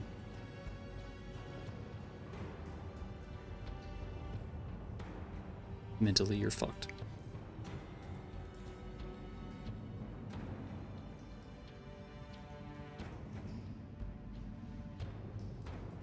You don't have to be mad at yourself. I will pick you up. and run, and you could be mad at me. Just don't blame yourself. I may be able to fly, but by the time I get there, he's just going to be, it won't be fast enough. Nim isn't looking at you. He's looking through you. I'm crystal queer.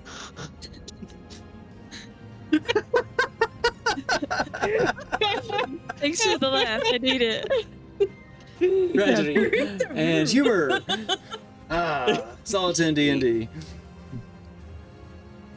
She. Harding, take inspiration. Her, Hell yeah. Hashtag Let's crystal. go. Let's Hashtag go. queer. DM inspiration. Hashtag That is crystal. awesome. Hashtag queer.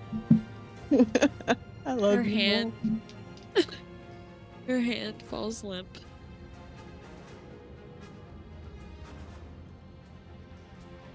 I'm still holding it. And her hand falls limp. I didn't say she lets go. I said her hand falls limp. I mean, she is limp-wristed. Oh. And she is going to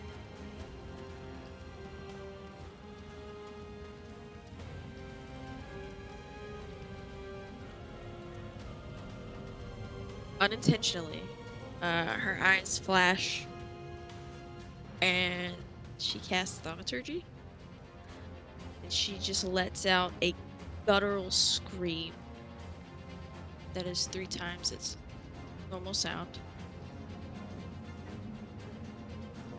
And she turns to walk down to run back down the hallway. Towards the bridge. Can I fight her? That's the bridge. Can I hold her back?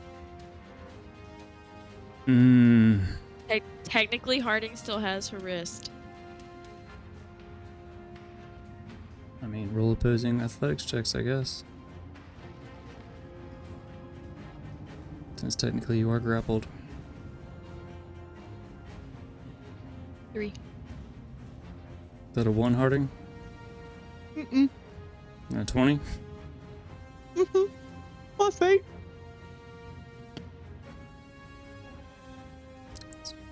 Ma'am, you are firmly grasped. They're trying to make me laugh. You're like the most firmly grasped. It's a natural 20. You can't be more firmly grasped than that.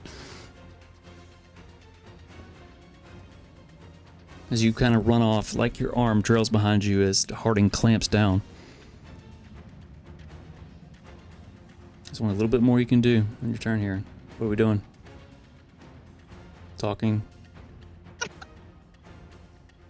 Screaming. screaming, just continuously. Thaumaturgy. I can't say words. It's still just booming with your voice as you scream. Brings us back to the top. Round 5. Holy fuck, guys. It's the Balrog's turn. I think at this point, Dante, I'm gonna just hide his token because he's in the darkness way below. This creature is going to... Ooh, what's it gonna do? The Balrog is going to lash out with its whip at the water elemental. It's the only thing really there, because it can't... Nope. Can't really see Tom hanging there. It's a 21. It's going to be 100,000 damage. I need to just write down these totals because I'm a dummy. It's 18 and 17. Which is so much math right now. A lot. Pulling the elemental closer, and then it's going to strike it with its blade. There's also 1 billion damage.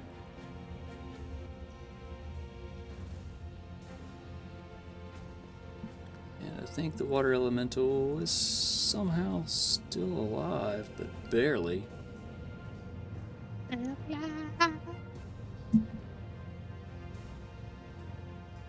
Somehow.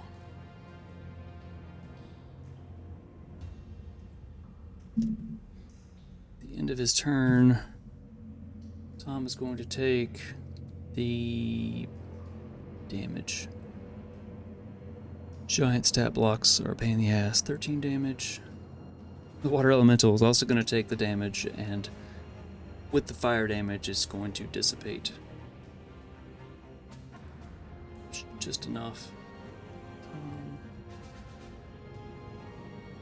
Take the 13 damage. That. You should probably make some type of check. Just a natural 1. He loses his grip as the blast of fire is out, and he is also falling. Straight down. Is Nim close enough to see this? No. The bridge doesn't, it's not like an arching bridge. It's pretty flat, like from one side to the other. So you guys have moved off into the darkness, and you're 20 or so feet beyond. Shit, that's hard. I'm trying to mentally perspective myself. With the glow, ball of rock, maybe. I'm gonna roll a perception check. Yes, roll a perception check for me. Let's see. It should probably be with disadvantage, but 1. 1. Oh shit. No, you don't.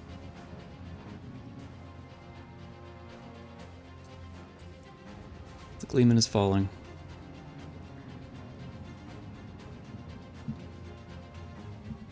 It's now the Gleeman's turn. He's fallen 500 feet.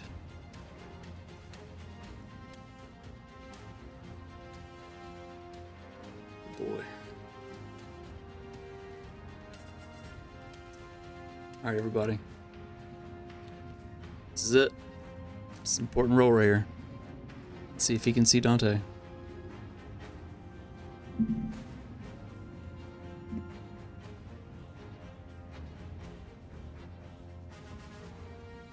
It's a dirty 20. Do you want to use one of our luck points?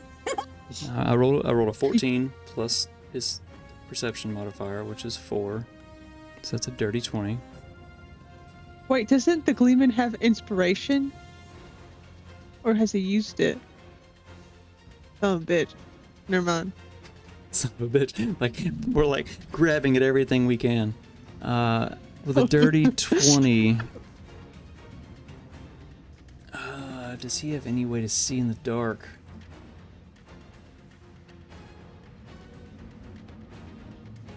The Gleeman is an enigma. He can do whatever he wants. That is true, and there is so much that you never learned about him. So I guess you'll never know. He's an ancient deity. He can't die. So falling through the darkness. I mean, you guys don't know what happens here. You can't see it. I don't even need to narrate it. I know it's anticlimactic, but you can't see it. The Gleeman falls through the darkness. I've read spoilers for Lord of the Rings. In Lord of the Rings, Frodo wasn't falling with Gandalf. Sorry, sorry, Dante. Calling me short. Sorry, Dante. I'm not calling. It's I'm not. probably on AO3. Someone probably did this. Bitch, how you not a hobbit? Mr. DM. Hey, Mr. DM. Yes. Chat. Narrate it for the players in chat. All right. Meta. The Gleeman is falling. Somehow in the darkness that none of us understand, he catches a glimpse of a falling purple dragonborn.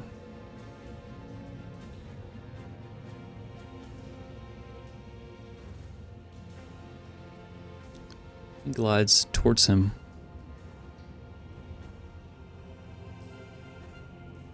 Uses his action to grab him.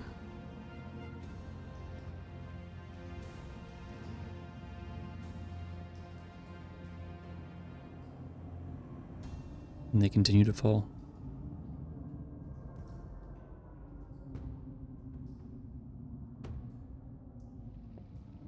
all he can do.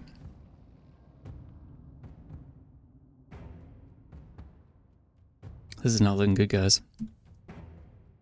Harding, you're firmly grasping Nim. I am no longer in the turn order. You're invisible. I've got you. I can see it. I hid your owl, and I think that's why the turn order got weird earlier. Is because the owl stuff. Anyway, Harding, you are firmly grasping Nim by the wrist as she is bellowing. I'm going to scoop her up and just like shove her face in my neck. And I'm going to be like, I hope you can forgive me. And I'm taking off after Celine and Hal, clutching Nim. So your movement is halved as you haul her along. So and somehow like smack so my if button. you were already grappling her, you dash, so your movement is normal. So you move 30 feet further into the darkness. Yeah. I mean, I can see somewhat. I have dark vision. Yeah, so you come to this circular tunnel and you make your way into it. Now you don't see Celine or Hal yet, but you find a tunnel. Somehow I'm like, Celine, I'm somewhere. I have Nim, Dante, Uncle. I just hope you can hear this, and I'll see you on the other side.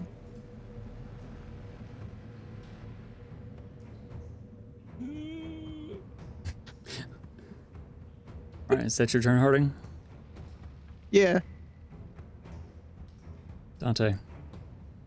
It's obvious, but I put my sword back up at some point before all this. I didn't clarify that, but I just, I wanted to be thorough.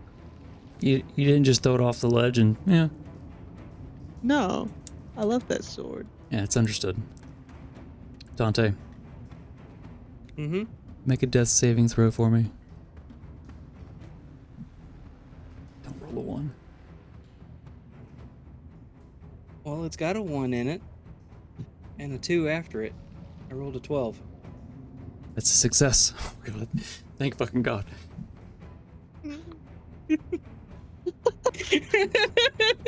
You guys are all gonna hate me at the end of this, aren't you? No, Fusco, this guy's unconscious and is falling into darkness at 500 feet per turn. He's failed 1. A 1 would have been he's just dead, falling in the air. Oh my God. Whew. We're running late, you guys. I'm so sorry. All right, Hal. You're still invisible, right? It's Hal's turn? It's not mine? Oh, it's Celine's I thought turn. it was right after Dante. Yes, Celine, that's you. Okay. You are in darkness with an invisible Hal. Uh-huh. So, I'm a little sad Harding beat me to it. She's going to pocket the note that was given to her and make a mental note to discuss with Hal some things later. And then,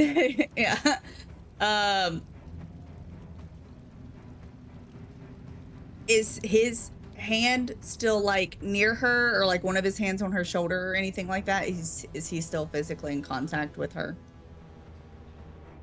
I imagine we just appeared and then he like pressed the note into your hand. Right. And so we're there connected in So the some hand way. is still there. Okay. She'll grab his, because he's invisible still. So she'll grab his hand with the hand that doesn't have a note in it, and then put the note away.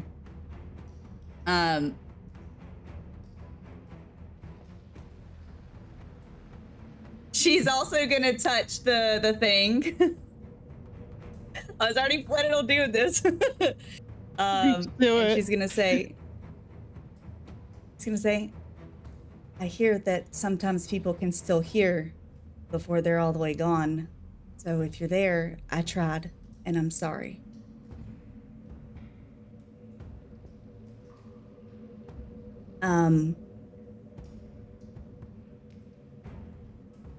And then she'll produce flame because she knows that Hal can't see.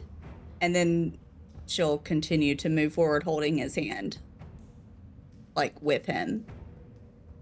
So, I mean, she can hold her movement till Hal is ready. No, she can't do that. She gets to use her action. She'll start moving and she'll drag him along and move half her movement. All right, so Hal, that would be to you. Suddenly, just there's light, and Selena's walking, pulling you along.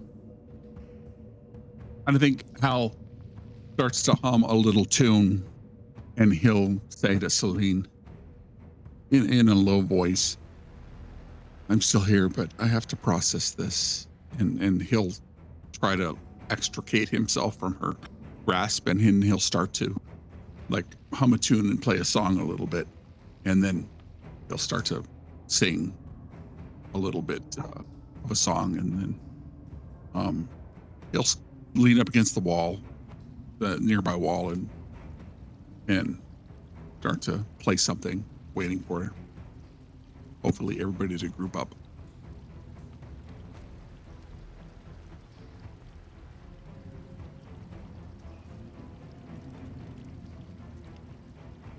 All right.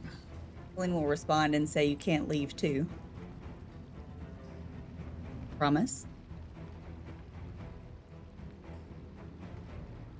He left. He walked away. Holy Why shit. you do this? Holy shit. Holy shit, guys. Nim, that's to you. Got a catatonic, yeah. Nothing? You are firmly grasped by your hearting. In a very Harry Potter Order of the Phoenix or Frodo in Lord of the Rings, Nim is inconsolable. And even though it's not working, she is fighting against Harding.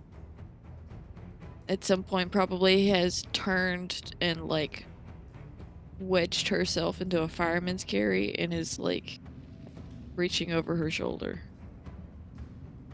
But she can't get out of the obviously she can't get out of the grass, so it's just for flavor. Thanks. Thanks. You're gonna leave. We're all gonna leave. Everyone in this stream right now is gonna leave here being shot 57 times in the chest. We are twisting the knife. And next week's an off week. This always Double happens. This always whammy. happens, you guys.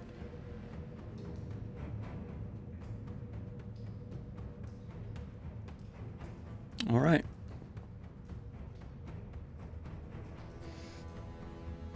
Top of round 6.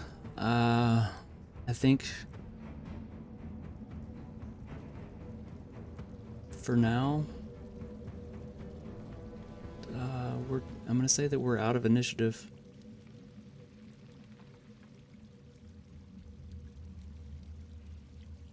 As there are no combatants. And you all just hear the creature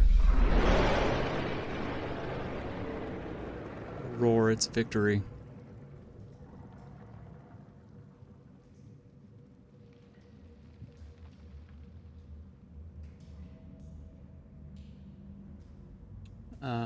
I'll continue to use the combat initiative for the sake of falling. But the Balrog will not do anything. And I think for the sake of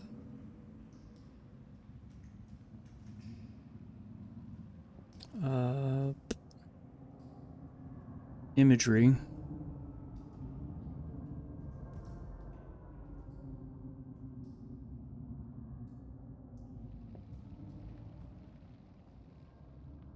We need to go just with darkness.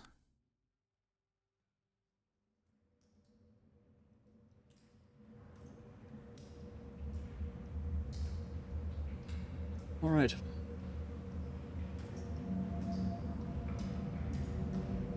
Oh God. Yeah, sorry that I turned that up. No. I just had to perceive you be referred as Dungeon Daddy. I'm gonna go bleach my eye holes now. This is my buddy I was talking about earlier. Oh, nice. Welcome, guitaring Ben. So, the creature roars.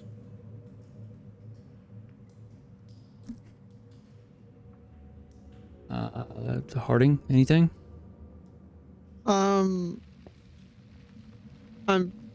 trying to find Hal and Celine, and I'm trying my very best to console the very inconsolable Nemea in my arms. I'm profusely apologizing, trying to say it's okay, figure it out, just anything I can do. I'm trying. Even if it doesn't quote unquote help, it quote unquote helps in a way. Flavor, angst, sadness.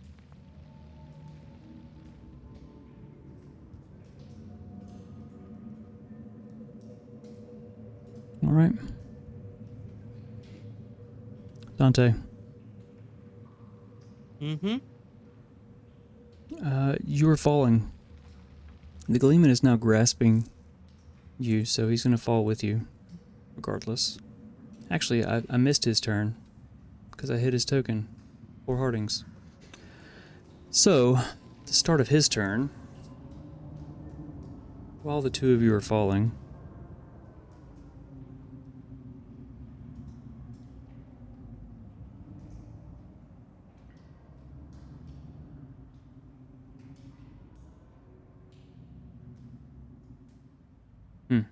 so he's holding you while the two of you fall.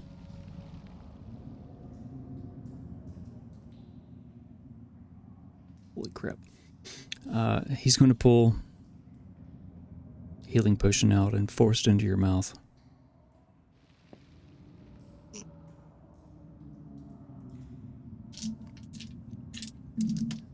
You're both falling through darkness. So, basic healing potion. I mean, he wants you to be conscious whenever you hit whatever the bottom is.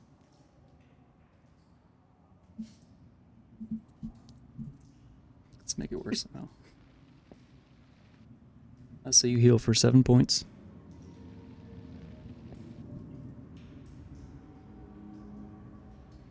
And suddenly, just your eyes open. It's dark. The wind is just whistling past. You feel someone grasping your arm that you can't see in the darkness as the wind is just... And you can feel yourself being dragged deeper and deeper into the earth.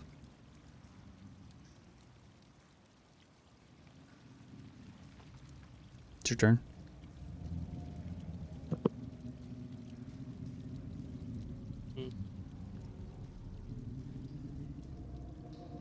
What can Dante do? Live. No kidding.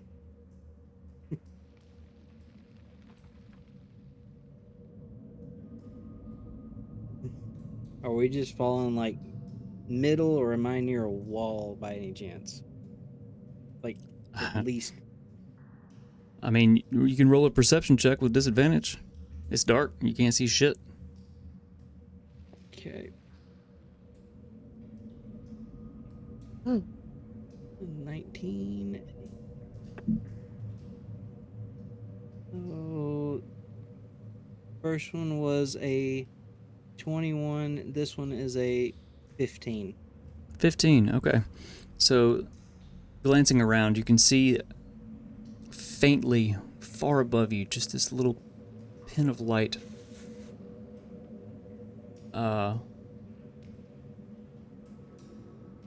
It's kind of got a hard strike of darkness through it. You're assuming that that's up, and that's where you can feel the wind blowing past you. That's the ball rock. But glancing around, you don't see any walls nearby.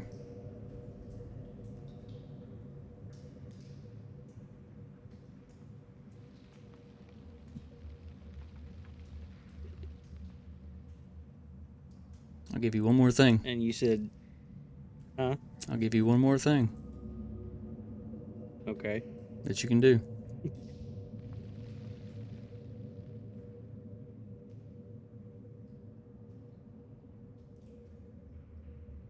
Can I do to save my falling ass?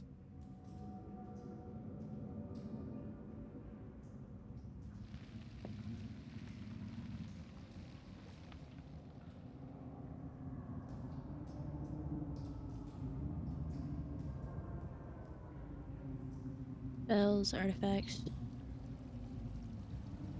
items. Got a few seconds. There was that rod. Hang on. That great Grasp big the rod. sticky rod. Firmly grasped. The meta pigeons are screaming.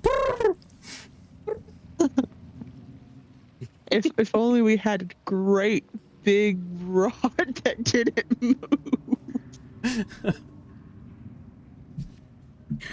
Do you still Always- have that? Did you steal it from us? But what is it called? I think it's the unmovable, the Yes, non-movable. yes. I was getting to it. I just like the dramatic pause. With my other hand that Gleeman doesn't have, I'll grab out the movable rod in my hand and push the button. You reach back into your quiver. The gleeman is firmly grasping you as you push the button, and you stop. Almost tearing the muscles and the tendons in your arm as you stop so suddenly, now just hanging 1,000 feet down in darkness.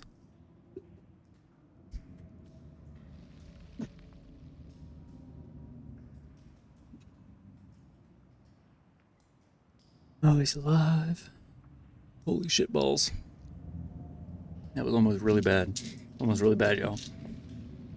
Alright, so for this, now that they are no longer falling, we're going to break. We're going to just completely break the initiative order. Cleeman's kind of hanging from your belt. As your pants are kind I of got you, slowly old man. sliding down, kind of grasping your cloak that's still trying to billow like a dick that it is.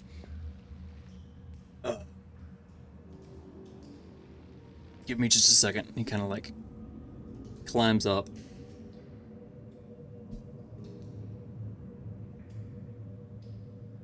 Oh shit, how is he gonna do this? How long does it take to cast that spell?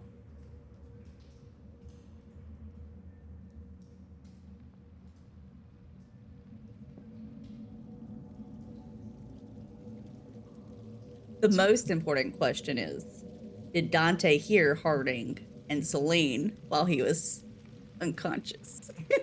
We'll have to find out. We'll have to find out later. So, here's a tricky bit of D&D fuckery.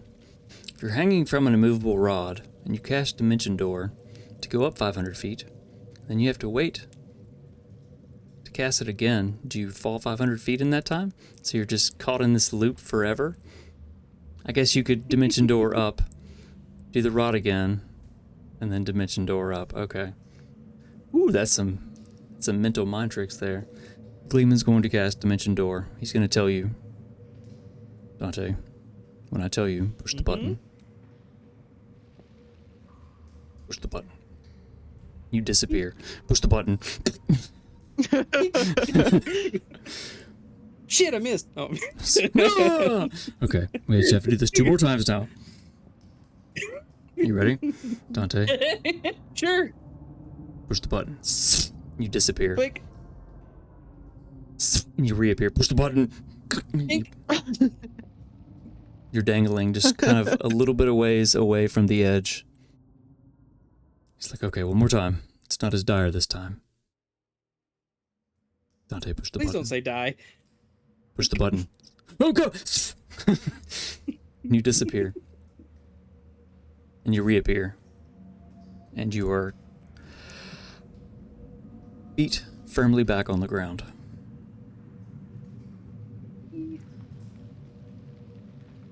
And that's where we're going to end this session. Holy shit, you guys.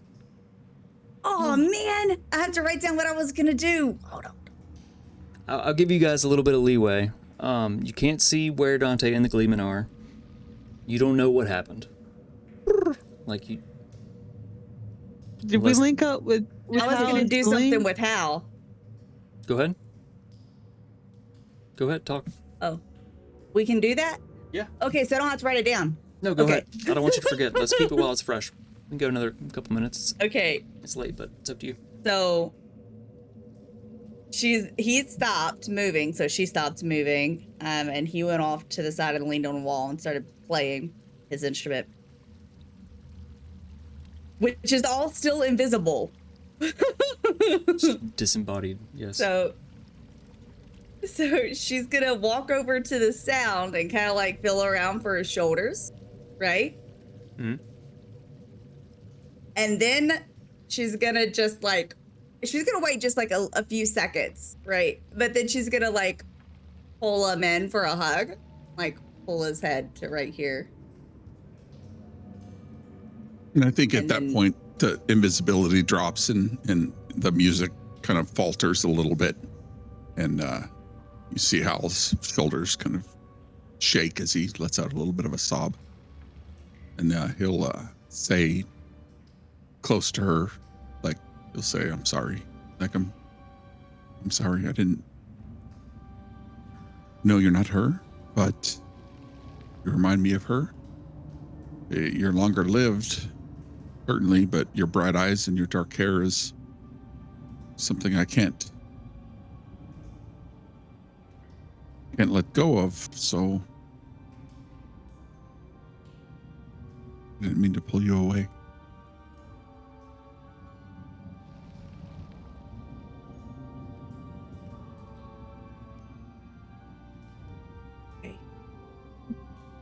And then she'll just kind of like hold him and kind of like I guess run her hand through like his hair, kind of like pat his head. I'm sorry too. I couldn't leave the first time. I had to try.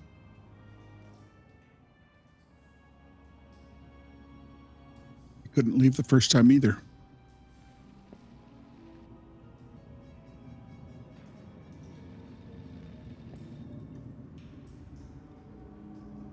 So I'm assuming that they're just gonna like hug for like a minute or so, and that I'm assuming they'll catch up by then.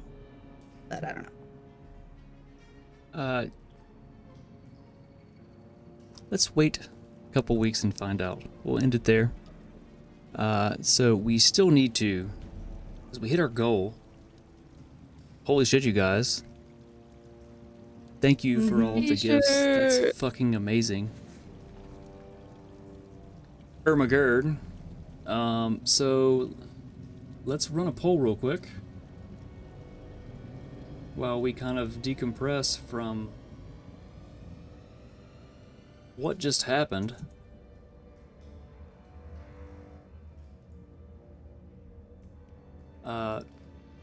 While I do some things, let's see if I can put some more cheery music on and Put some cheery music on. because that was rough, you guys. I did not anticipate. Damn, you guys. I love it when you surprise me. There's definitely gonna be some trauma there, but let me do some stuff. You guys unpack a little. That was so much fun, despite what happened.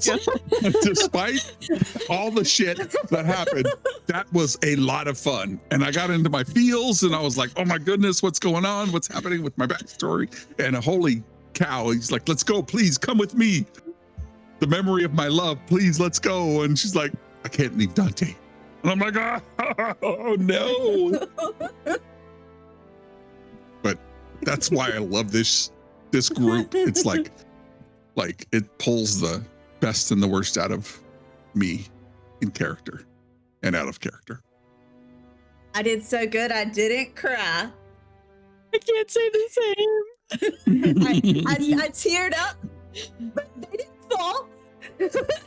No, I was. I was so scared he was You going are to roll much in more that attached one. to Dante. Yes. I was so Yes. I was scared. like, this guy's going to roll a Torn. 1. This guy is going to roll a 1. I got like the attachment to Dante, but with Harding, there's some fucking shit going on that we gotta find out. I'm like, I can't do anything, so I'm just I look like an asshole. All right, guys, vote on the poll for which shirt you want. If you got 3 minutes, you can pull up solid10dnd.com real quick to look at the ones that I put on the This poll. poll is garbage. I know. No muscle I took mommy. Muscle Mommy off. I know, and I. You hate me. You hate me. You want me to you want Harding to die. You want me to leave Solid 10 and never come back. I'll Stop go that. into the woods, Stop that. never to be seen again. No one will ever be able to How hear from me dare ever again. I Stop mean, that. I could get in the car and drive over and just like kick your door in and be like, No, you wouldn't, because I would be gone, because I'm disappeared into the woods for forever. You totally missed that part. see, Fallout, I know you too well, and ain't no way in hell you're gonna be out in the woods. No, because I'm so fun.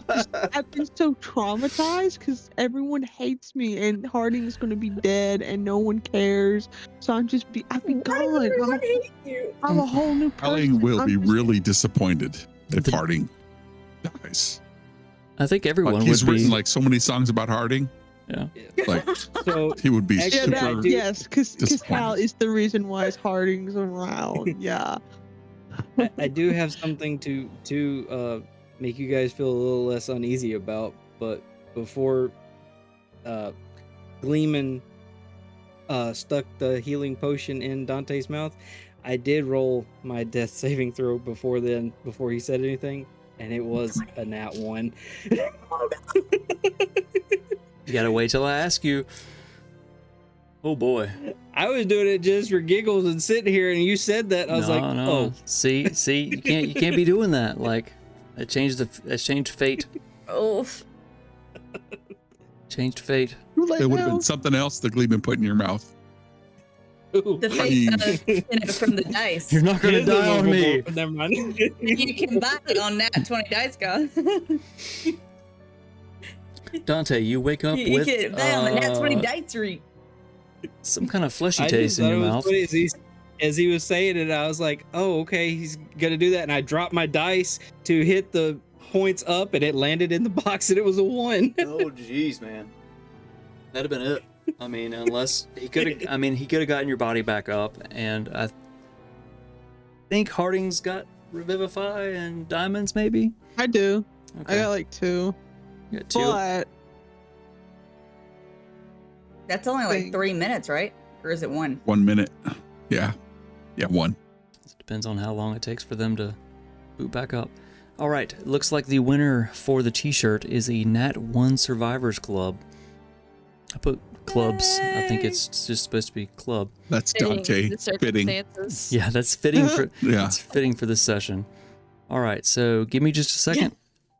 The chat will pop up, and you have to type !enter whenever the So wait just a second. whenever the bot tells you to do it.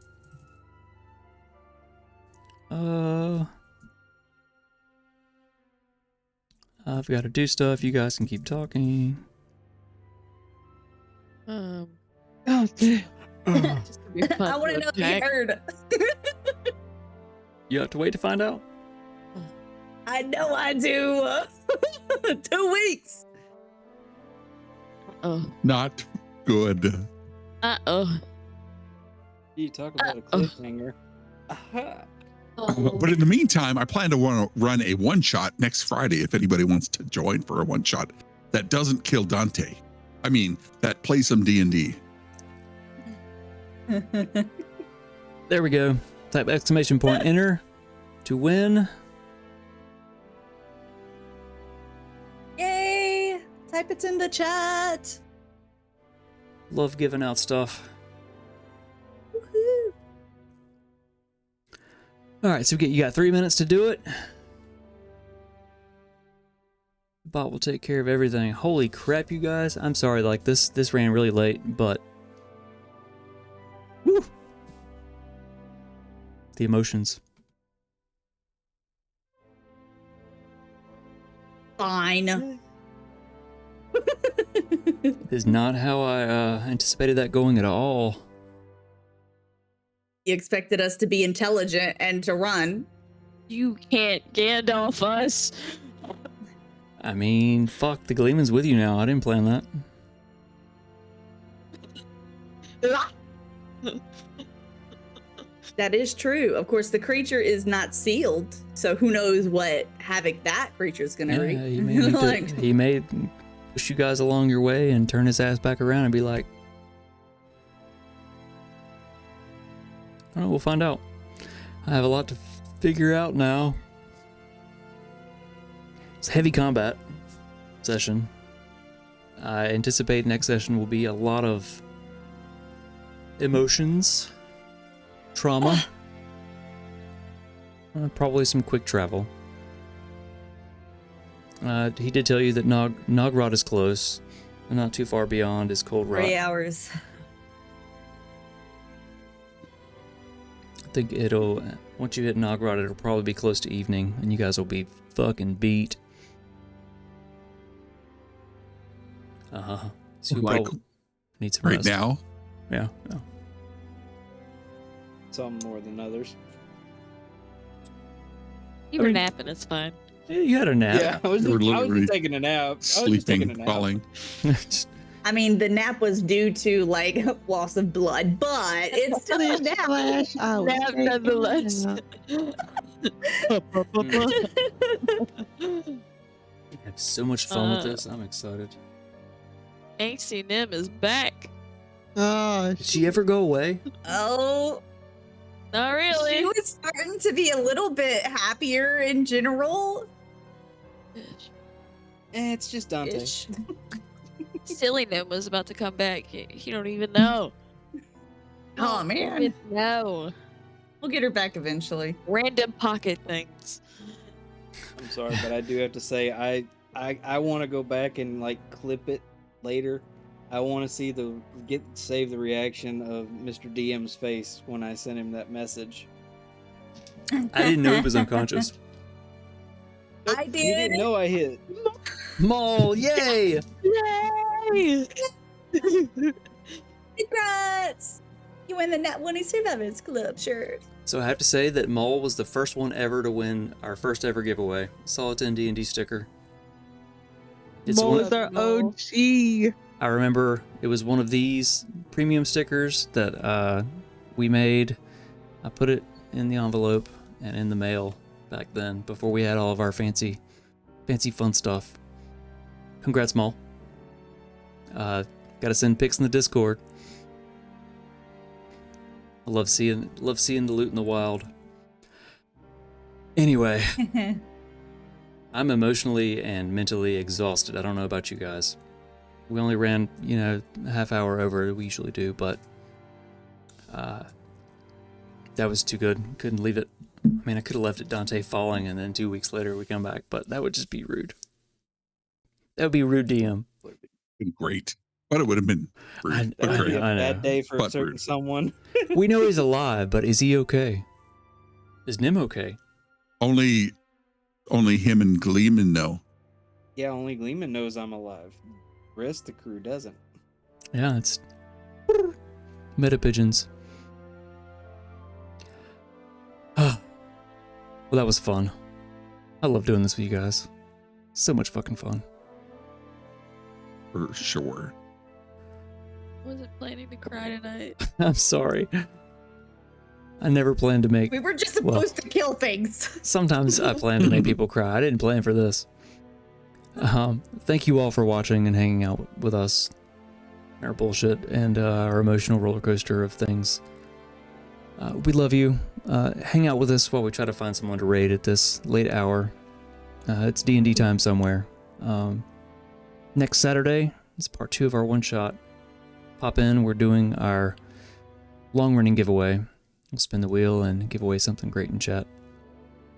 But again, spam the Solid 10 heart emote wherever we go. Spread the Solid 10 D&D love. We love you. Good night.